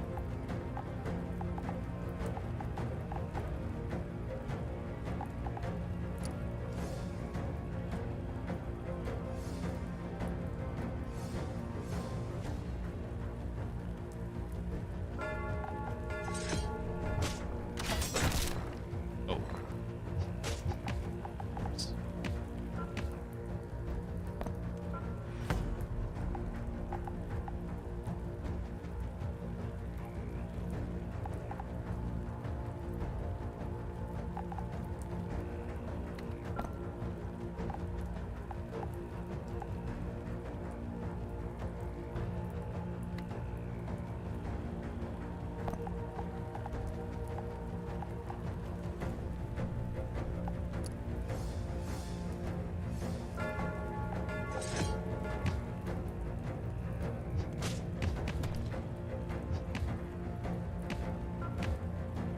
Improvements. I don't know what's happening. Another one.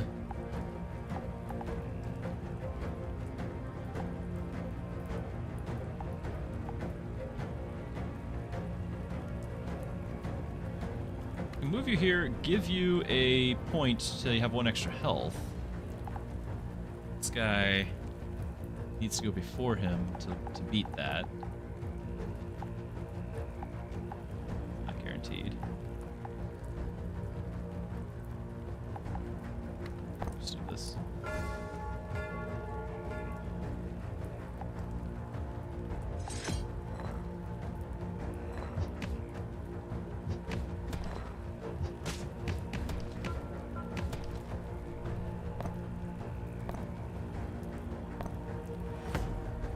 Okay, we're good to do 5 damage.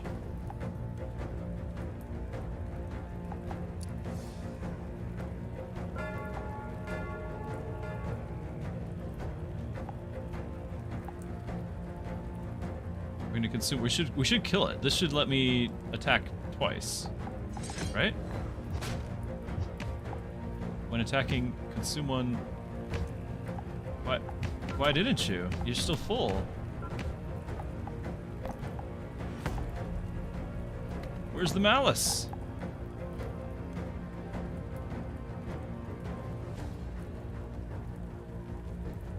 Absorb, consume 1. He's got full. Additionally, attack another random enemy piece when attacking an enemy piece, which he did. Oh, the flag is not a piece or a boss. Okay, okay, the flag is different. All right. Well, you should get...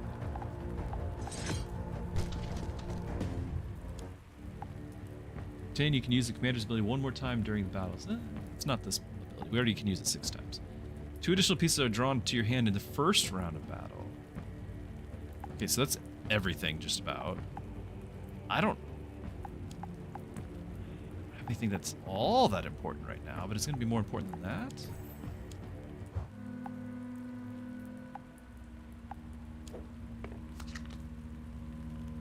Fissure. And results. Ambushing orcs. Broke away, got an item. Or more of resurrection. When used, 1 random defeated piece is added to your hand. 2 additional action points. Obtain. Alright, we don't need to go to the graveyard. Shaman's hut. Upgrade the stats. We do want to upgrade stats. We can't really do any more gallows. Whoa! Dad joke and the orange cat, and it looks like my alerts are not making audio again.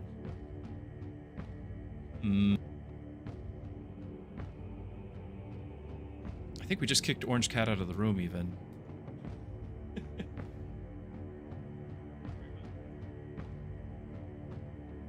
Might have to go get him.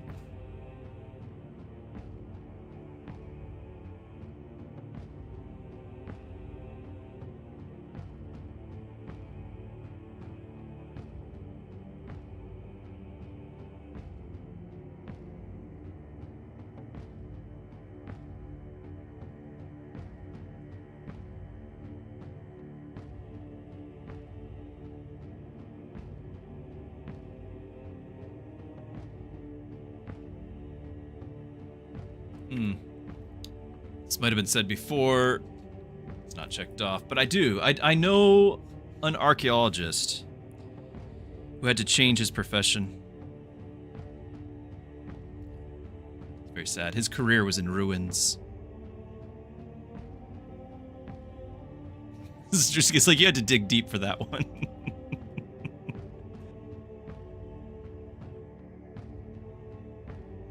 I need to go find Orange Cat.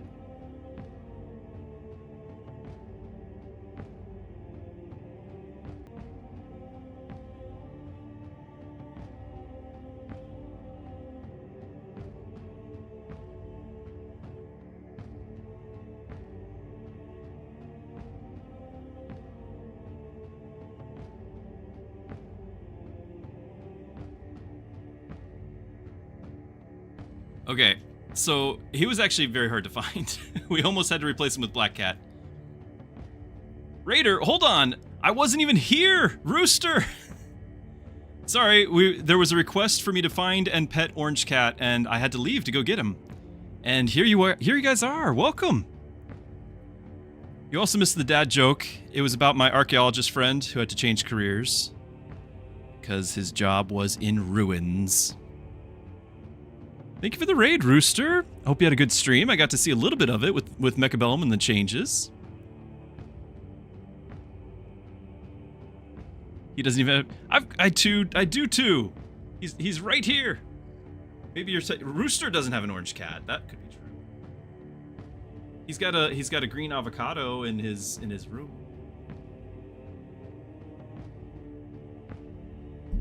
Void Badger, Bellum. Rooster, you need an orange cat in your life. All right, let me briefly explain what's going on here. Guys, we're playing... If you're a fan of Slay the Spire, then you might just very well be a fan of this. This is a deck builder, but you have a company of mercenaries, and these are like chess pieces that you're going to place on a board, and you're actually having some tactical positioning to do along the way.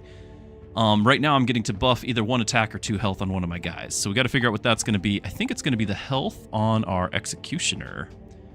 Very important for him. Oh no, he can't. He's fully upgraded. I forgot. You can only do so many.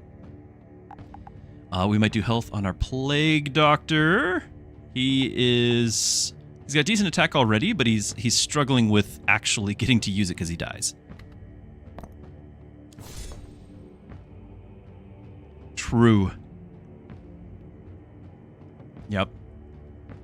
Orange cats are a special type of cat. Okay, we're about to fight a boss battle, too. So this is the overworld map, which is kind of like the map that you would see. I can't really move it around. Oh, yes, I can.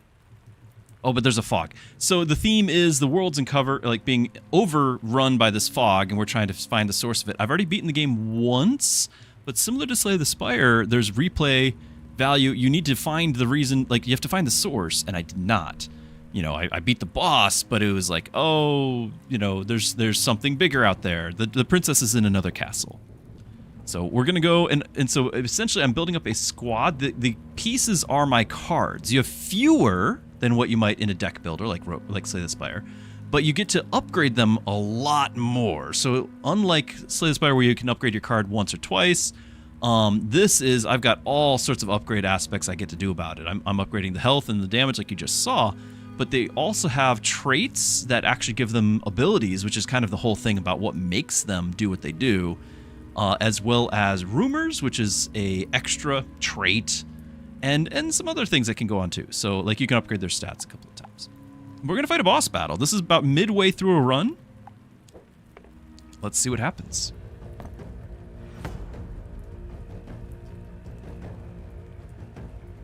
Okay, here's the boss. It's an orc-themed guy. He's going to rend us with chains and soak these plains in our blood. He's very optimistic. Then he has a Pain Seeker as his minion. So the boss is back here. He doesn't move onto the battlefield. His minions do, and you've got the deployment points, which also double as the attack points. So you don't actually, like, attack the final tile, you attack the 4 in front of the tile. And same for our flag. We have our defensive flag here. If we lose this, it's game over.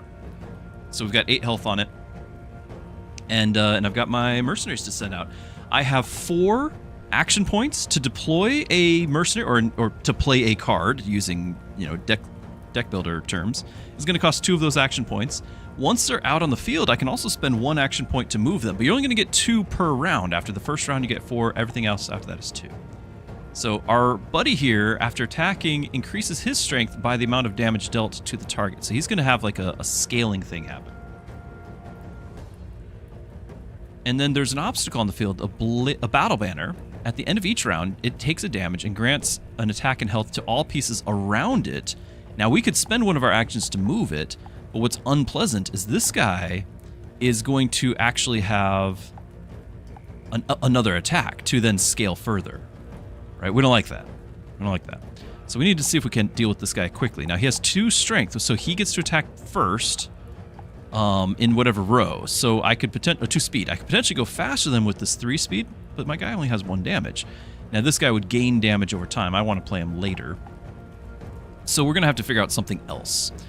I could potentially have this guy out front here. He's got a lot of health with the 7 health. He'll do 1 extra bonus damage. He'll do a bonus damage. But I can't play him where he's going to be outside of the banner is the problem for him. Our Executioner that I wanted to upgrade more health to a second ago, he will do a reflective damage to the enemy. So I could potentially place this here. And he'll also get an evasion point because I've got relics. These are my relics, just like Slay the Spire. You got relics. And my special ability with this character is I can get a power point, the resolve point, and they can have 3, but they're all using them differently. This guy's for every resolve point he has, he's going to reflect damage to the enemy. So he's gonna, you know, do a little bit more, and it gives an extra health as well. Meanwhile, I do want to have somebody taking advantage of the battle banner, so it might just be our guy here. I like it. And that was our 2 points. So off we go. It's going to go by turn. Oh! I didn't actually read what he does. Okay. We dodged it.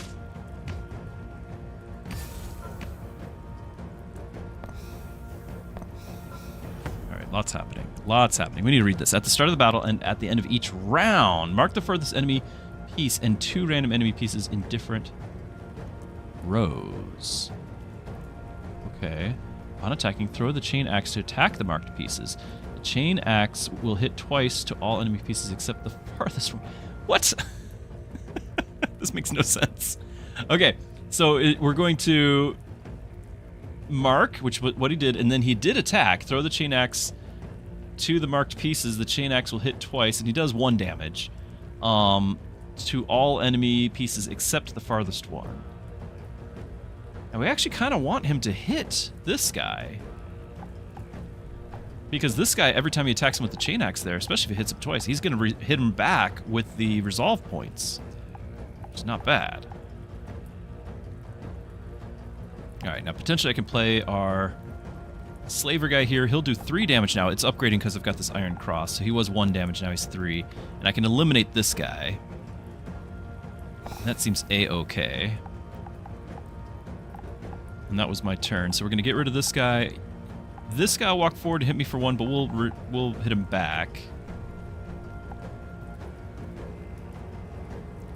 And this one, well, yeah, he's going to absorb all the points. So we actually kind of want to have 3 points on this guy. And then our slaver here will absorb, because this guy's going to get an extra point from the tenacity. He's going to get hit, gain a point. He'll have 3. This guy's going to absorb all 3 and gain 2 attack and 2 health for each. So he'll gain 6 attack, 6 health. If I'm right. I still don't know if I understand that. Yeah, he has the full 3. He actually got it from the boss's attack.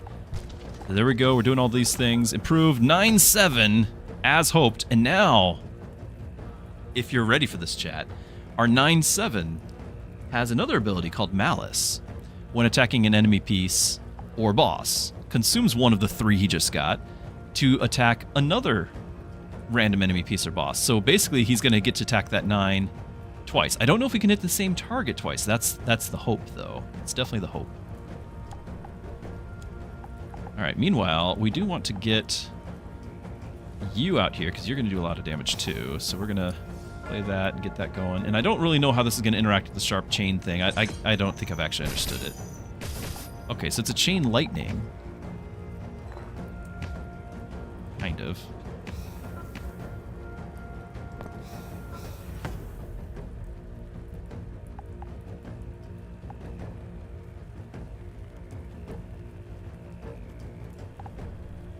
Give you +2 health if we need to.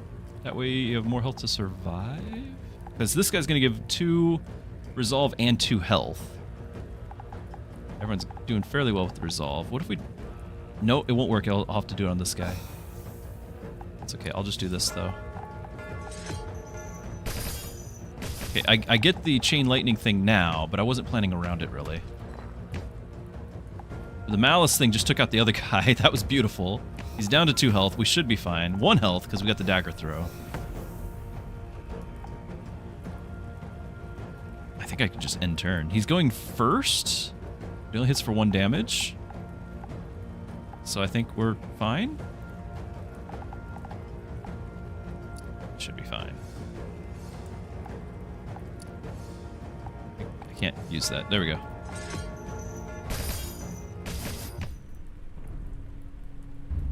Right.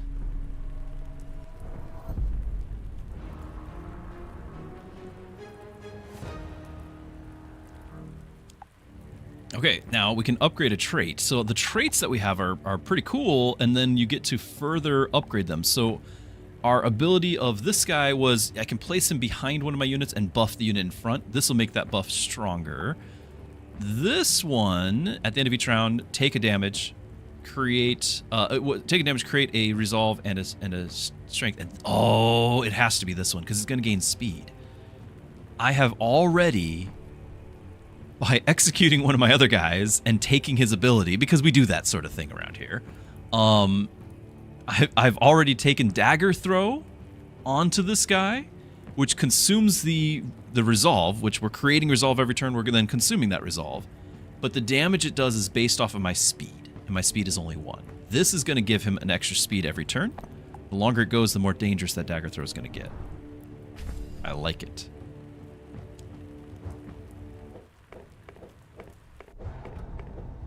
This is the final zone.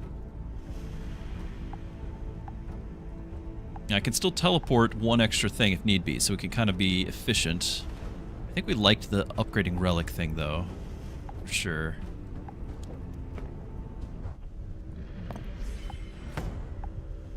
Piece who attacks this obstacle takes 2 damage, gains 2 attack and 2 strength. I kind of want that to be on my guy we were just talking about, right? I don't really have a lot of heals, but the speed would be a big deal. Okay, when deployed and at the end of each round, gain dodge for 1 round. Lose dodge when attacking an enemy. When attacking? When deployed and at the end of each round. It's gonna be tough to hit him. No, if I go slower than him, I'm fine. Okay, so I'll just go slower than him. And you are gonna go and hit by that, and I'm gonna have my own dodge. I've got this blackbird thing. So he's gonna miss me, and then I go slower than him and kill him off. That should be fine. I'm gonna give you more health because you're about to lose 2 of it. And he loses his dodge. Ah. We dodged the damage. That's insane. So now we're going to hit for 4 damage. And this, upon attacking... Oh, these guys. Yeah, they're going to hit 3 damage to everything around them. We don't like that. Now, I can have you dodge it. You're just going to probably tank it, although I can maybe move you. No, I don't think I can move you. I can potentially just buff this guy, have more health. He's not dodging it. They've already both used their dodge.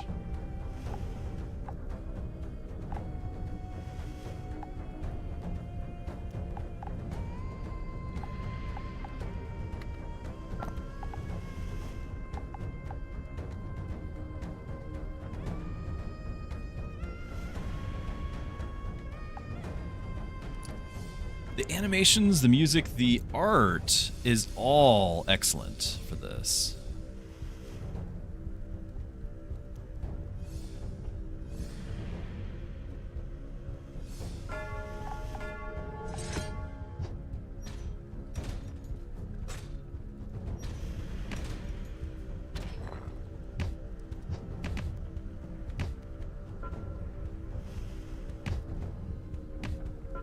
Dagger throw. Yep, there we go. The dagger throw is hitting for 7 now. That's insane. Okay, we're gonna play you to absorb. Right. And you're just gonna absorb the 3. We already have 3 to absorb.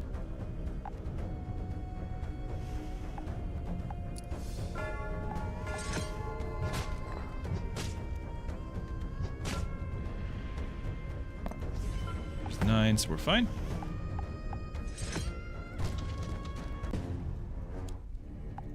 Okay, combo attack. Consume 1 to gain additional attack. Turn.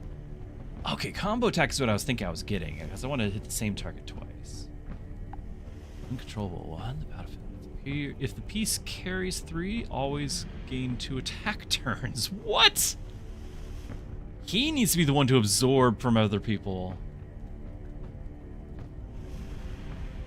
I think I just want to have that as an option. It's interesting. We're going to upgrade a relic. Okay, so this is activates 4 times per battle, grants a thing. This is just every turn. It no longer is limited to 4 times. All flag durability is just... Okay, so we could heal the flag. This is restore 2 lost health to all allied pieces 5 times per battle instead of 1 to 1 piece. That's a big upgrade. We've been using this.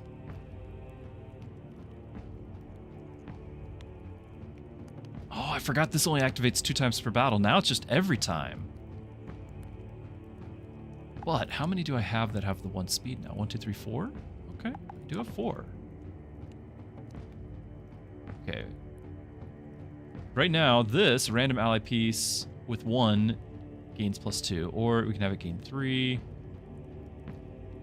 Currently, 2 additional pieces are drawn to your hand, or we can have The additional pieces drawn gain 1 attack and 1 health. That's really great.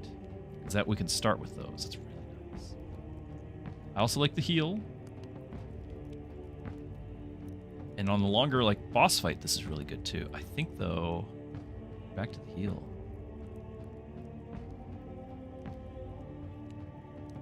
Two health to everybody.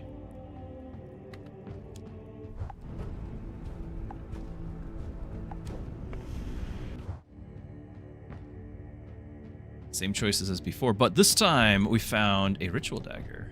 Stuff to find. Exuding an uncanny magic. Corner of the shaman's dwelling is a remnant of the rite of transcendence. Once performed in the Ember Chasm, deep within the chasm, the shaman witnessed countless identical blades embedded in the chests of Draken left behind where they fell. Their desperate longing to be reborn as dragons has congealed into a cold, lingering power upon the keen edge now, waiting for a hand of a new bearer. Oh, well, just hanging out over here, not me. Health or damage? Keep improving health on these guys. I do kind of lean that way, playing defensively. Now this guy, we could get an extra damage and, you know, leverage that to the 2 attack turns.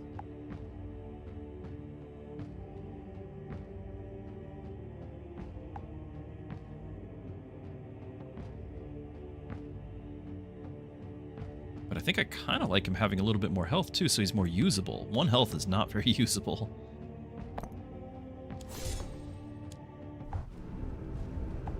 Traits. Give him another trait. We don't have any rumors.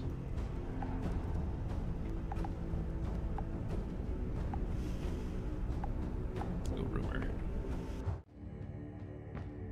Who's getting it? Our guy here? I think so. Already got a rumor, so this guy, you're the guy. Oh, gains 3 speed! Action point for deployment costs increased by 1. No, but speed is how much he does for his dagger throw. So he's gonna hit for 4 every, you know, starting. He's gonna get more after that. That's so good, though. Or gain a health and a speed and reduce his action point cost by 1. To deploy him. Now, don't I can't look at my stuff right now. I've got my other guy has strategic, which I can't even use because of this. Yeah, we're not using that at all.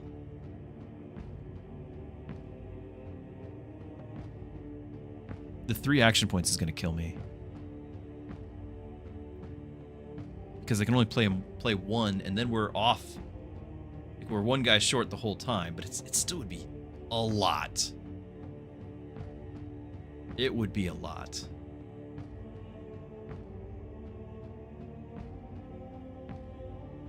I still want to just do it. Oh my goodness, he's going to cost 3 to deploy. Good choice, we say. Doubtful, but I'm interested to see how it goes. Sorting. Summons a mercenary with the self-destruct trait at a random location. After surviving 1 round, self-destruct and deal 3 damage to all enemy pieces around. Ah! Okay, so we can deploy our guy. He'll do 1 damage and then deal 4 damage to a random enemy piece. That's not what we want, though. Deal 3 damage. Like, we might just have to have somebody to absorb that.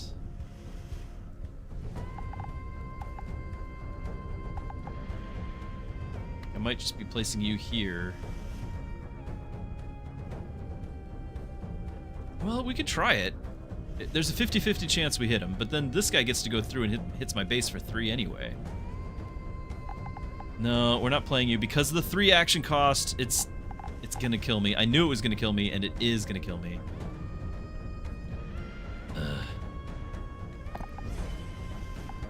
Don't like it.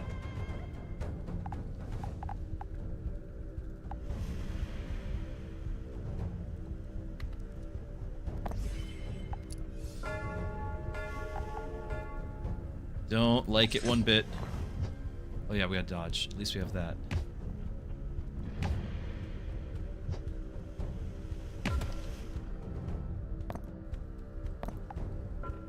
Oh my goodness, you're gonna keep getting more.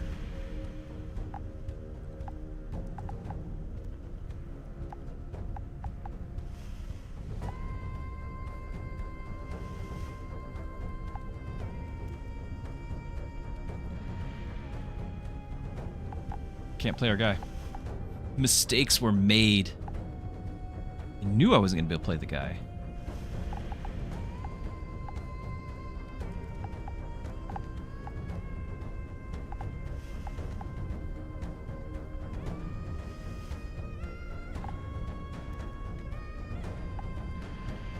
Potentially I could just move you over, save a point, and play the guy next turn. But he's gonna take the damage from this. So we can't kill this.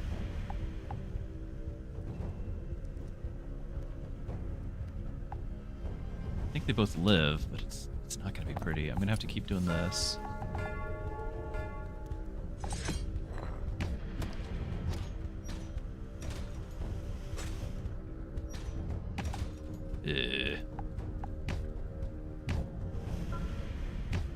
Oh, the tenacity. Okay, we don't take the bomb. I've got my 3. Cat. Orange is back.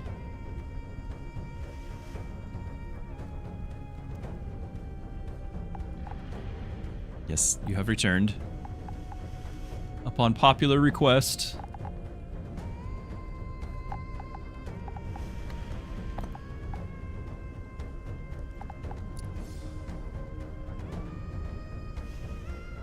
Just in case he gets to get the buff, I need to be at 8 health, I think.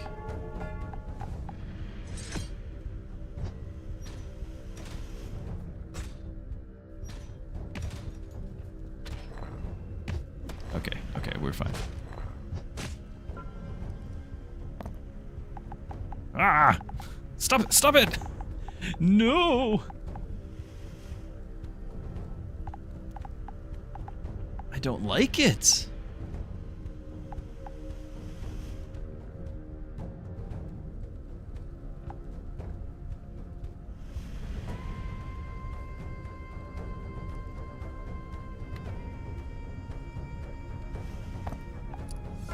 So we should be able to... I guess I didn't need to do that one, but it's too late now. We should be able to eliminate one. And the other one's going to blow up.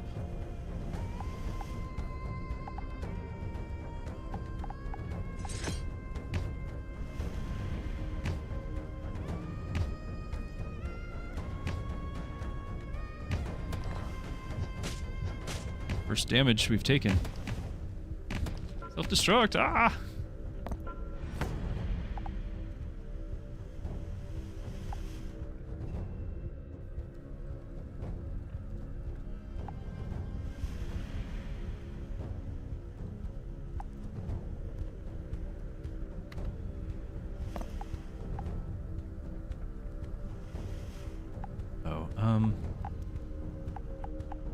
We just win. 5 and 3, yeah.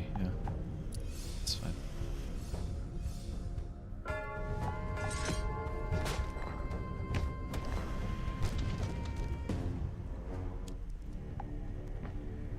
the end of each round, summon an ally Bellkeeper. 2, 3, 3. At a random tile. Bellkeeper does not need action for his movement. Activates 1 time per battle. So we just get a random extra guy. Huh. For every 3 defeated allies, an ally piece is in hand, reason reserves. I don't have that many. Just get a random new guy? I can't reroll. I'm out of those.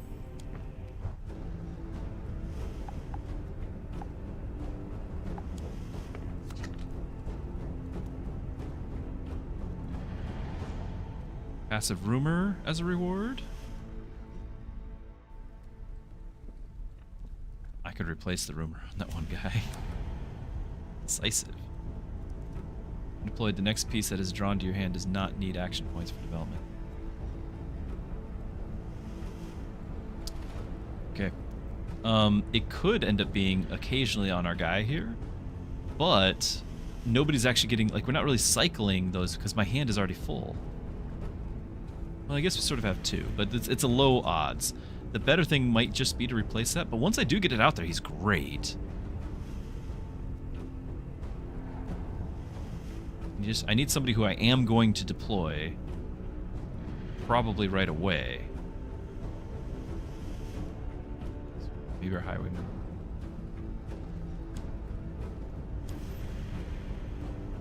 Okay.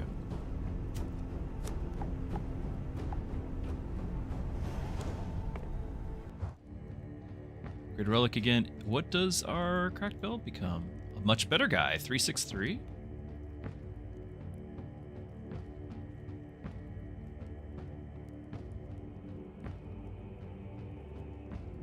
Do like this. Do like the blackbird feather as well, though it's only playing to 3 guys now. So no, it's not that. We've upgraded the silver seal. Wait, did we not? I didn't, because I just clicked it and then I hit exit. We didn't upgrade it. We wasted it last time. Because you have to actually do this.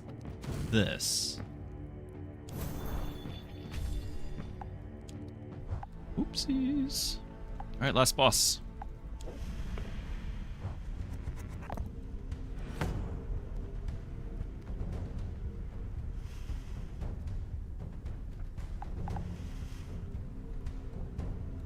The Infernal Dragon.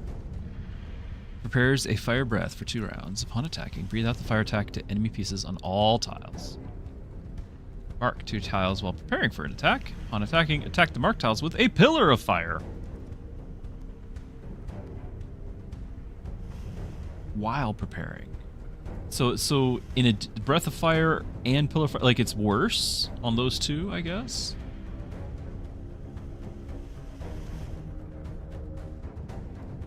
Yes. Whenever an ally mercenary is deployed, the battlefield gains health. Deal with that. I could play my big guy right now. We take the 3 damage over here, though.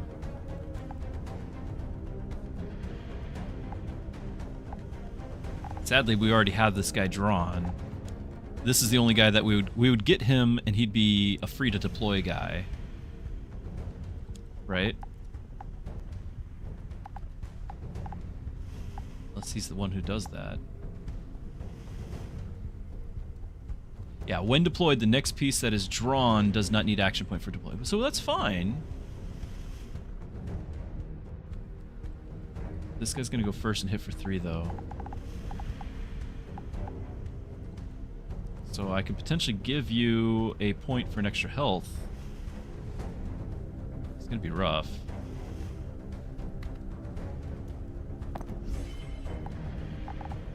Okay, I can play deployment right. It's right now.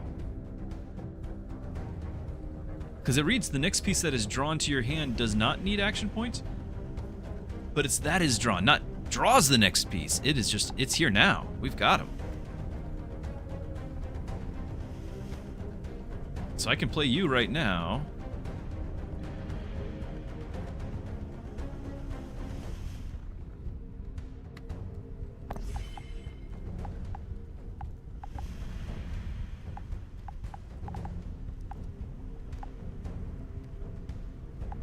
Move speed 2.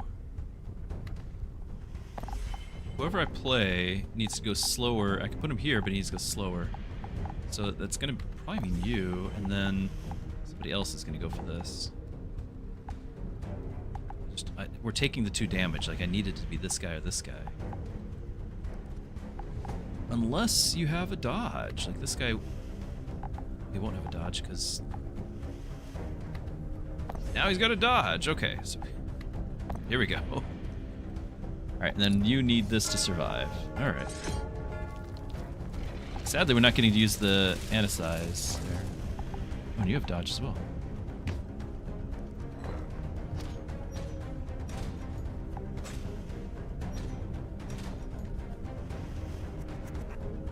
Oh yeah, we got the random Bellkeeper.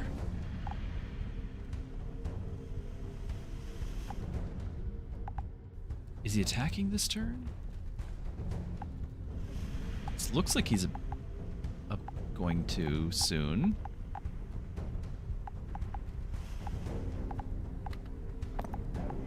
He's nimble. It doesn't cost me to move. I could potentially have him go, like, we can move everyone down?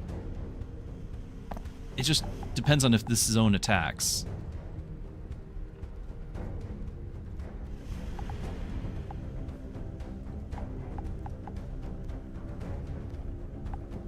can play you and maybe have you survive. Like, if you go first, it's a 50-50.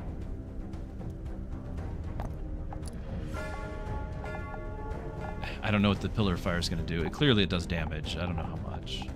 If we go first, then maybe the 4 health is enough. If we don't go first, we'll have 1 health and we die anyway.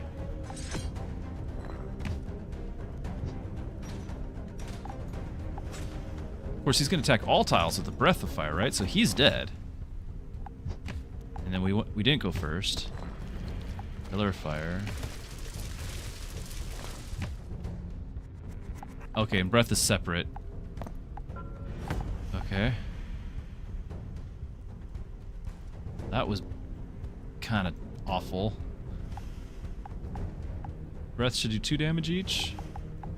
So we technically live. You need 1 more health to survive this. No, you're killing him. At the end of each round, deal 1 damage to enemy pieces around, so you're dead. But this guy... I'm just going to start moving you over there. But this guy... Because I might just move you.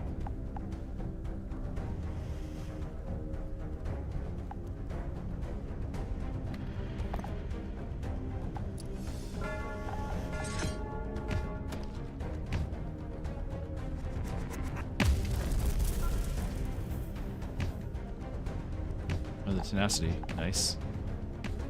Oh, Afterglow. What? That's right. That was the 1 damage. Should give him the 1 health. Okay. Bit rough. I can move you up here, but you're gonna take the Pillar of Fire damage. I'm gonna deploy you.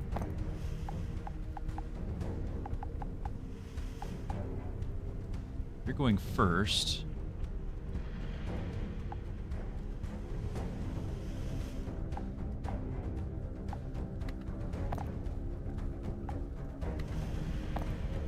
If I back you off here, then he only moves here. And this guy attacks for 1, so we heal you for 1.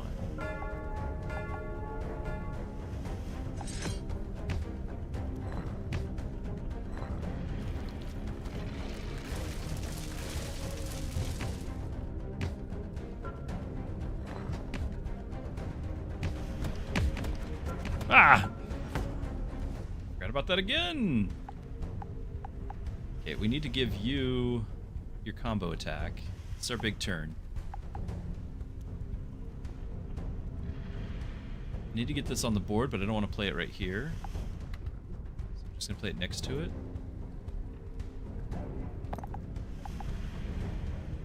And I can't really absorb because we've been giving... Our hand has been giving the resolve, so you're not going to actually absorb all... resolve, so he's not getting any stats. Yeah, so we ruined that. But we need to give you something so that way you can actually attack twice and get 14 damage there.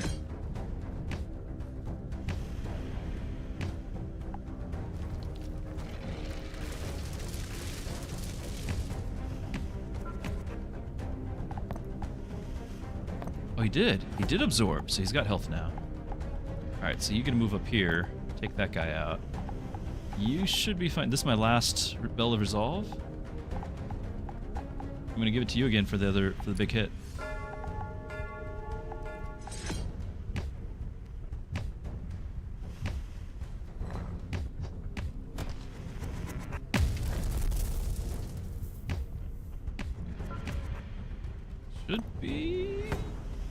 Should be good here.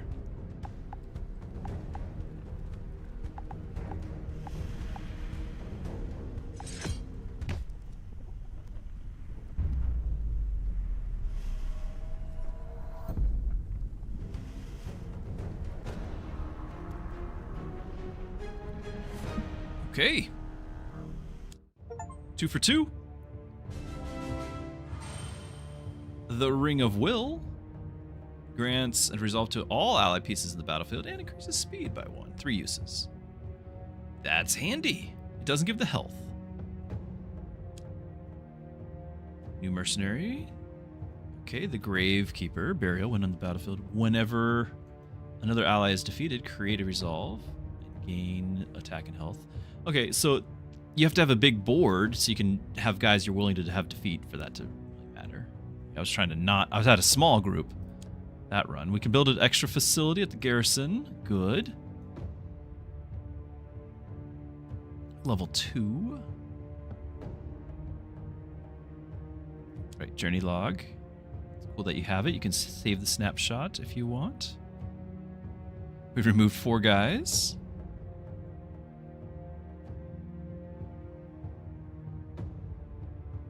Best supporter, the Plague Doctor.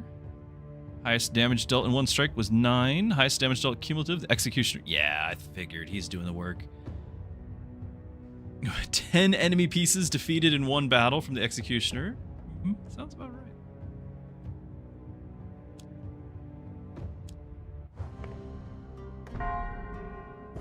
Ordeals. Okay. Source of evil go. Silence. Was that the source of evil? On the day the black fog swallowed the sky, the pontiff cried out for salvation, but Livius knew the pontiff had no will to end the calamity. Chaos was not a terror to him, but a foundation upon which greater power could be built.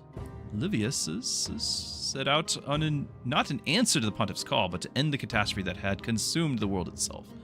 He commanded no army, yet no knightly order. He carried with him only one thing, learned within the papal court, how to move people. Seeking out those whose names were written in the roster of sinners, he offered them a choice: to remain bound to the ledger as an eternal mark of shame, or to enter the black smoke and prove their sins by the blade. Thus, Livius began his journey towards the black smoke. So it's just kind of his backstory. Got some achievements. That's over here. Our little hall, and it's actually adding them onto the place, which is pretty nice. Tells the percentages. It's our rarest, maybe this one. 15 or more. I don't remember doing that. 4% people having that. Oh, I didn't have it. It's not highlighted. Makes sense. This one, though, 0.08. Yeah, flawless. Okay. Nice. Collection. Stuff. Gotta highlight it so it goes away.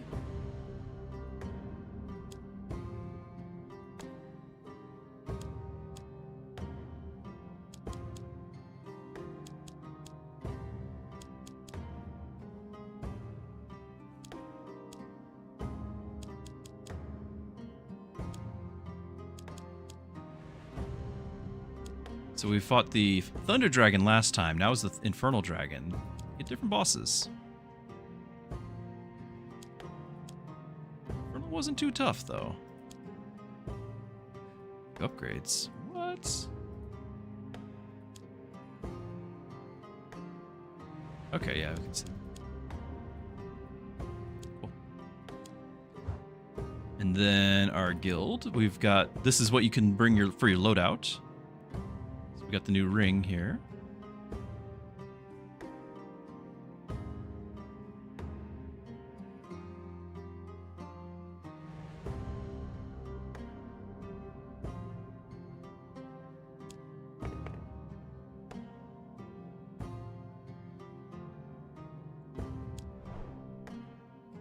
Yeah, I don't know if that's what I would want, but we're definitely going to go check out our garrison, and I need to find out how I can click that. So I can place a facility, but I don't have any to place. Interesting.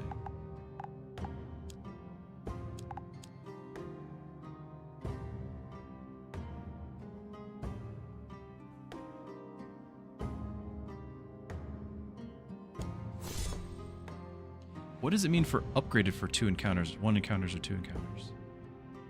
What does it mean?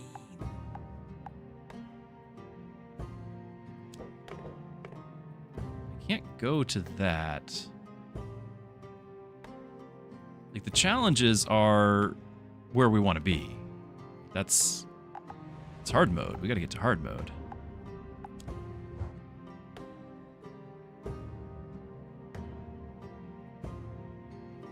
Oh wow, you can go really fast.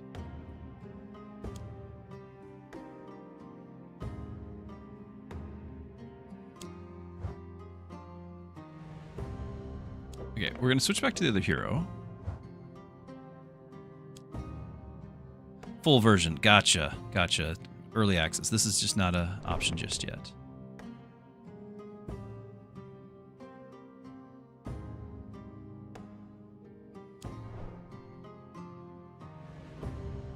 Let's try out our sniper.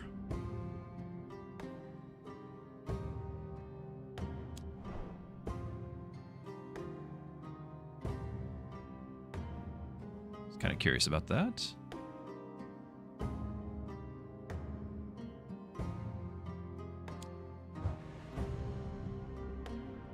Interesting that I'm stuck with that name for forever, apparently.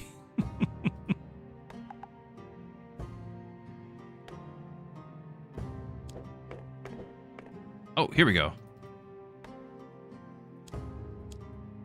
Okay. The real game begins. Before we go, though, we've been kind of doing this thing where every so often I'll kind of stop and talk about what we've been learning, kind of give some observations. We've beat the game. We've beat the game twice now. We're 2 for 2. We have not started any ordeals. There is a higher difficulty mode. That's what we're about to do. And so this is where kind of the real game starts, if you ask me. Enemy pieces are all going to be upgraded. This is going to be a challenge now, where I might not expect to win every time. You know, the Ascension modes in Slay the Spire. I'm excited about this, because we might just lose. We might just outright lose. So that's going to be interesting to see. As far as the 2 runs, we fought different bosses. I had a different character, different abilities. It was a whole different run. Everything about the run felt entirely different. It felt like I was underpowered, where the first one felt overpowered. And as a result, I mean, obviously you want replayability. You want each time to play to be different. That's the soul of the roguelike idea. And it is. It is. So in that aspect, it's good. The game runs are not too terribly long. I know earlier I said I kind of wanted each zone to last a little bit longer, and maybe that's the case. But even so, if you are considering time for a full run, it's not as long as I personally would take on like a Slay the Spire run. That's okay. So it still is a deck builder, but the last run I did, I reduced my hand of pieces down to like 5 guys, and I was very limited on if I lost a guy, it was very dangerous, but they were all very upgraded, so it worked out. But you can definitely play different strategies of going, you know, tall or wide. You know, tall being like having really strong but few guys. So I like that there's options. I do. And we're gonna try our harder difficulty here and see how it goes. But so far, having a lot of fun.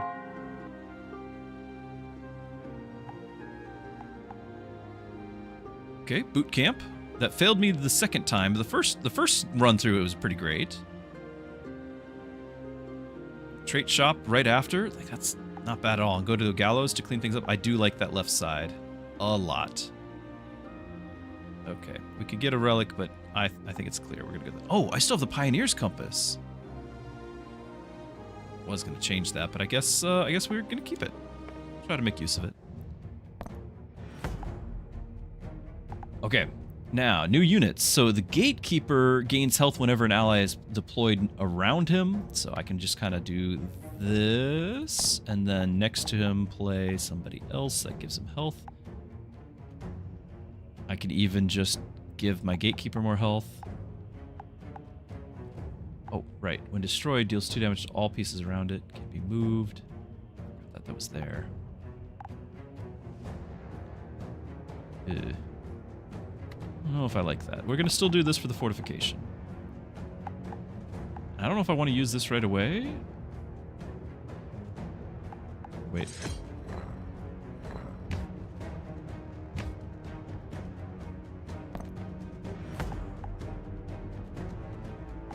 Okay, so we got our sniper now.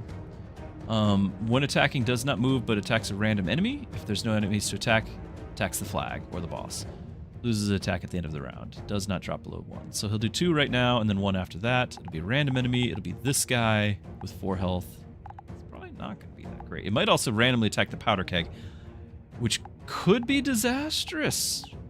But I can place him here, get the fortification.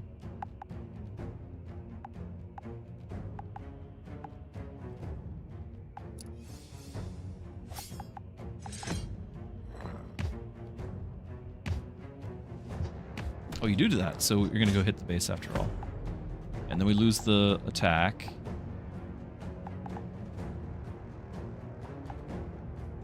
This guy's getting so much speed. Why? I don't like it. I don't like it. Well, I might like it if I get a guy that benefits from the speed. Right now we don't. Recharges. Oh, you're dead. Sorry, buddy. It's okay.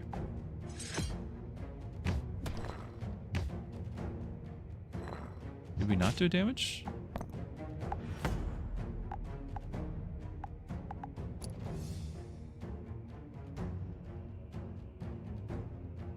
Savage! Good to see. It's been a minute. You tried the demo. How's the full version? I don't know the difference between the demo because I didn't do the demo. And this is early access, not technically full version. It's probably fuller than the demo. I'm having a great time. Of course, I love Slay the Spire. I love games like that. I love deck building. I love roguelikes. So this is checking off a lot of box for me. I feel like the art and the music are hitting pretty hard. Like they're doing good. So I'm okay with it. I'm just now going into the higher difficulties where enemy pieces are upgraded and just now noticing that, right? So they've got extra, this guy's extra health, this guy didn't. So this is our first encounter with stronger guys. So we'll have to deal with it. This guy who attacks a random guy, I'm not too sure I like that. I don't really want to attack that, so what I might do is I might have him, like this guy might move over, like we might just be fine. In 2 turns, this guy just kills it.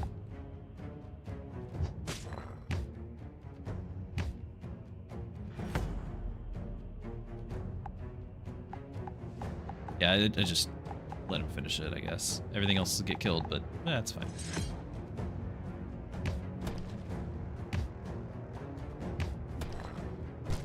We have no damage at this point. The Herald.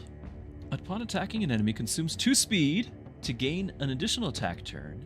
This activates even when speed is below 2 and repeats until it reaches 0. So it'll do it when it's 1.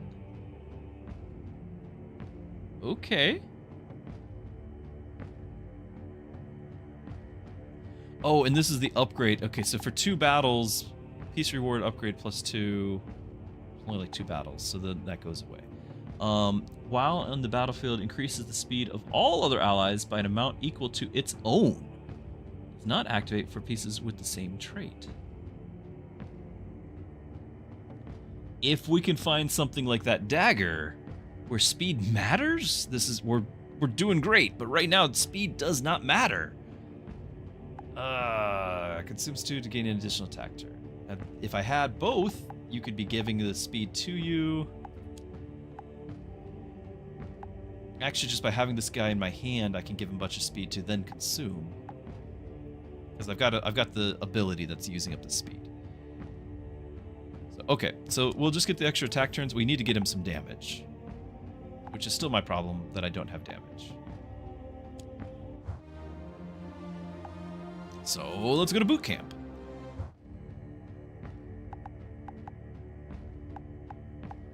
I can do the brand new guy. Sniper kind of needs help too. It's a lot of help. They're so bad. I'm gonna do the sniper because I was kind of picking the whole build for him, and I'm already disappointed with it after 1 battle.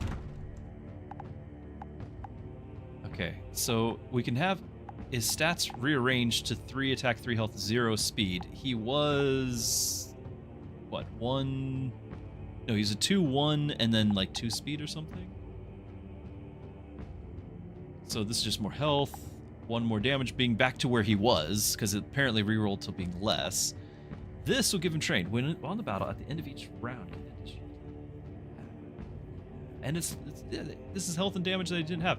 He loses some speed, but I don't think we care. Excellent choice. Okay, that's an improvement. Let's get him a trait. End of each round, take a damage. Gain a damage and speed. When deployed, gain health and speed for each enemy. We've had some excellent luck with berserk, and I can potentially pair that with our sniper so that he doesn't actually lose the damage. He'll stay at 3. Gonna be gaining speed, which I don't know if that matters. Just get a guy that needs speed. That's the match. The Herald needs more health, but the Herald's gonna be consuming. He's gonna lose a health to gain a damage and speed, then consume 2 speed to gain an additional attack. Yeah, he needs more base stats, but even so, he's gonna need more health in the first place. All right, now. Nobody I can really gain a trait from. I could jump over here and get a relic. We can go to the shaman and get stats, or we can get rid of one of our useless guys, which I think early on, I think we do need to do. So, send him to the gallows!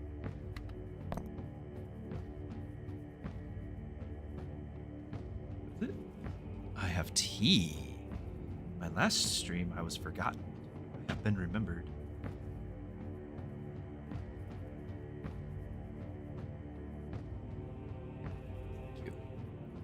All right, execute.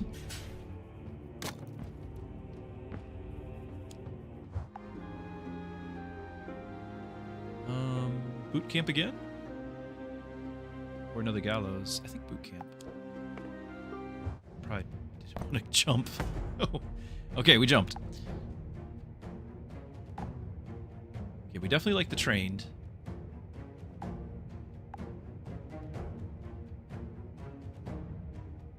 And we definitely like the gatekeeper. What do you have? Upon death, all yeah, they're all gonna get buffed. This is gonna be tough.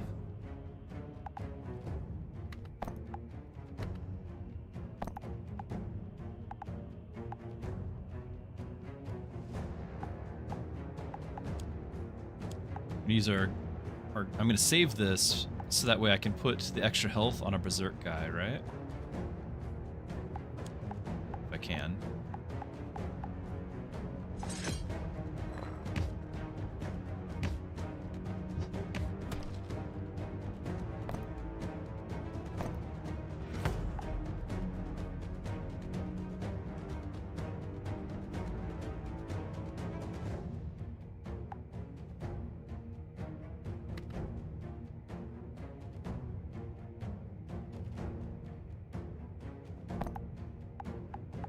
I'm going to take 2 damage from you. And I'm going to take 3 damage from you. Ah.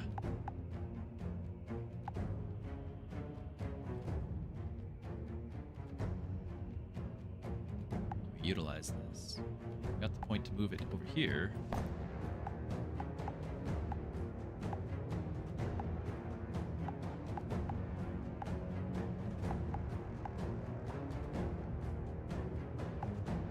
I could potentially move. Now, I don't think actually this guy won't attack that, will he? He's going to attack an enemy. But then he will attack it. All pieces take the damage. So he will attack it and kill himself, right? He'll go before this guy. And he's going to live. So I still need to block. I still need to stay here to block that. I need to play this guy so this guy can be getting speed in my hand.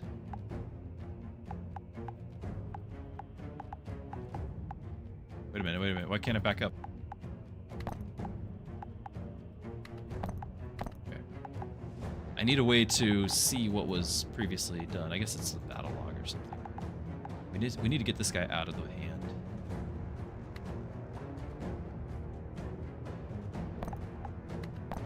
Have him kill himself. Problem is this guy's gonna be killed. I guess that's just part of it.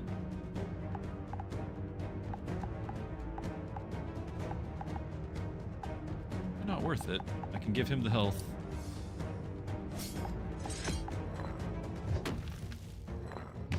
He doesn't kill it. Mistakes.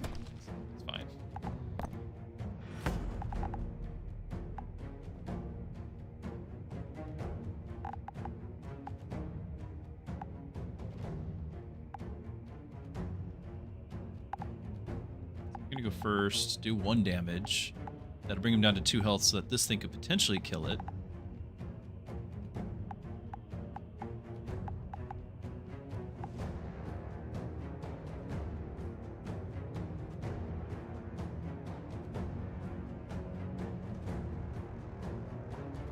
Question is our Watchtower Guard of any worth to me at all? Like, I keep trying to make him work, and he's kind of not. I want to keep him around for the trained factor. Like, I could back him up, move this guy over, leave nobody attacking this.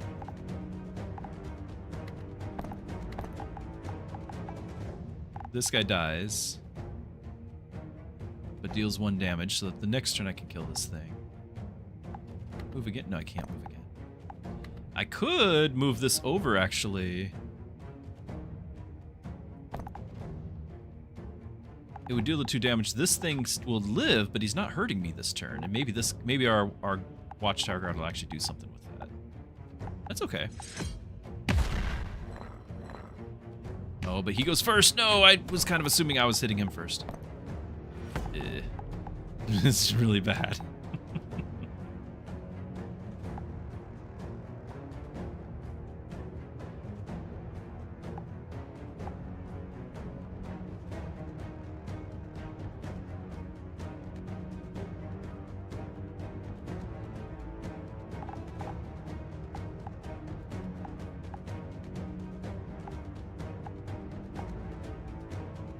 We're still plagued by the same problem. We have no damage. This guy can gain damage, but he's got to live through the process here. Good. Not good at all.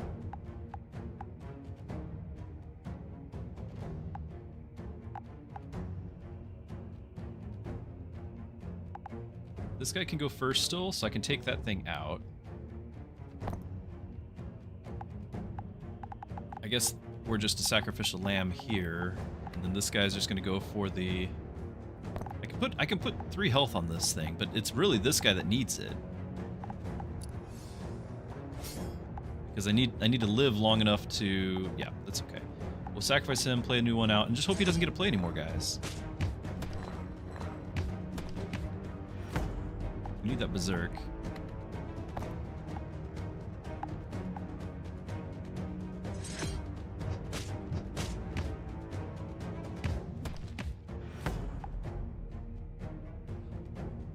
Right, the attack signal is not triggering because the flag is not an enemy. I keep forgetting that. Still, I think we kill him right now. We're okay.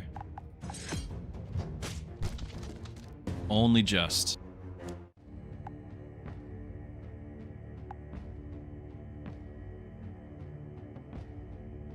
Yeah, that's fine. We need some sort of damage.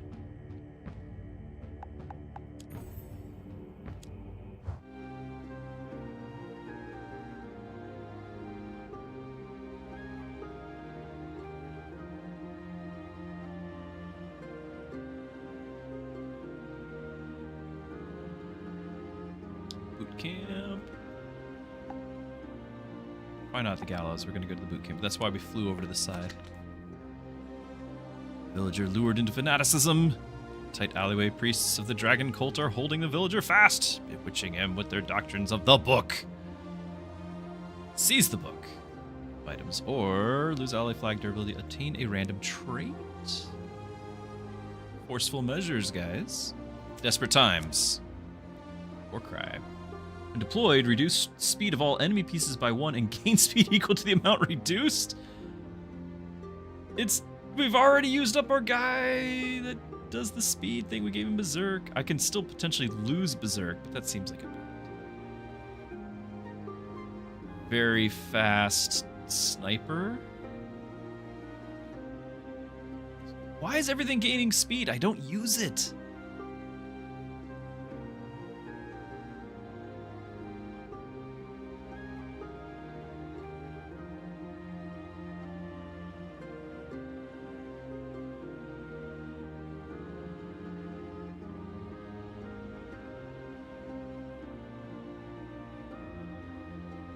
I'm gonna throw it on the apprentice because I don't really care.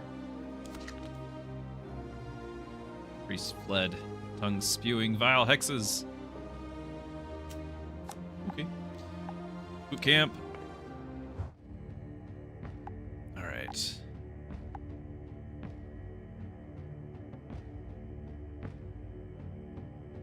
Gonna reroll the gatekeeper. I think we need to. We could do the apprentice, but I need this gatekeeper to actually be tanky. Or give him some damage and he'll get tanky from the gatekeeper stat. I need something. Is it not the same? Like the first run we got like plus 11 health, and so I'm kind of looking at that now. And where is it? Any tile. He already was 2 attack. He was 2, 3, 2, right?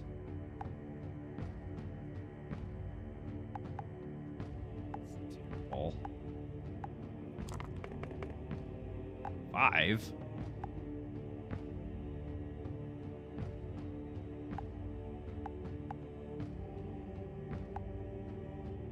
Deploy draw piece.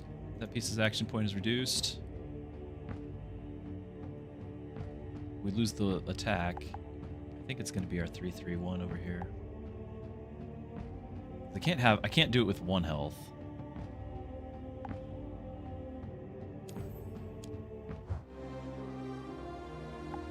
That was disappointing. I could have rerolled again, I guess, but also feels bad. Okay. This is... We fought this guy the first time. He was kind of tough. At the end of each round, select 2 tiles. Attack the enemy on that tile. Gain health equal to the damage dealt. We don't want to let him heal.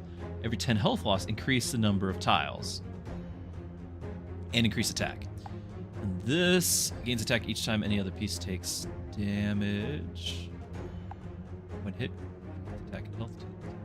So we're going to have you go here first. And we're going to get our trained out there, I think. In fact, the train might even take out our soldier for me. Nope, he's gonna get plus 1/1 from this. We're too slow.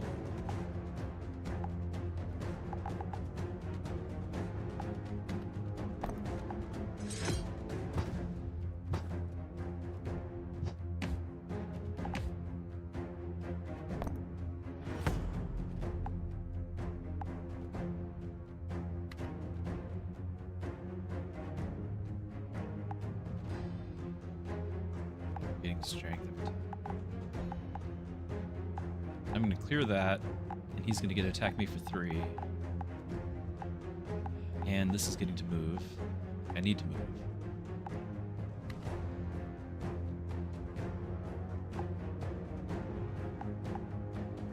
I need to place you here and win the roll, the movement roll. You need to just move out of the danger. And you're going to need health to take the 3... Actually, it's going to be like 5 damage that thing does. I need to win this roll. I did not win the roll. This is going to be rough. It's going to be really rough.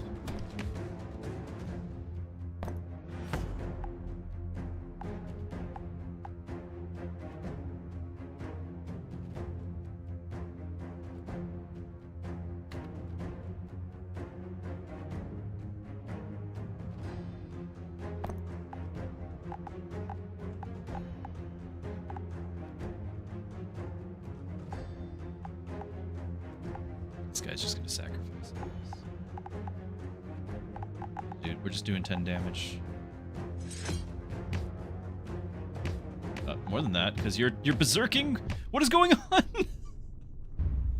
What was that?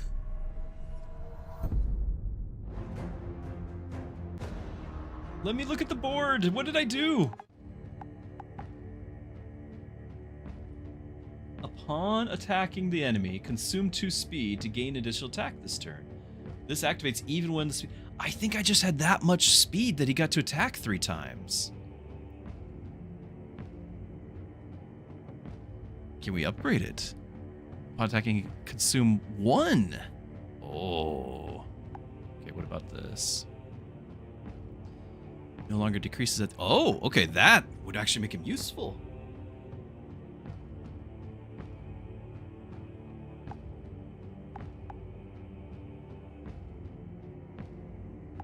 Okay, we need both of those. Which one's more important? I think this is more important because right now the unit is useless. That will make him useful.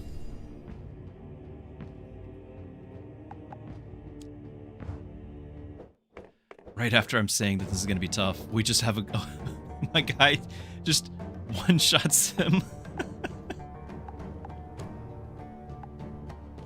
We can get a speed bonus on this guy.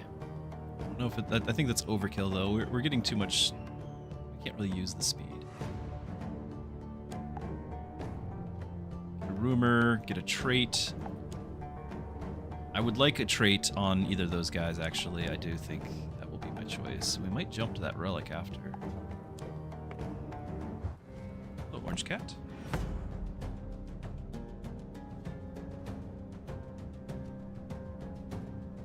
Leave my tea alone. Alright. Awakening upon surviving first. Oh, this guy. I do not like this guy. Upon surviving, it gains attack and health for each point of damage taken. And he gets 3 health for this.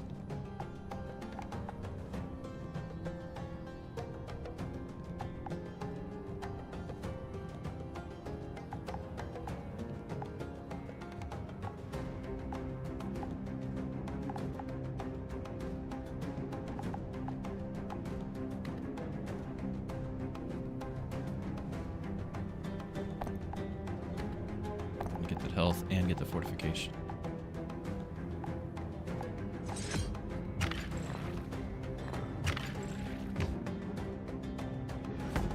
Right. And then we gain a little bit of damage. Now I want to play this and have because we've got the Helm of Wind, right? So leftmost ally is always gaining +1. We want our Herald to actually get a couple speed out of the deal. So even though it's not a big deal to gain speed for this guy, I'm just going to go ahead and play it. And we're going to get the fortification here. I might do that.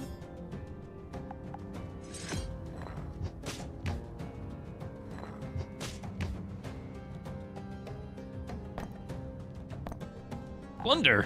What is happening? When reduce the attack of all enemies in the same column by 1, gain an attack equal to... Ay. Okay.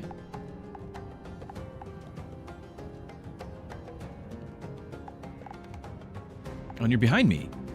What are you doing back here? So you moved diagonally. I don't like that.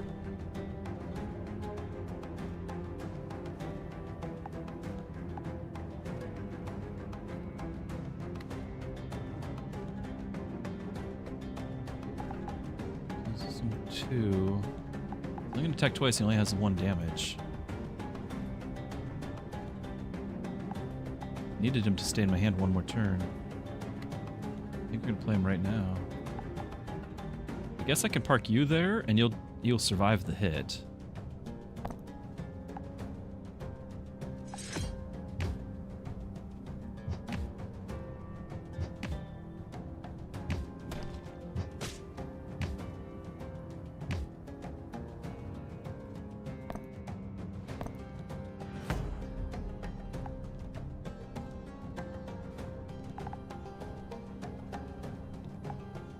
Damage. Okay, we should kill him right here.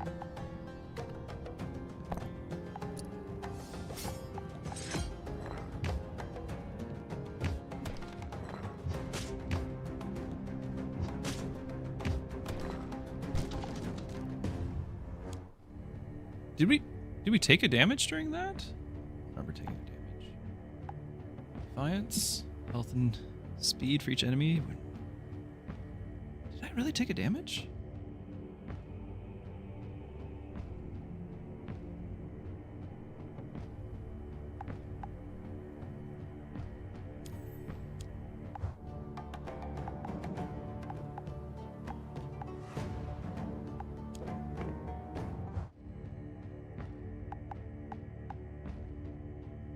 While on the battlefield, if another ally piece is defeated, gain strength equal to defeated strength, activates 1 time per battle. Okay.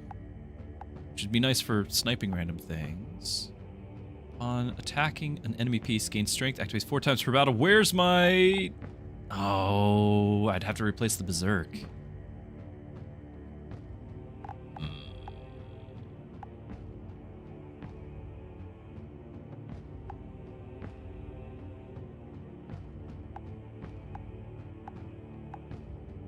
I mean, this thing's always attacking a piece. I can use it. This would be, because we're hitting multiple times, so it would get that +4 like right away, but I'd lose the Berserk and do this instead.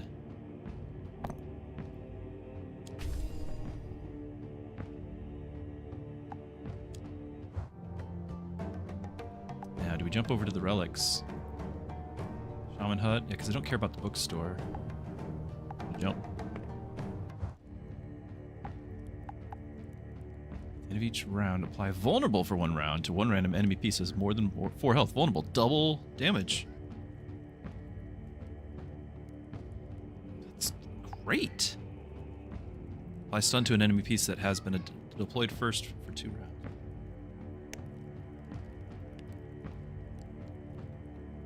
No, I want that vulnerable. Still can't open to the chest.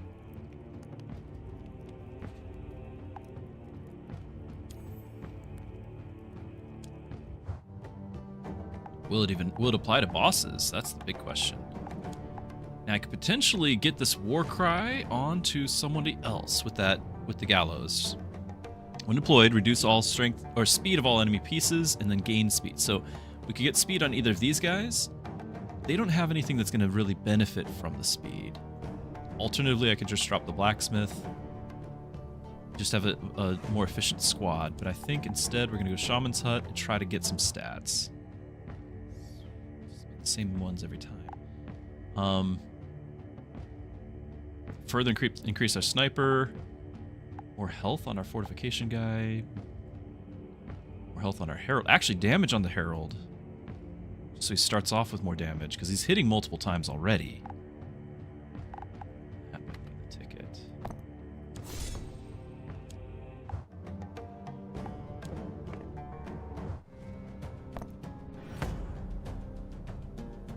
Oh, nice. He's already on the leftmost spot, so he's going to be getting speed from the beginning. Mirage. Surviving hit, summon a clone that with the piece's current stats at a random location. And that's every hit? Well, we can get the Defiance later, but right... I'm just going to leave... Like it. Each time this obstacle attack deals damage to all enemies... which would cause the mirages to trigger, so we don't like that either. What if we just do this for 1 turn? Let this guy get a speed, let this guy get more enemies to get the Defiance benefit for, and deploy 2 next turn. Maybe a terrible idea. Let's see.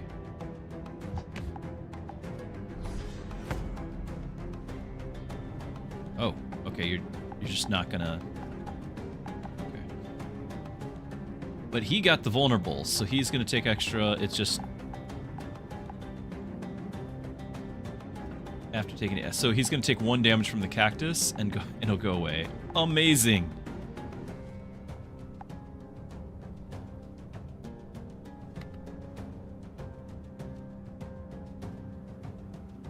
Can't quite finish that.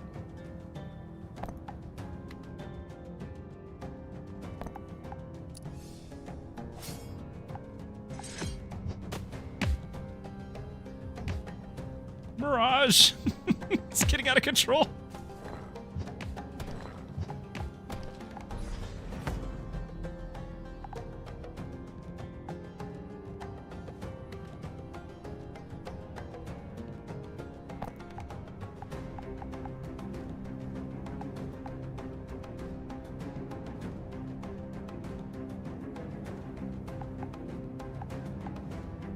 He would kill this guy, but I need to...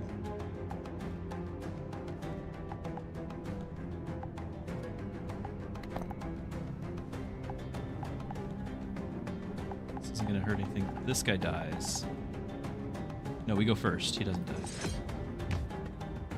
The Mirage. Oh my goodness, the Mirage.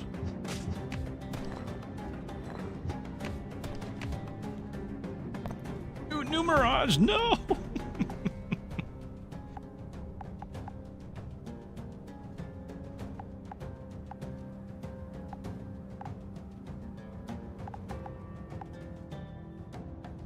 I think now we can't steal any of the speed. That's okay, though.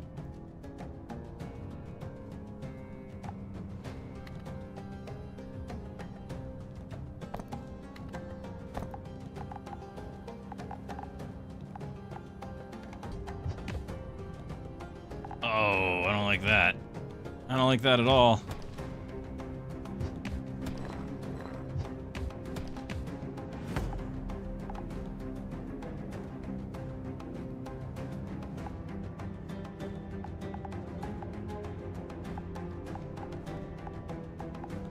Should I just move this guy over? Sure that let's get through.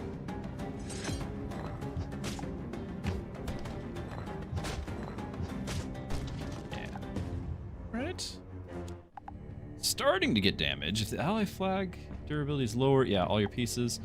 Pieces that have an ally piece directly behind them will gain attack and speed.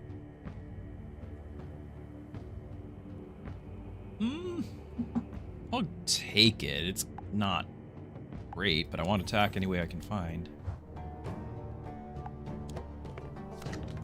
Sandstorm, run! It was too quick! You and your mercenary suffered his full wrath. Wait.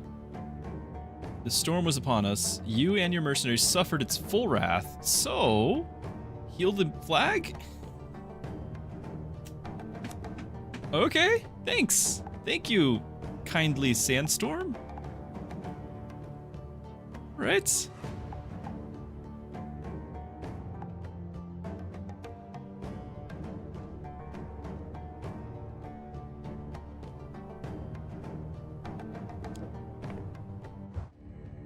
These just definitely are the same every time.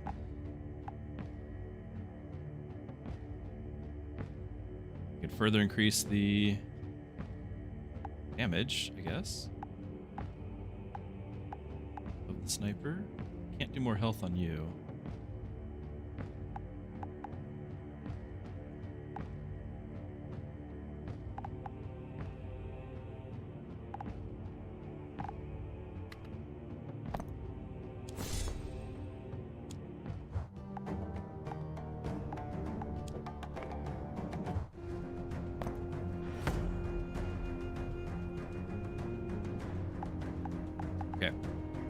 Mark a light.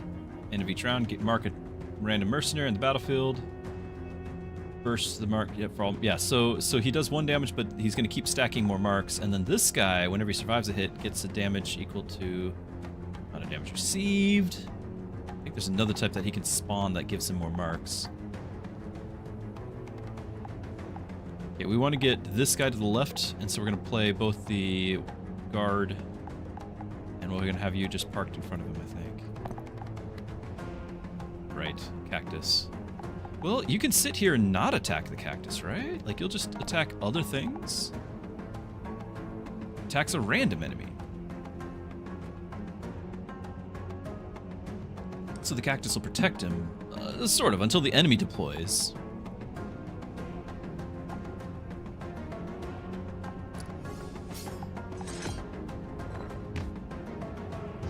Right, so he gets the damage.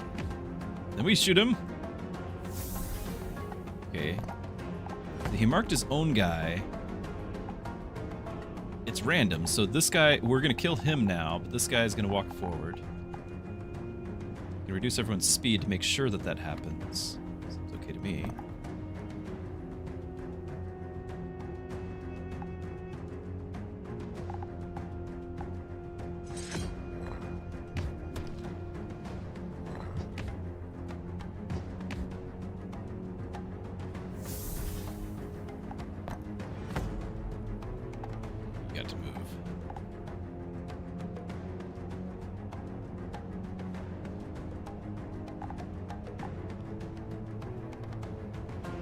He is going to get to attack this, and it's going to do 2 damage to all enemies, so this guy dies unless I put health on him.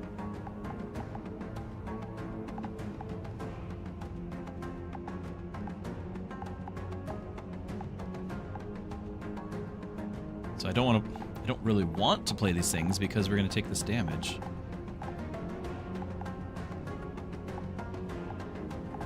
Or it's just time. We don't play both. We move you.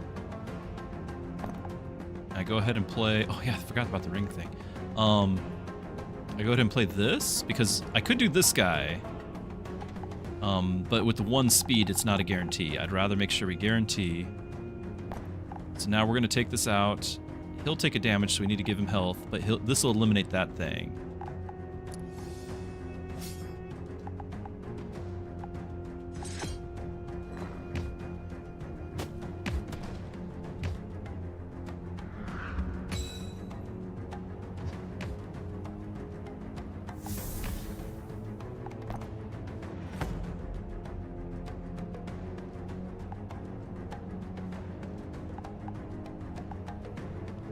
Whenever you take damage from burst... Yeah, so he's the one who he wants to get hit by the boss ability.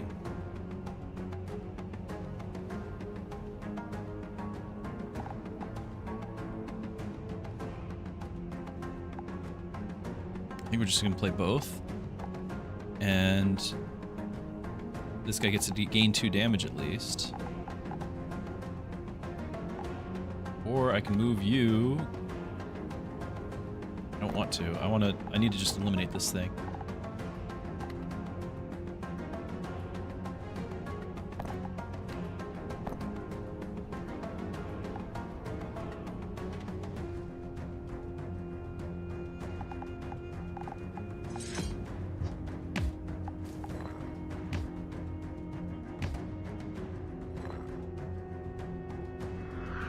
We are going to lose that guy.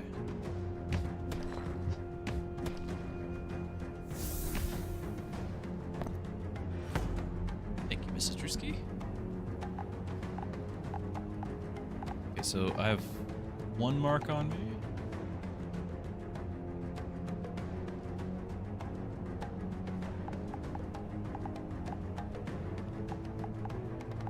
Like, the question is, do I need to heal up, like, put the 3 health on this guy? It's my last use. What do we put on this guy?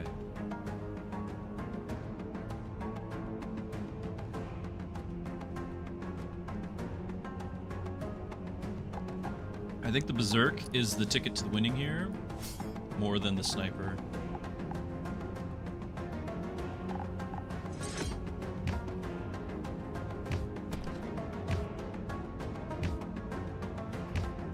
Because that's okay. That is pretty okay. I think we get him right here. Sniper still hasn't fired, right?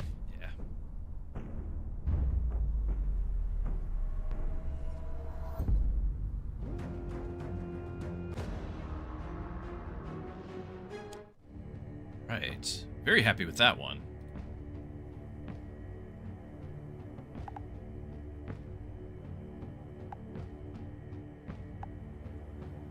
Yeah, we want to just consume the 1 speed so we can do like 6 attacks in a row.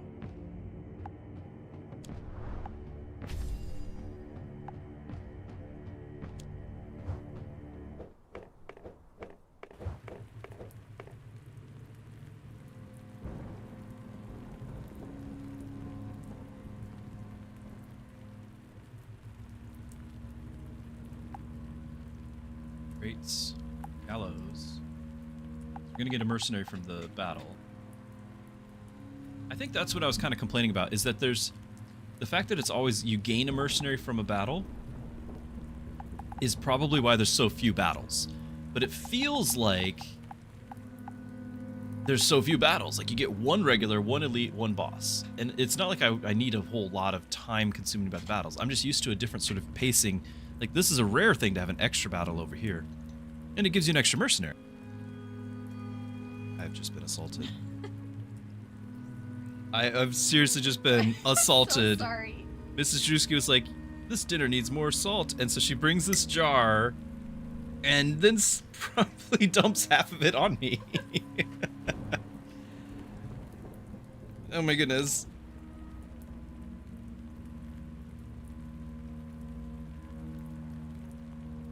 It's everywhere. It's in my keyboard.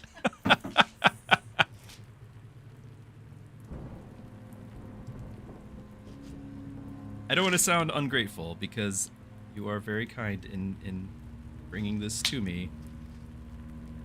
And now I will have things to be reminded of you for months to come.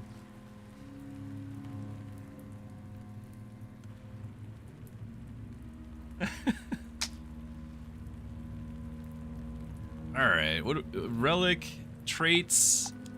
I could definitely get another trait on these guys. A little bit more useful. I feel like they're not pulling their weight. I don't know about that graveyard though. Fingers are all sticky.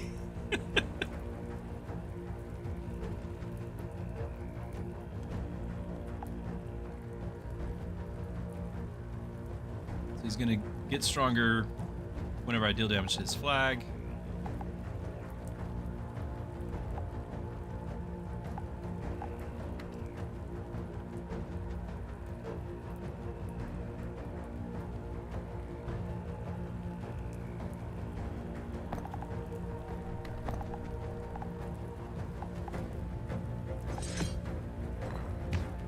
We're only gonna do 1 damage to that, aren't we?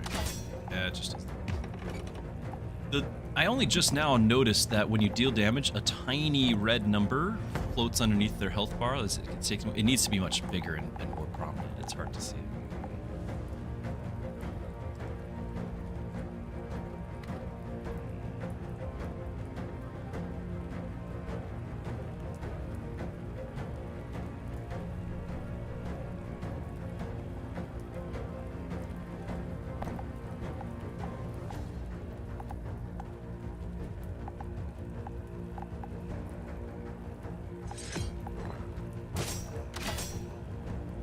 I thought that was my berserk guy. That's not my berserk guy.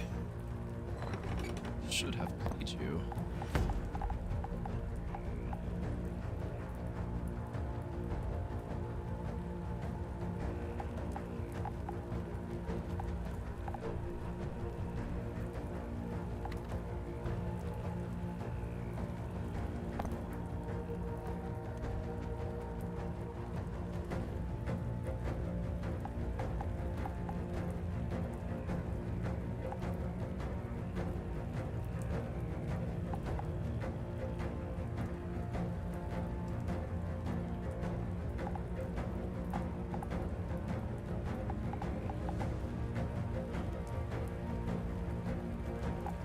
The crossbow's a random enemy, right? So he's going to attack it. It might hit my apprentice here. The gatekeeper.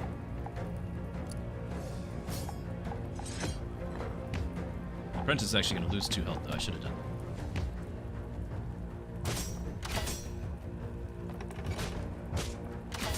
that. Oh, oh. Oh! Out of control. Okay, well, at least I can go faster than you, but it's gonna have to be our guy here. He's not gonna get any speed. Because this guy's a random target. I won't guarantee we take that thing out. Wow. Okay, so you're dead. You're dead.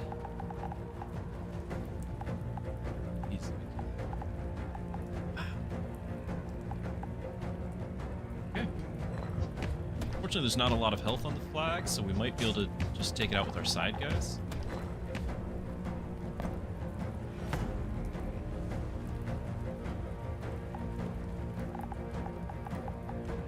Our flag is definitely taking damage.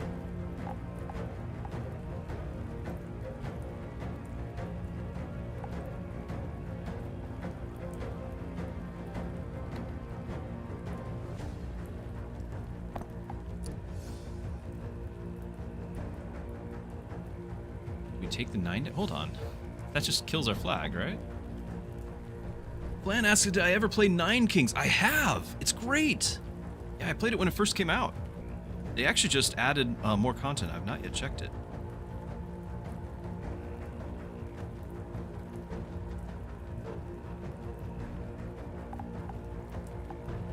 So, I can't force this guy to get killed, and he's just going to attack my base. I have to park you here and hope I hit the right guy. Well, this guy will be down. So it's a 50-50 chance. And then we still take 3 damage. Unless our Berserker guy can finish the base. Like, between this 3... I think our Berserker might hit 3 times. Yeah, we might be fine. The Berserker might just finish it for me. Okay. Okay. Let's just make sure the Berserker lives.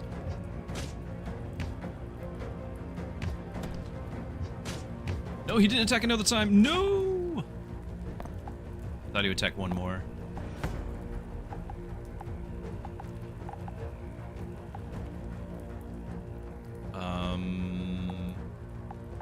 Every one of my guys is down to 0 speed except for my guy who I can't target with. We're not going to hit this flag in time. I move you over here. And we're going to take 3 more damage. We get there, but we're going to take 3 more damage. I can park you here to not take the 3 damage. That'll do it.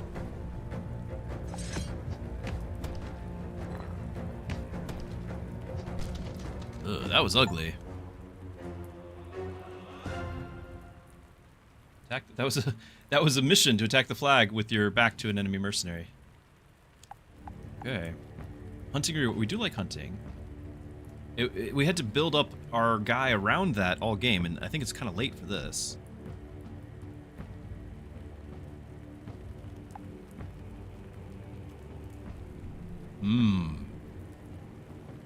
Okay. That's an ability we can scale.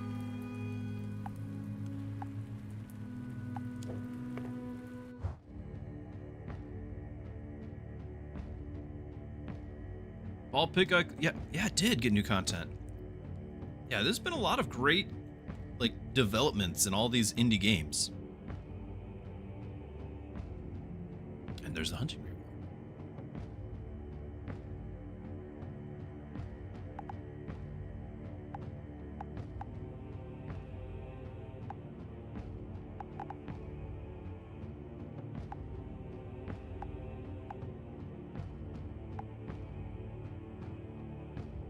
I think we're going to get this acceleration and put it on somebody else, is the plan.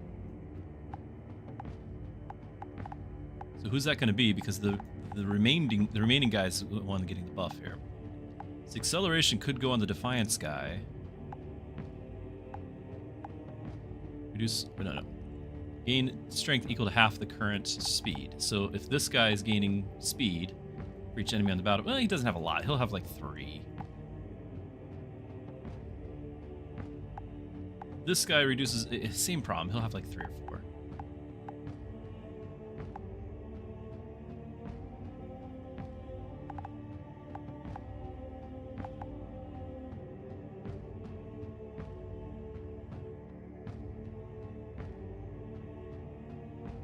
Well, I'll do it on either one of them, and then the other guy needs to get the buff, right?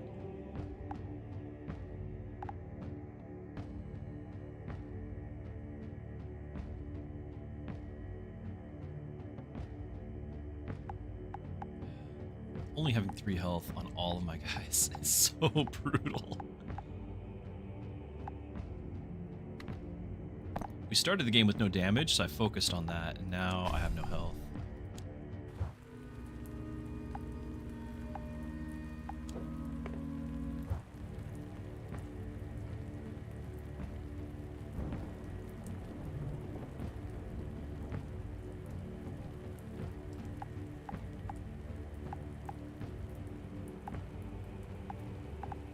Well, I can have you a bit 2 attack, but gain 4 health, and then we can use the hunting reward to get a lot of health back.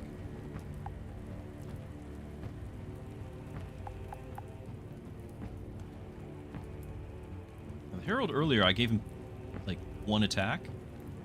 We could lose that 1 attack and get 4 health. Because again, he's losing with the Berserk is killing him.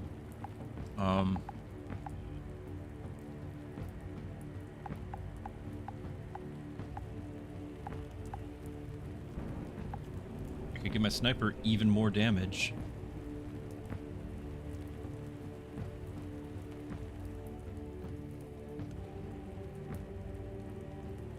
No, if this guy's gonna be of any use at all, he needs more health.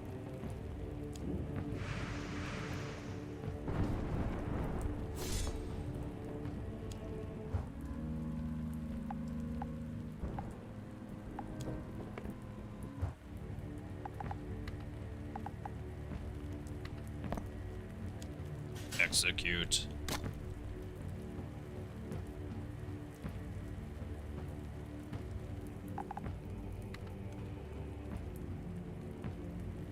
So this guy's getting 1 health and speed for each enemy. This guy's getting essentially 1 speed for each enemy. And he doesn't get a second slot, so it is this guy for sure. But now he'll gain, you know, damage along with that. So when I play him, if it's a lot of enemies, he gets really strong.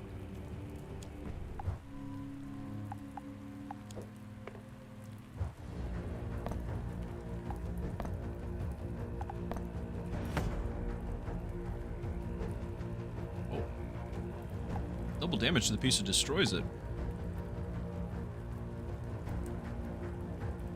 Okay, offerings, he absorbs the offerings, yeah, like that.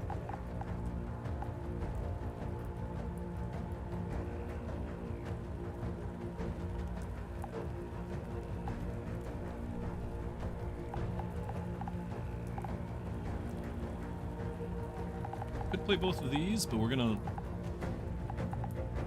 lose the stat, like double the stats, and then he's gonna absorb it.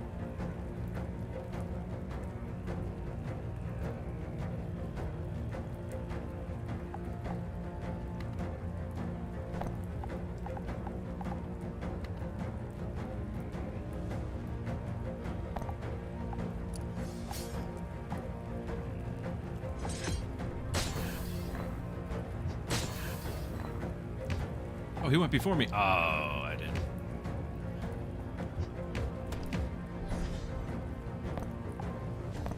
I don't even have the monkey curse thing. She was on the other guy.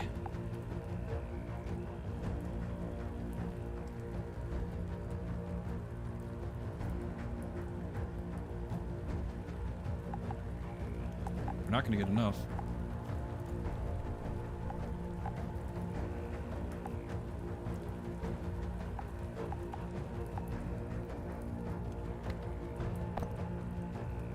We'll survive the hit then.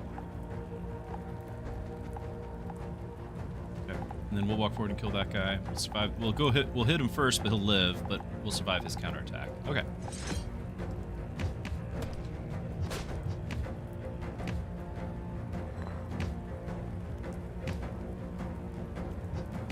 Okay, I'm gonna finish it. But with the berserk, I think we can just kill him with this guy now. Should be okay.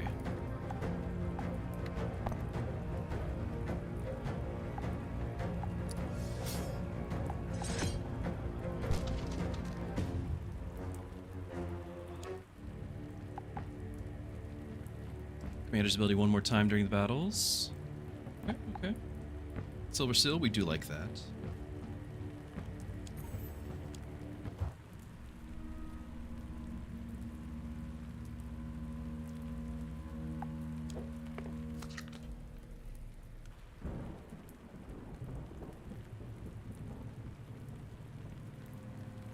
Small orc, scurrying about, scavenging gear. Chase him, or get a random item. I don't really like items. Let's chase him. Chase down and seized him inside. Their weapons and armor kept in excellent condition. Upgrade the strength of one selected mercenary. Upgrade the health of selected mercenary. What? What? Okay. Alright. Can't do this guy.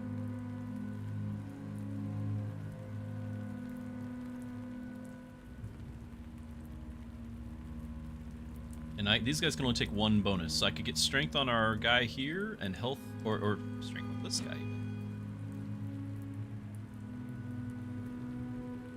Maybe health on one of our other guys just to kind of make them more useful as pawns.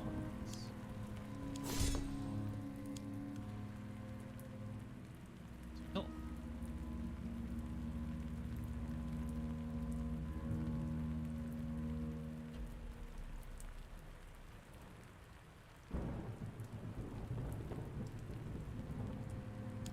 Just to have this guy be super tanky, I guess.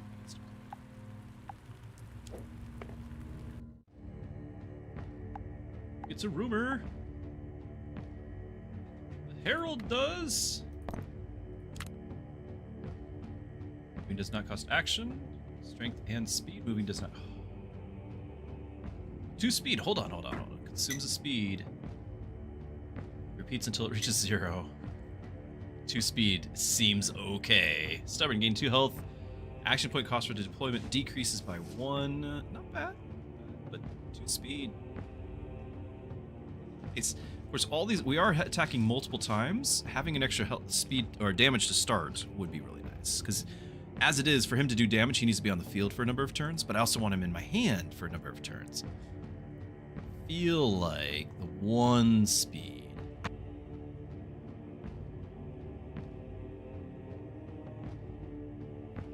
Like, don't get me wrong, the second speed is the second attack at 2. I just want all of my attacks to be hitting at 3 instead of at 2, which is, I think, overall going to be more.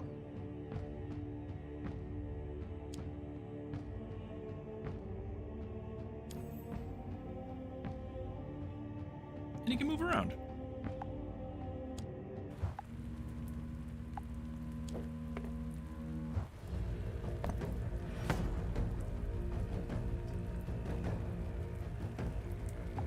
Okay. That's right. Aim. And then the giant axe deals 1 damage. This is different than I was thinking. It's not the chain. It's a random enemy mercenary among those with the highest current health. That's right. This is what we had the first time around. And each time the same target is designated consecutively, it gains strength. If the target changes, increases it. Effect resets. So he's gonna like target this guy or whoever, highest health. End of each round gives health to everybody. I want to put my sniper behind here. Attack and health. Every time this piece moves forward or sideways, gains attack. So if we can go faster than me, he won't have a chance to move forward. So what if we do something like... Well, you're not going to go faster. Put you over here. And I would like for this guy to be getting the benefit, but I think we're gonna play it like this. Go here instead? No, because you're gonna attack that. I want to put the sniper there.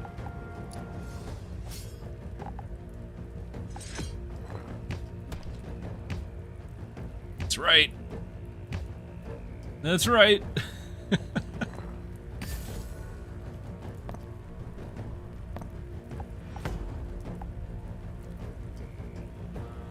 Oh, but we lost all our speed permanently. I didn't realize it did that.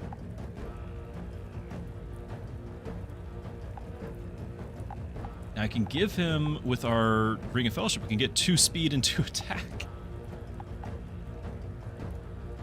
Reduce the speed of everyone else.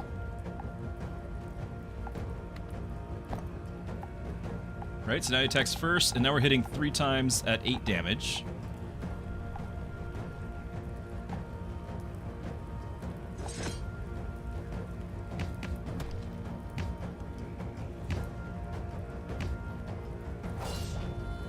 I completely forgot about this axe. And my axe! So the aim is right here. Is he hitting for 1 damage? He is. Everyone's taking 1 damage. No sniper yet.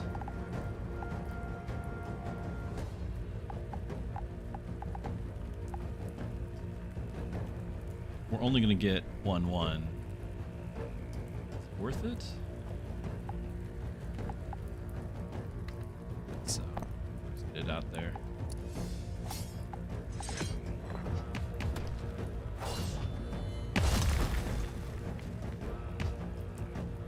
That should do it.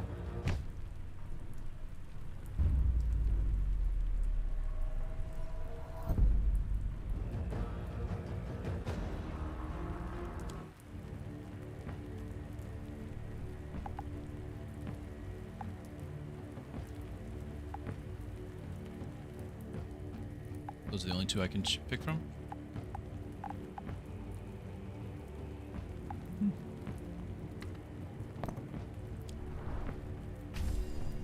Not super exciting, but it is damage. And the guy heals whenever he kills something, so damage is nice. Ember Altar. I'd like to see what upgrades we can get on those.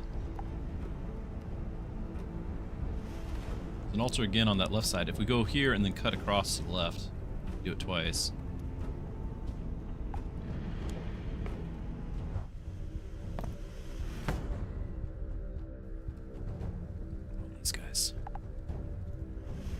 enemy pieces around it take 3 damage. Each time the obstacle is attacked, deals 2 damage to random enemies. Alright.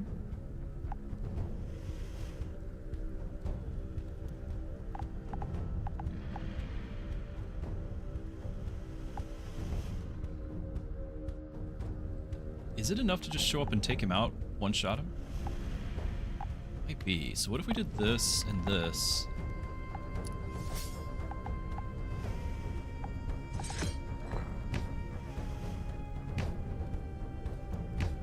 Yeah. We didn't need that, though. There's no enemies!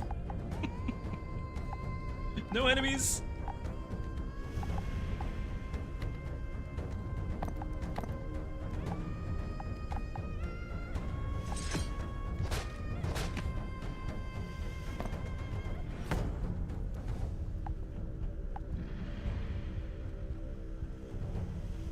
Half the enemy, the highest in the same column.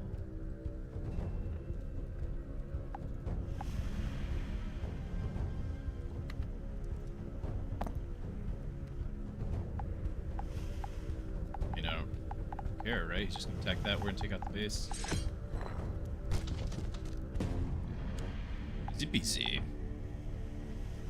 Reduce their speed again, or upon surviving the first round, lose all speed, gain attack. Okay, that's actually, if he's just sitting in my hand, that's amazing, then, right?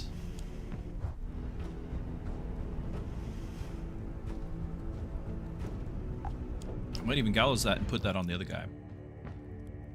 Actually, the other guy would have to be put on him. Right? Because this is going to steal the speed, and then after surviving the round, he's already got 3, but he's gonna have like 7 or 8 speed. Well, I don't know, 6 speed or something, and then it becomes 6/6. Yeah, we're gonna sacrifice the apprentice, as one does. Oh yeah, relic time. All ally pieces gain. Oh, he's still my heart.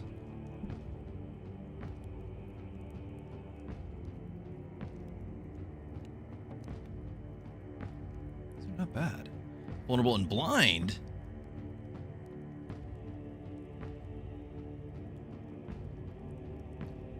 I was vulnerable and blind to a random enemy piece with more than 4 for 1 round. What does it mean? Oh, 4 health. It's a typo. The bottom one had 4 health.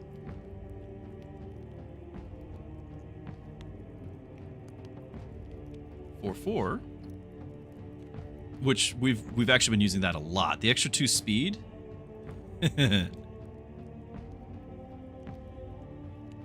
Okay, so it's either the Ring of Fellowship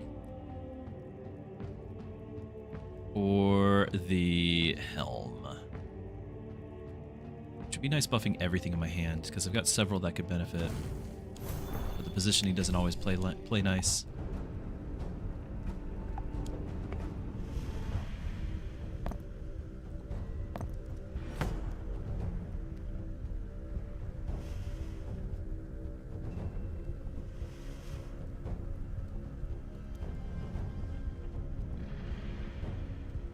Alright, I'm all done. I still am finding salt in all the nooks and crannies. Dark Knight's Bloodstrike does not move when attacking. Instead, at the end of each round, loses the health and deals the damage to a random enemy. Okay, so you just kind of hang out. This summons a duplicate with half stats to whoever destroys it, but he's not going to do anything to that.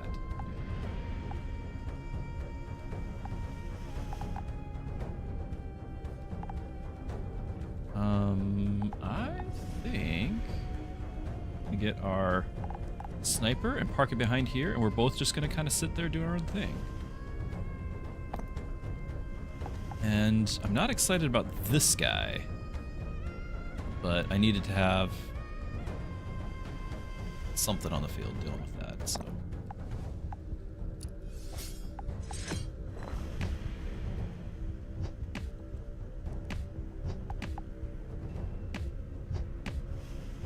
Glad I gave it the 3 health. We're almost dead. How did that get increase in damage? I guess it was 2 all along. Deals 1, but it says 1 damage. I don't know about that.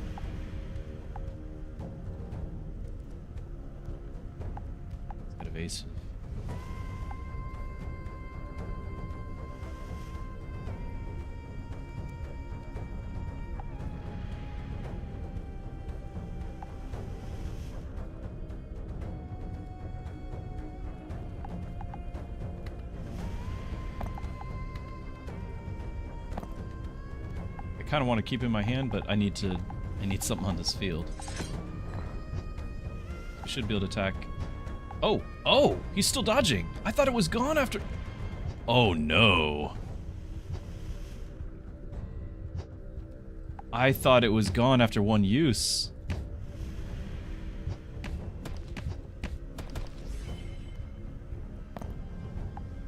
Disaster. Oh no.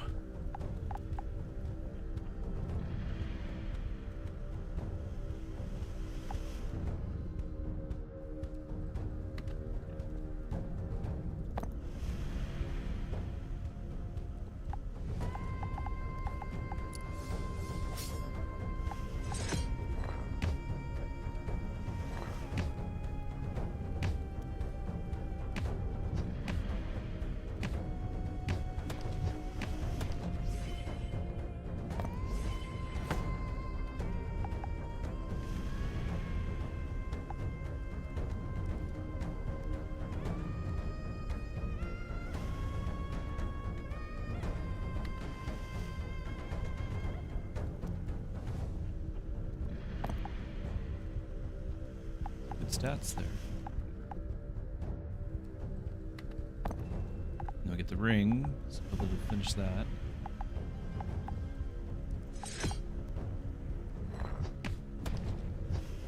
Dodge. The dodge. Insane. How is that allowed?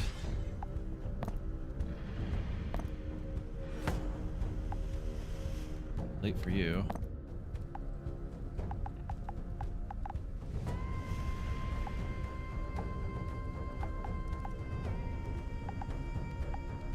One use left. I'm gonna wait because everyone's fine.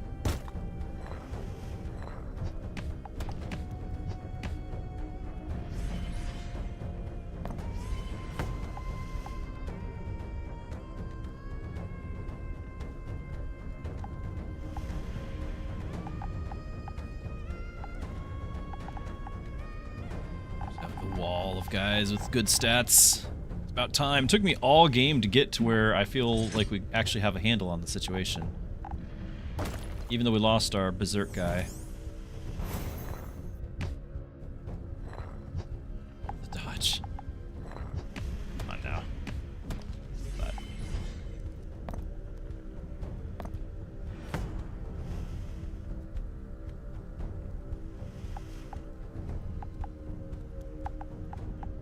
Delete. Delete, delete, delete, and then random, so it'll probably be him that gets to delete. Well, but he gets to attack. Flip for 2.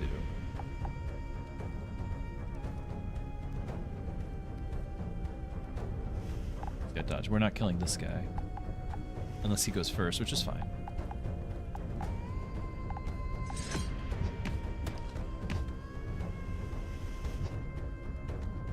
Wanted him to go first, then we could delete him.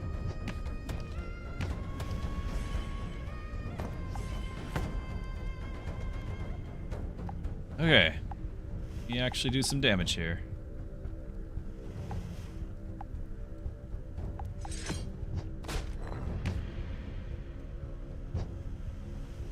The one time I don't want to go first. Alright. Wow. That was a tough one. Okay, upon death, increase the strength of all other allies by half of your own. Or upon surviving from a hit, just gain a strength. I'll give you some health. I don't know if we'll get that far. I am going to go to the gallows. So that's what we do. And then I think it was you. Lose all your speed. Gain attack and health for each point. Gonna give no, you were gonna be the one to gain it. You're the one, the war cry. We lose the war cry. Yeah, and then we got this new guy, but he's fine. Fine.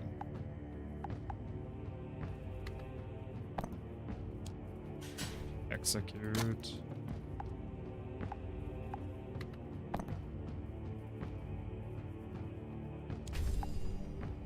Alright, so we'll deploy him, steal all the speed. Upon surviving the round, we then gain all of that into attack and health. So just gotta live the first round. That's all.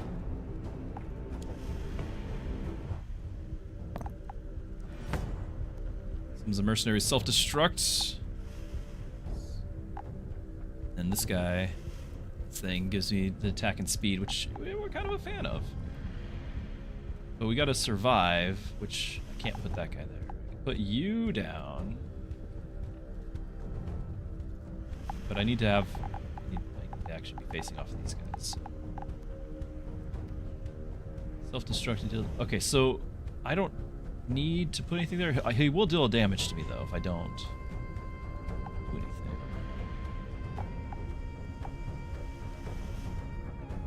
Could leave him. Take the 1 damage. I could let this guy go to that.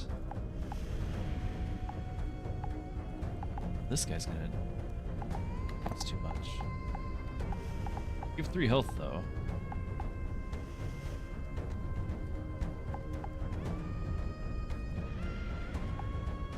I could just do this right away.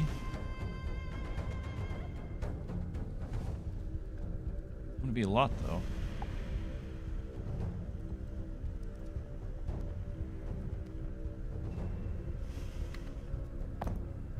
Gain an extra strength from this thing. I need that because he's gonna blow up.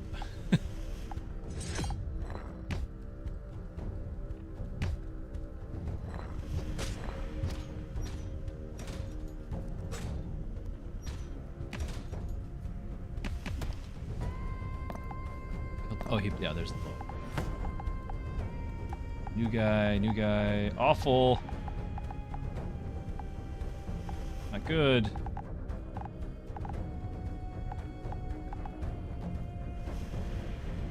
You're gonna have to move, and I can't do another. I can't deploy another guy.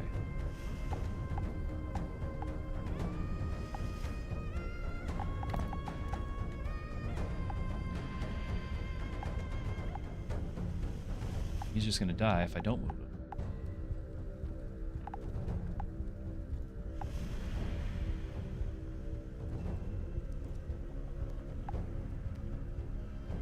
I guess we're just gonna take more damage.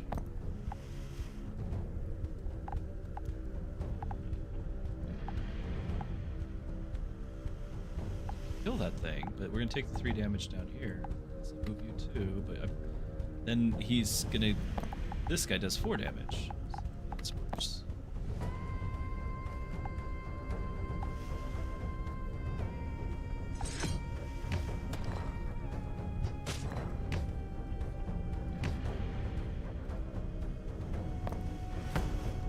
Can't deploy 2 people. Ah, so you're gonna have to move back here.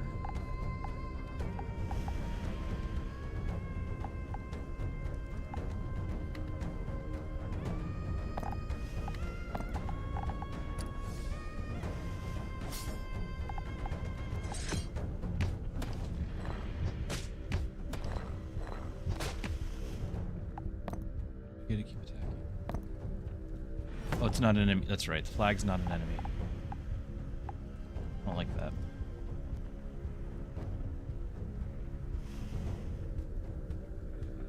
Now is the time to get my AoE guys out of here. Done. But this guy has to live to be useful. This guy can do it right away.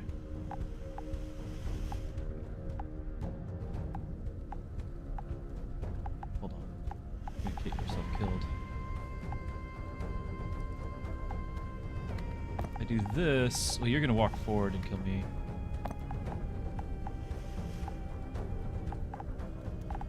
My sniper!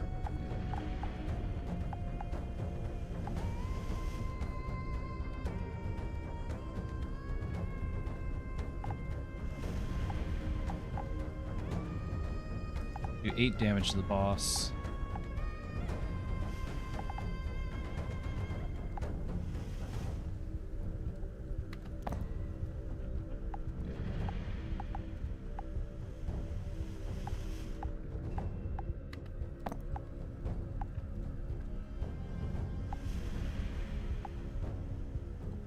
Just let him, like, he would just die. Like, that seems silly. And then this guy gets to move forward. Ugh. If I don't, I could potentially get all the stats from this guy up and running.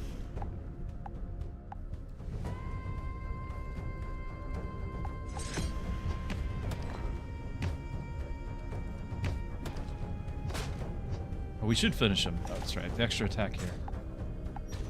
Okay.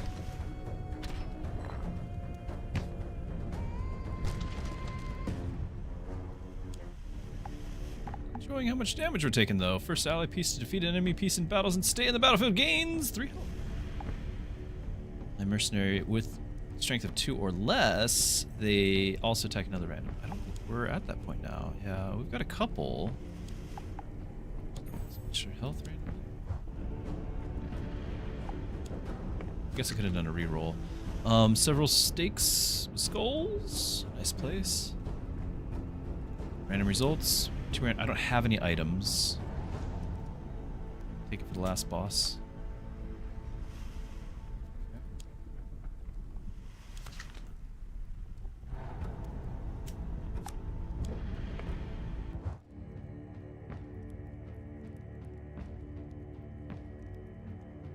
Flag durability is restored upon entering a boss battle. This is a decent case for that because we're down to 3.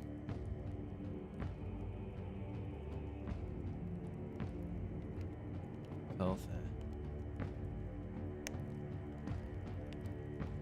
Might never actually do that again, so let's go ahead and click it now. I don't know if there's an achievement, like unlocks. You know how you do your collection? Like to have the unlocked version of each thing might be part of it. Don't know. But we actually are going to use it, so.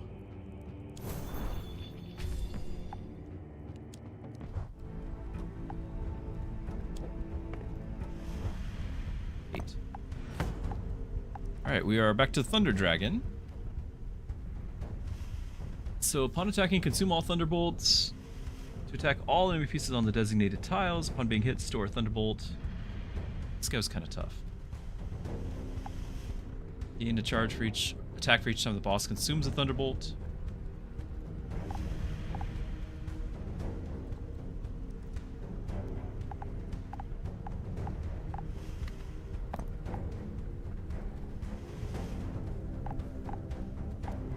Sacrifice you. Wait, I could give you health, but I was kind of wanting to give this guy health. He's gonna kill himself. Sacrifice that guy.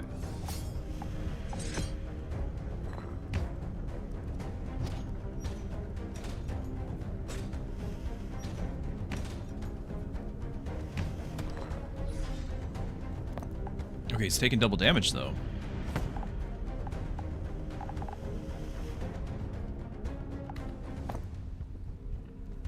Oh no, that's not the right guy. Yeah, it's after he survives. I can't move you over there.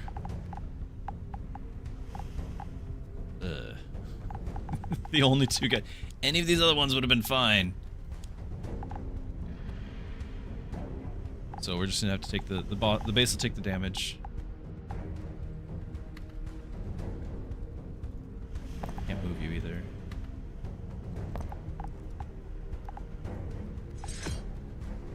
That would have killed the base. I had the option this way.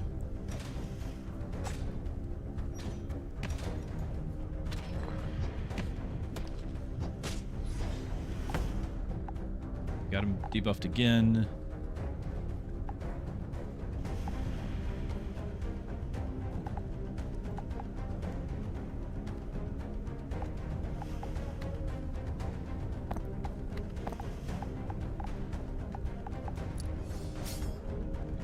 Tiles is he attacking? We don't know yet. I haven't attacked him yet.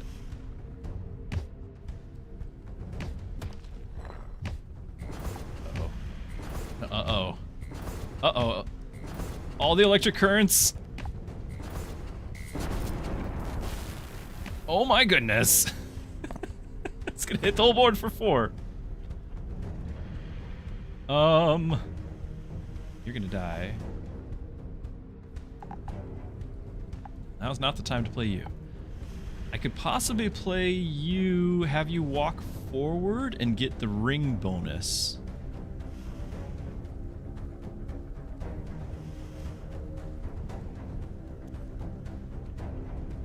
Right?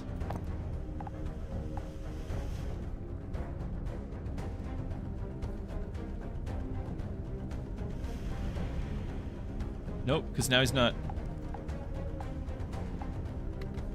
This guy's going first. He's gonna hit 4 damage first. This guy's dead. Huh. A lot of stats. Well, I guess we just hold on to everyone. Unless we want to play you anyway, but there's only one guy in the field. Play over here and just start doing some damage.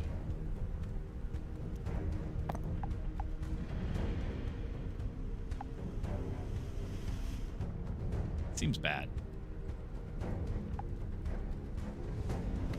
If I do this, now we get to actually get the ring benefit, and next turn I can move you over here to protect the sniper. The ring benefit will hit him 3 times now for 7 damage. It'll be worthy.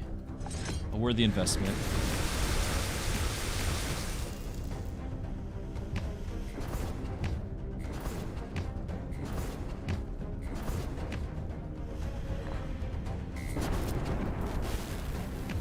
Oh, he's getting to go again because the multi-hits.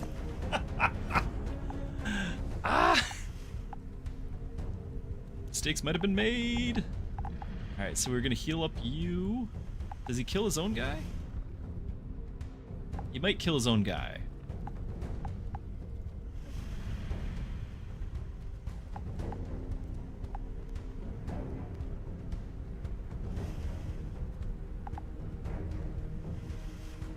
He's gonna kill my guy. I need this guy to live, so I guess we sacrifice the sniper. I need to play this. There's no room. Potentially can move you over here. Like we talked about. Play this behind it where it's safe.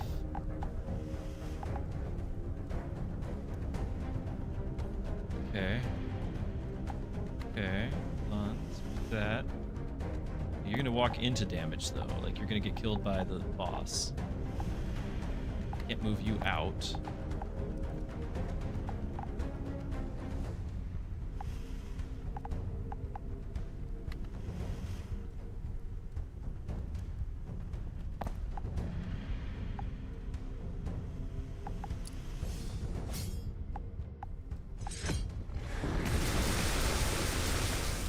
Charge!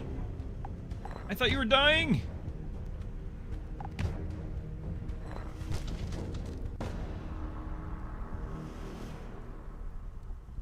Wow!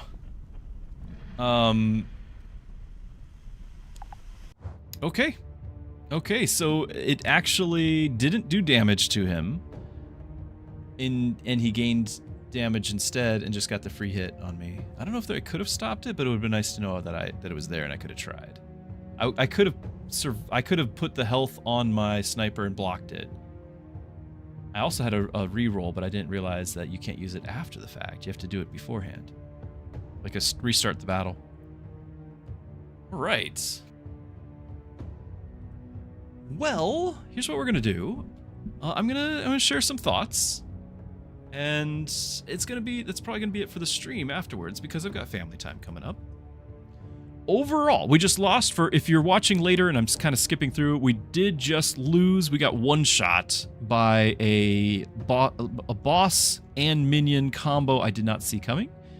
And had I seen it, we would have avoided it, but that's the game. I've learned a lesson. And roguelikes are supposed to be that way. So I'm not feeling like I was cheated or anything like that. It still feels like the game was fair. So losing, while it feels fair, when I feel like you had options that you failed to pick, like that's on me. And that's okay. I can lose under those circumstances. So the game is getting a little harder. We did play it on the harder difficulty. We did make it all the way to the last boss. We should have finished last boss, finished the ordeal, leveled up, all of those things. It didn't happen. But that said, I had a lot of fun. This game overall has been very entertaining. If you are like me, kind of waiting for Slay the Spire 2, you don't want to play Slay the Spire 1 anymore because you've kind of done everything, but you have an itch.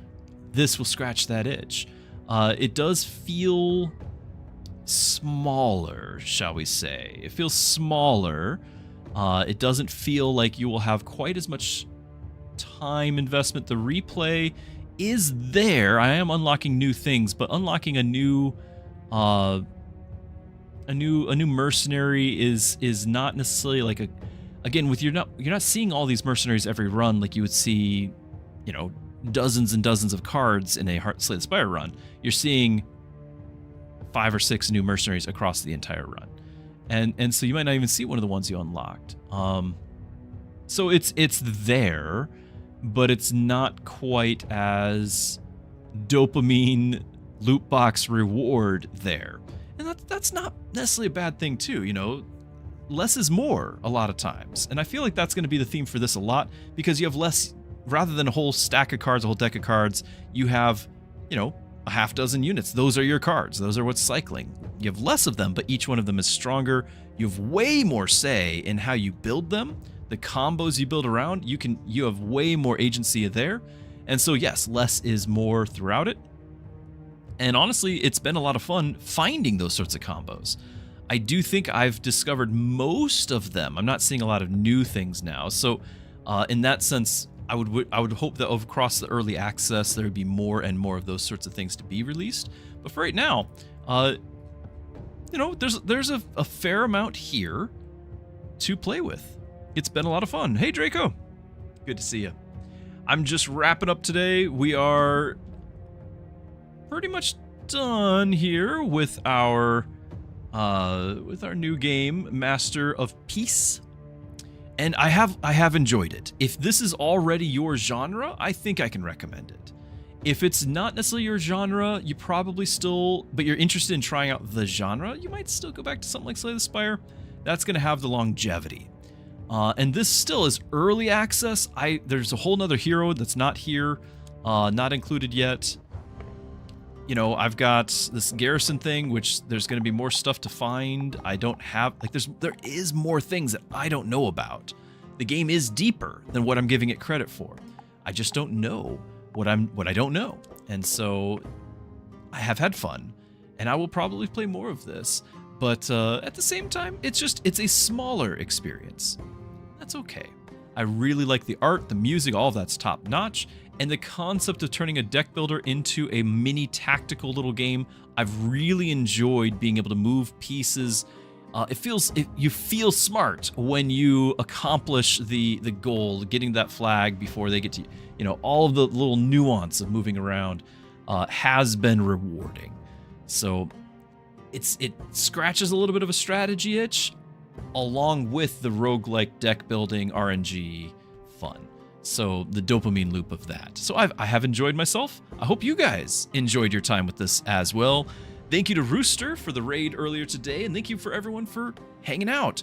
If you're brand new to the channel, as a pastor, I want to be available to you and not just playing games, but I want to be able to, for you guys to be able to reach out. If there's ever a time where you would like some prayer or you've got a question, I have a Discord channel. I'll share the link to that in just a moment, and you can check that out. I have a whole section on faith where you can ask those questions, ask for prayer, and even other things too. Like, you know, we share recipes and things with Mrs. Druski, and you know, any sort of creativity that you might be up to. I want to see it. I want to know what it is you do, because I'm not creative in the slightest. That said, I also have some other opportunities. There's some links in my description below, as well as in the About section on my Twitch page, where you can, if you've enjoyed the family-friendly nature of my streams, where you don't have to worry about whether or not your kids can hear what's going to be said, I have a couple of ways that you can make the rest of life more family-friendly as well. One would be through your video, like your TV and movie streaming. That's called VidAngel. And if you use the code Pastor Druski, you can get a free month. It also helps the channel, but that will let you filter whatever is on those things if they're on the platform, right? But you filter your Netflix, your Prime through VidAngel. You watch it, and you can say, I don't want to have credits, I don't want to have cursing, I don't want to have those scenes or the violence, whatever it is. They've got a filter for it.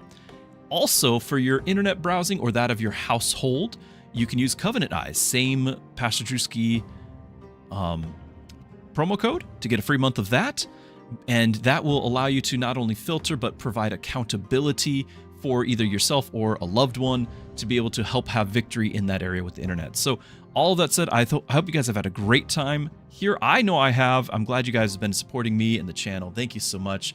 Don't forget to give me comments on the video later of what you thought about all of this in this kind of format of being able to give an overview as well as we go, especially with new games. So thank you everyone for being here. I will see you tomorrow on my live stream. Good night. God bless.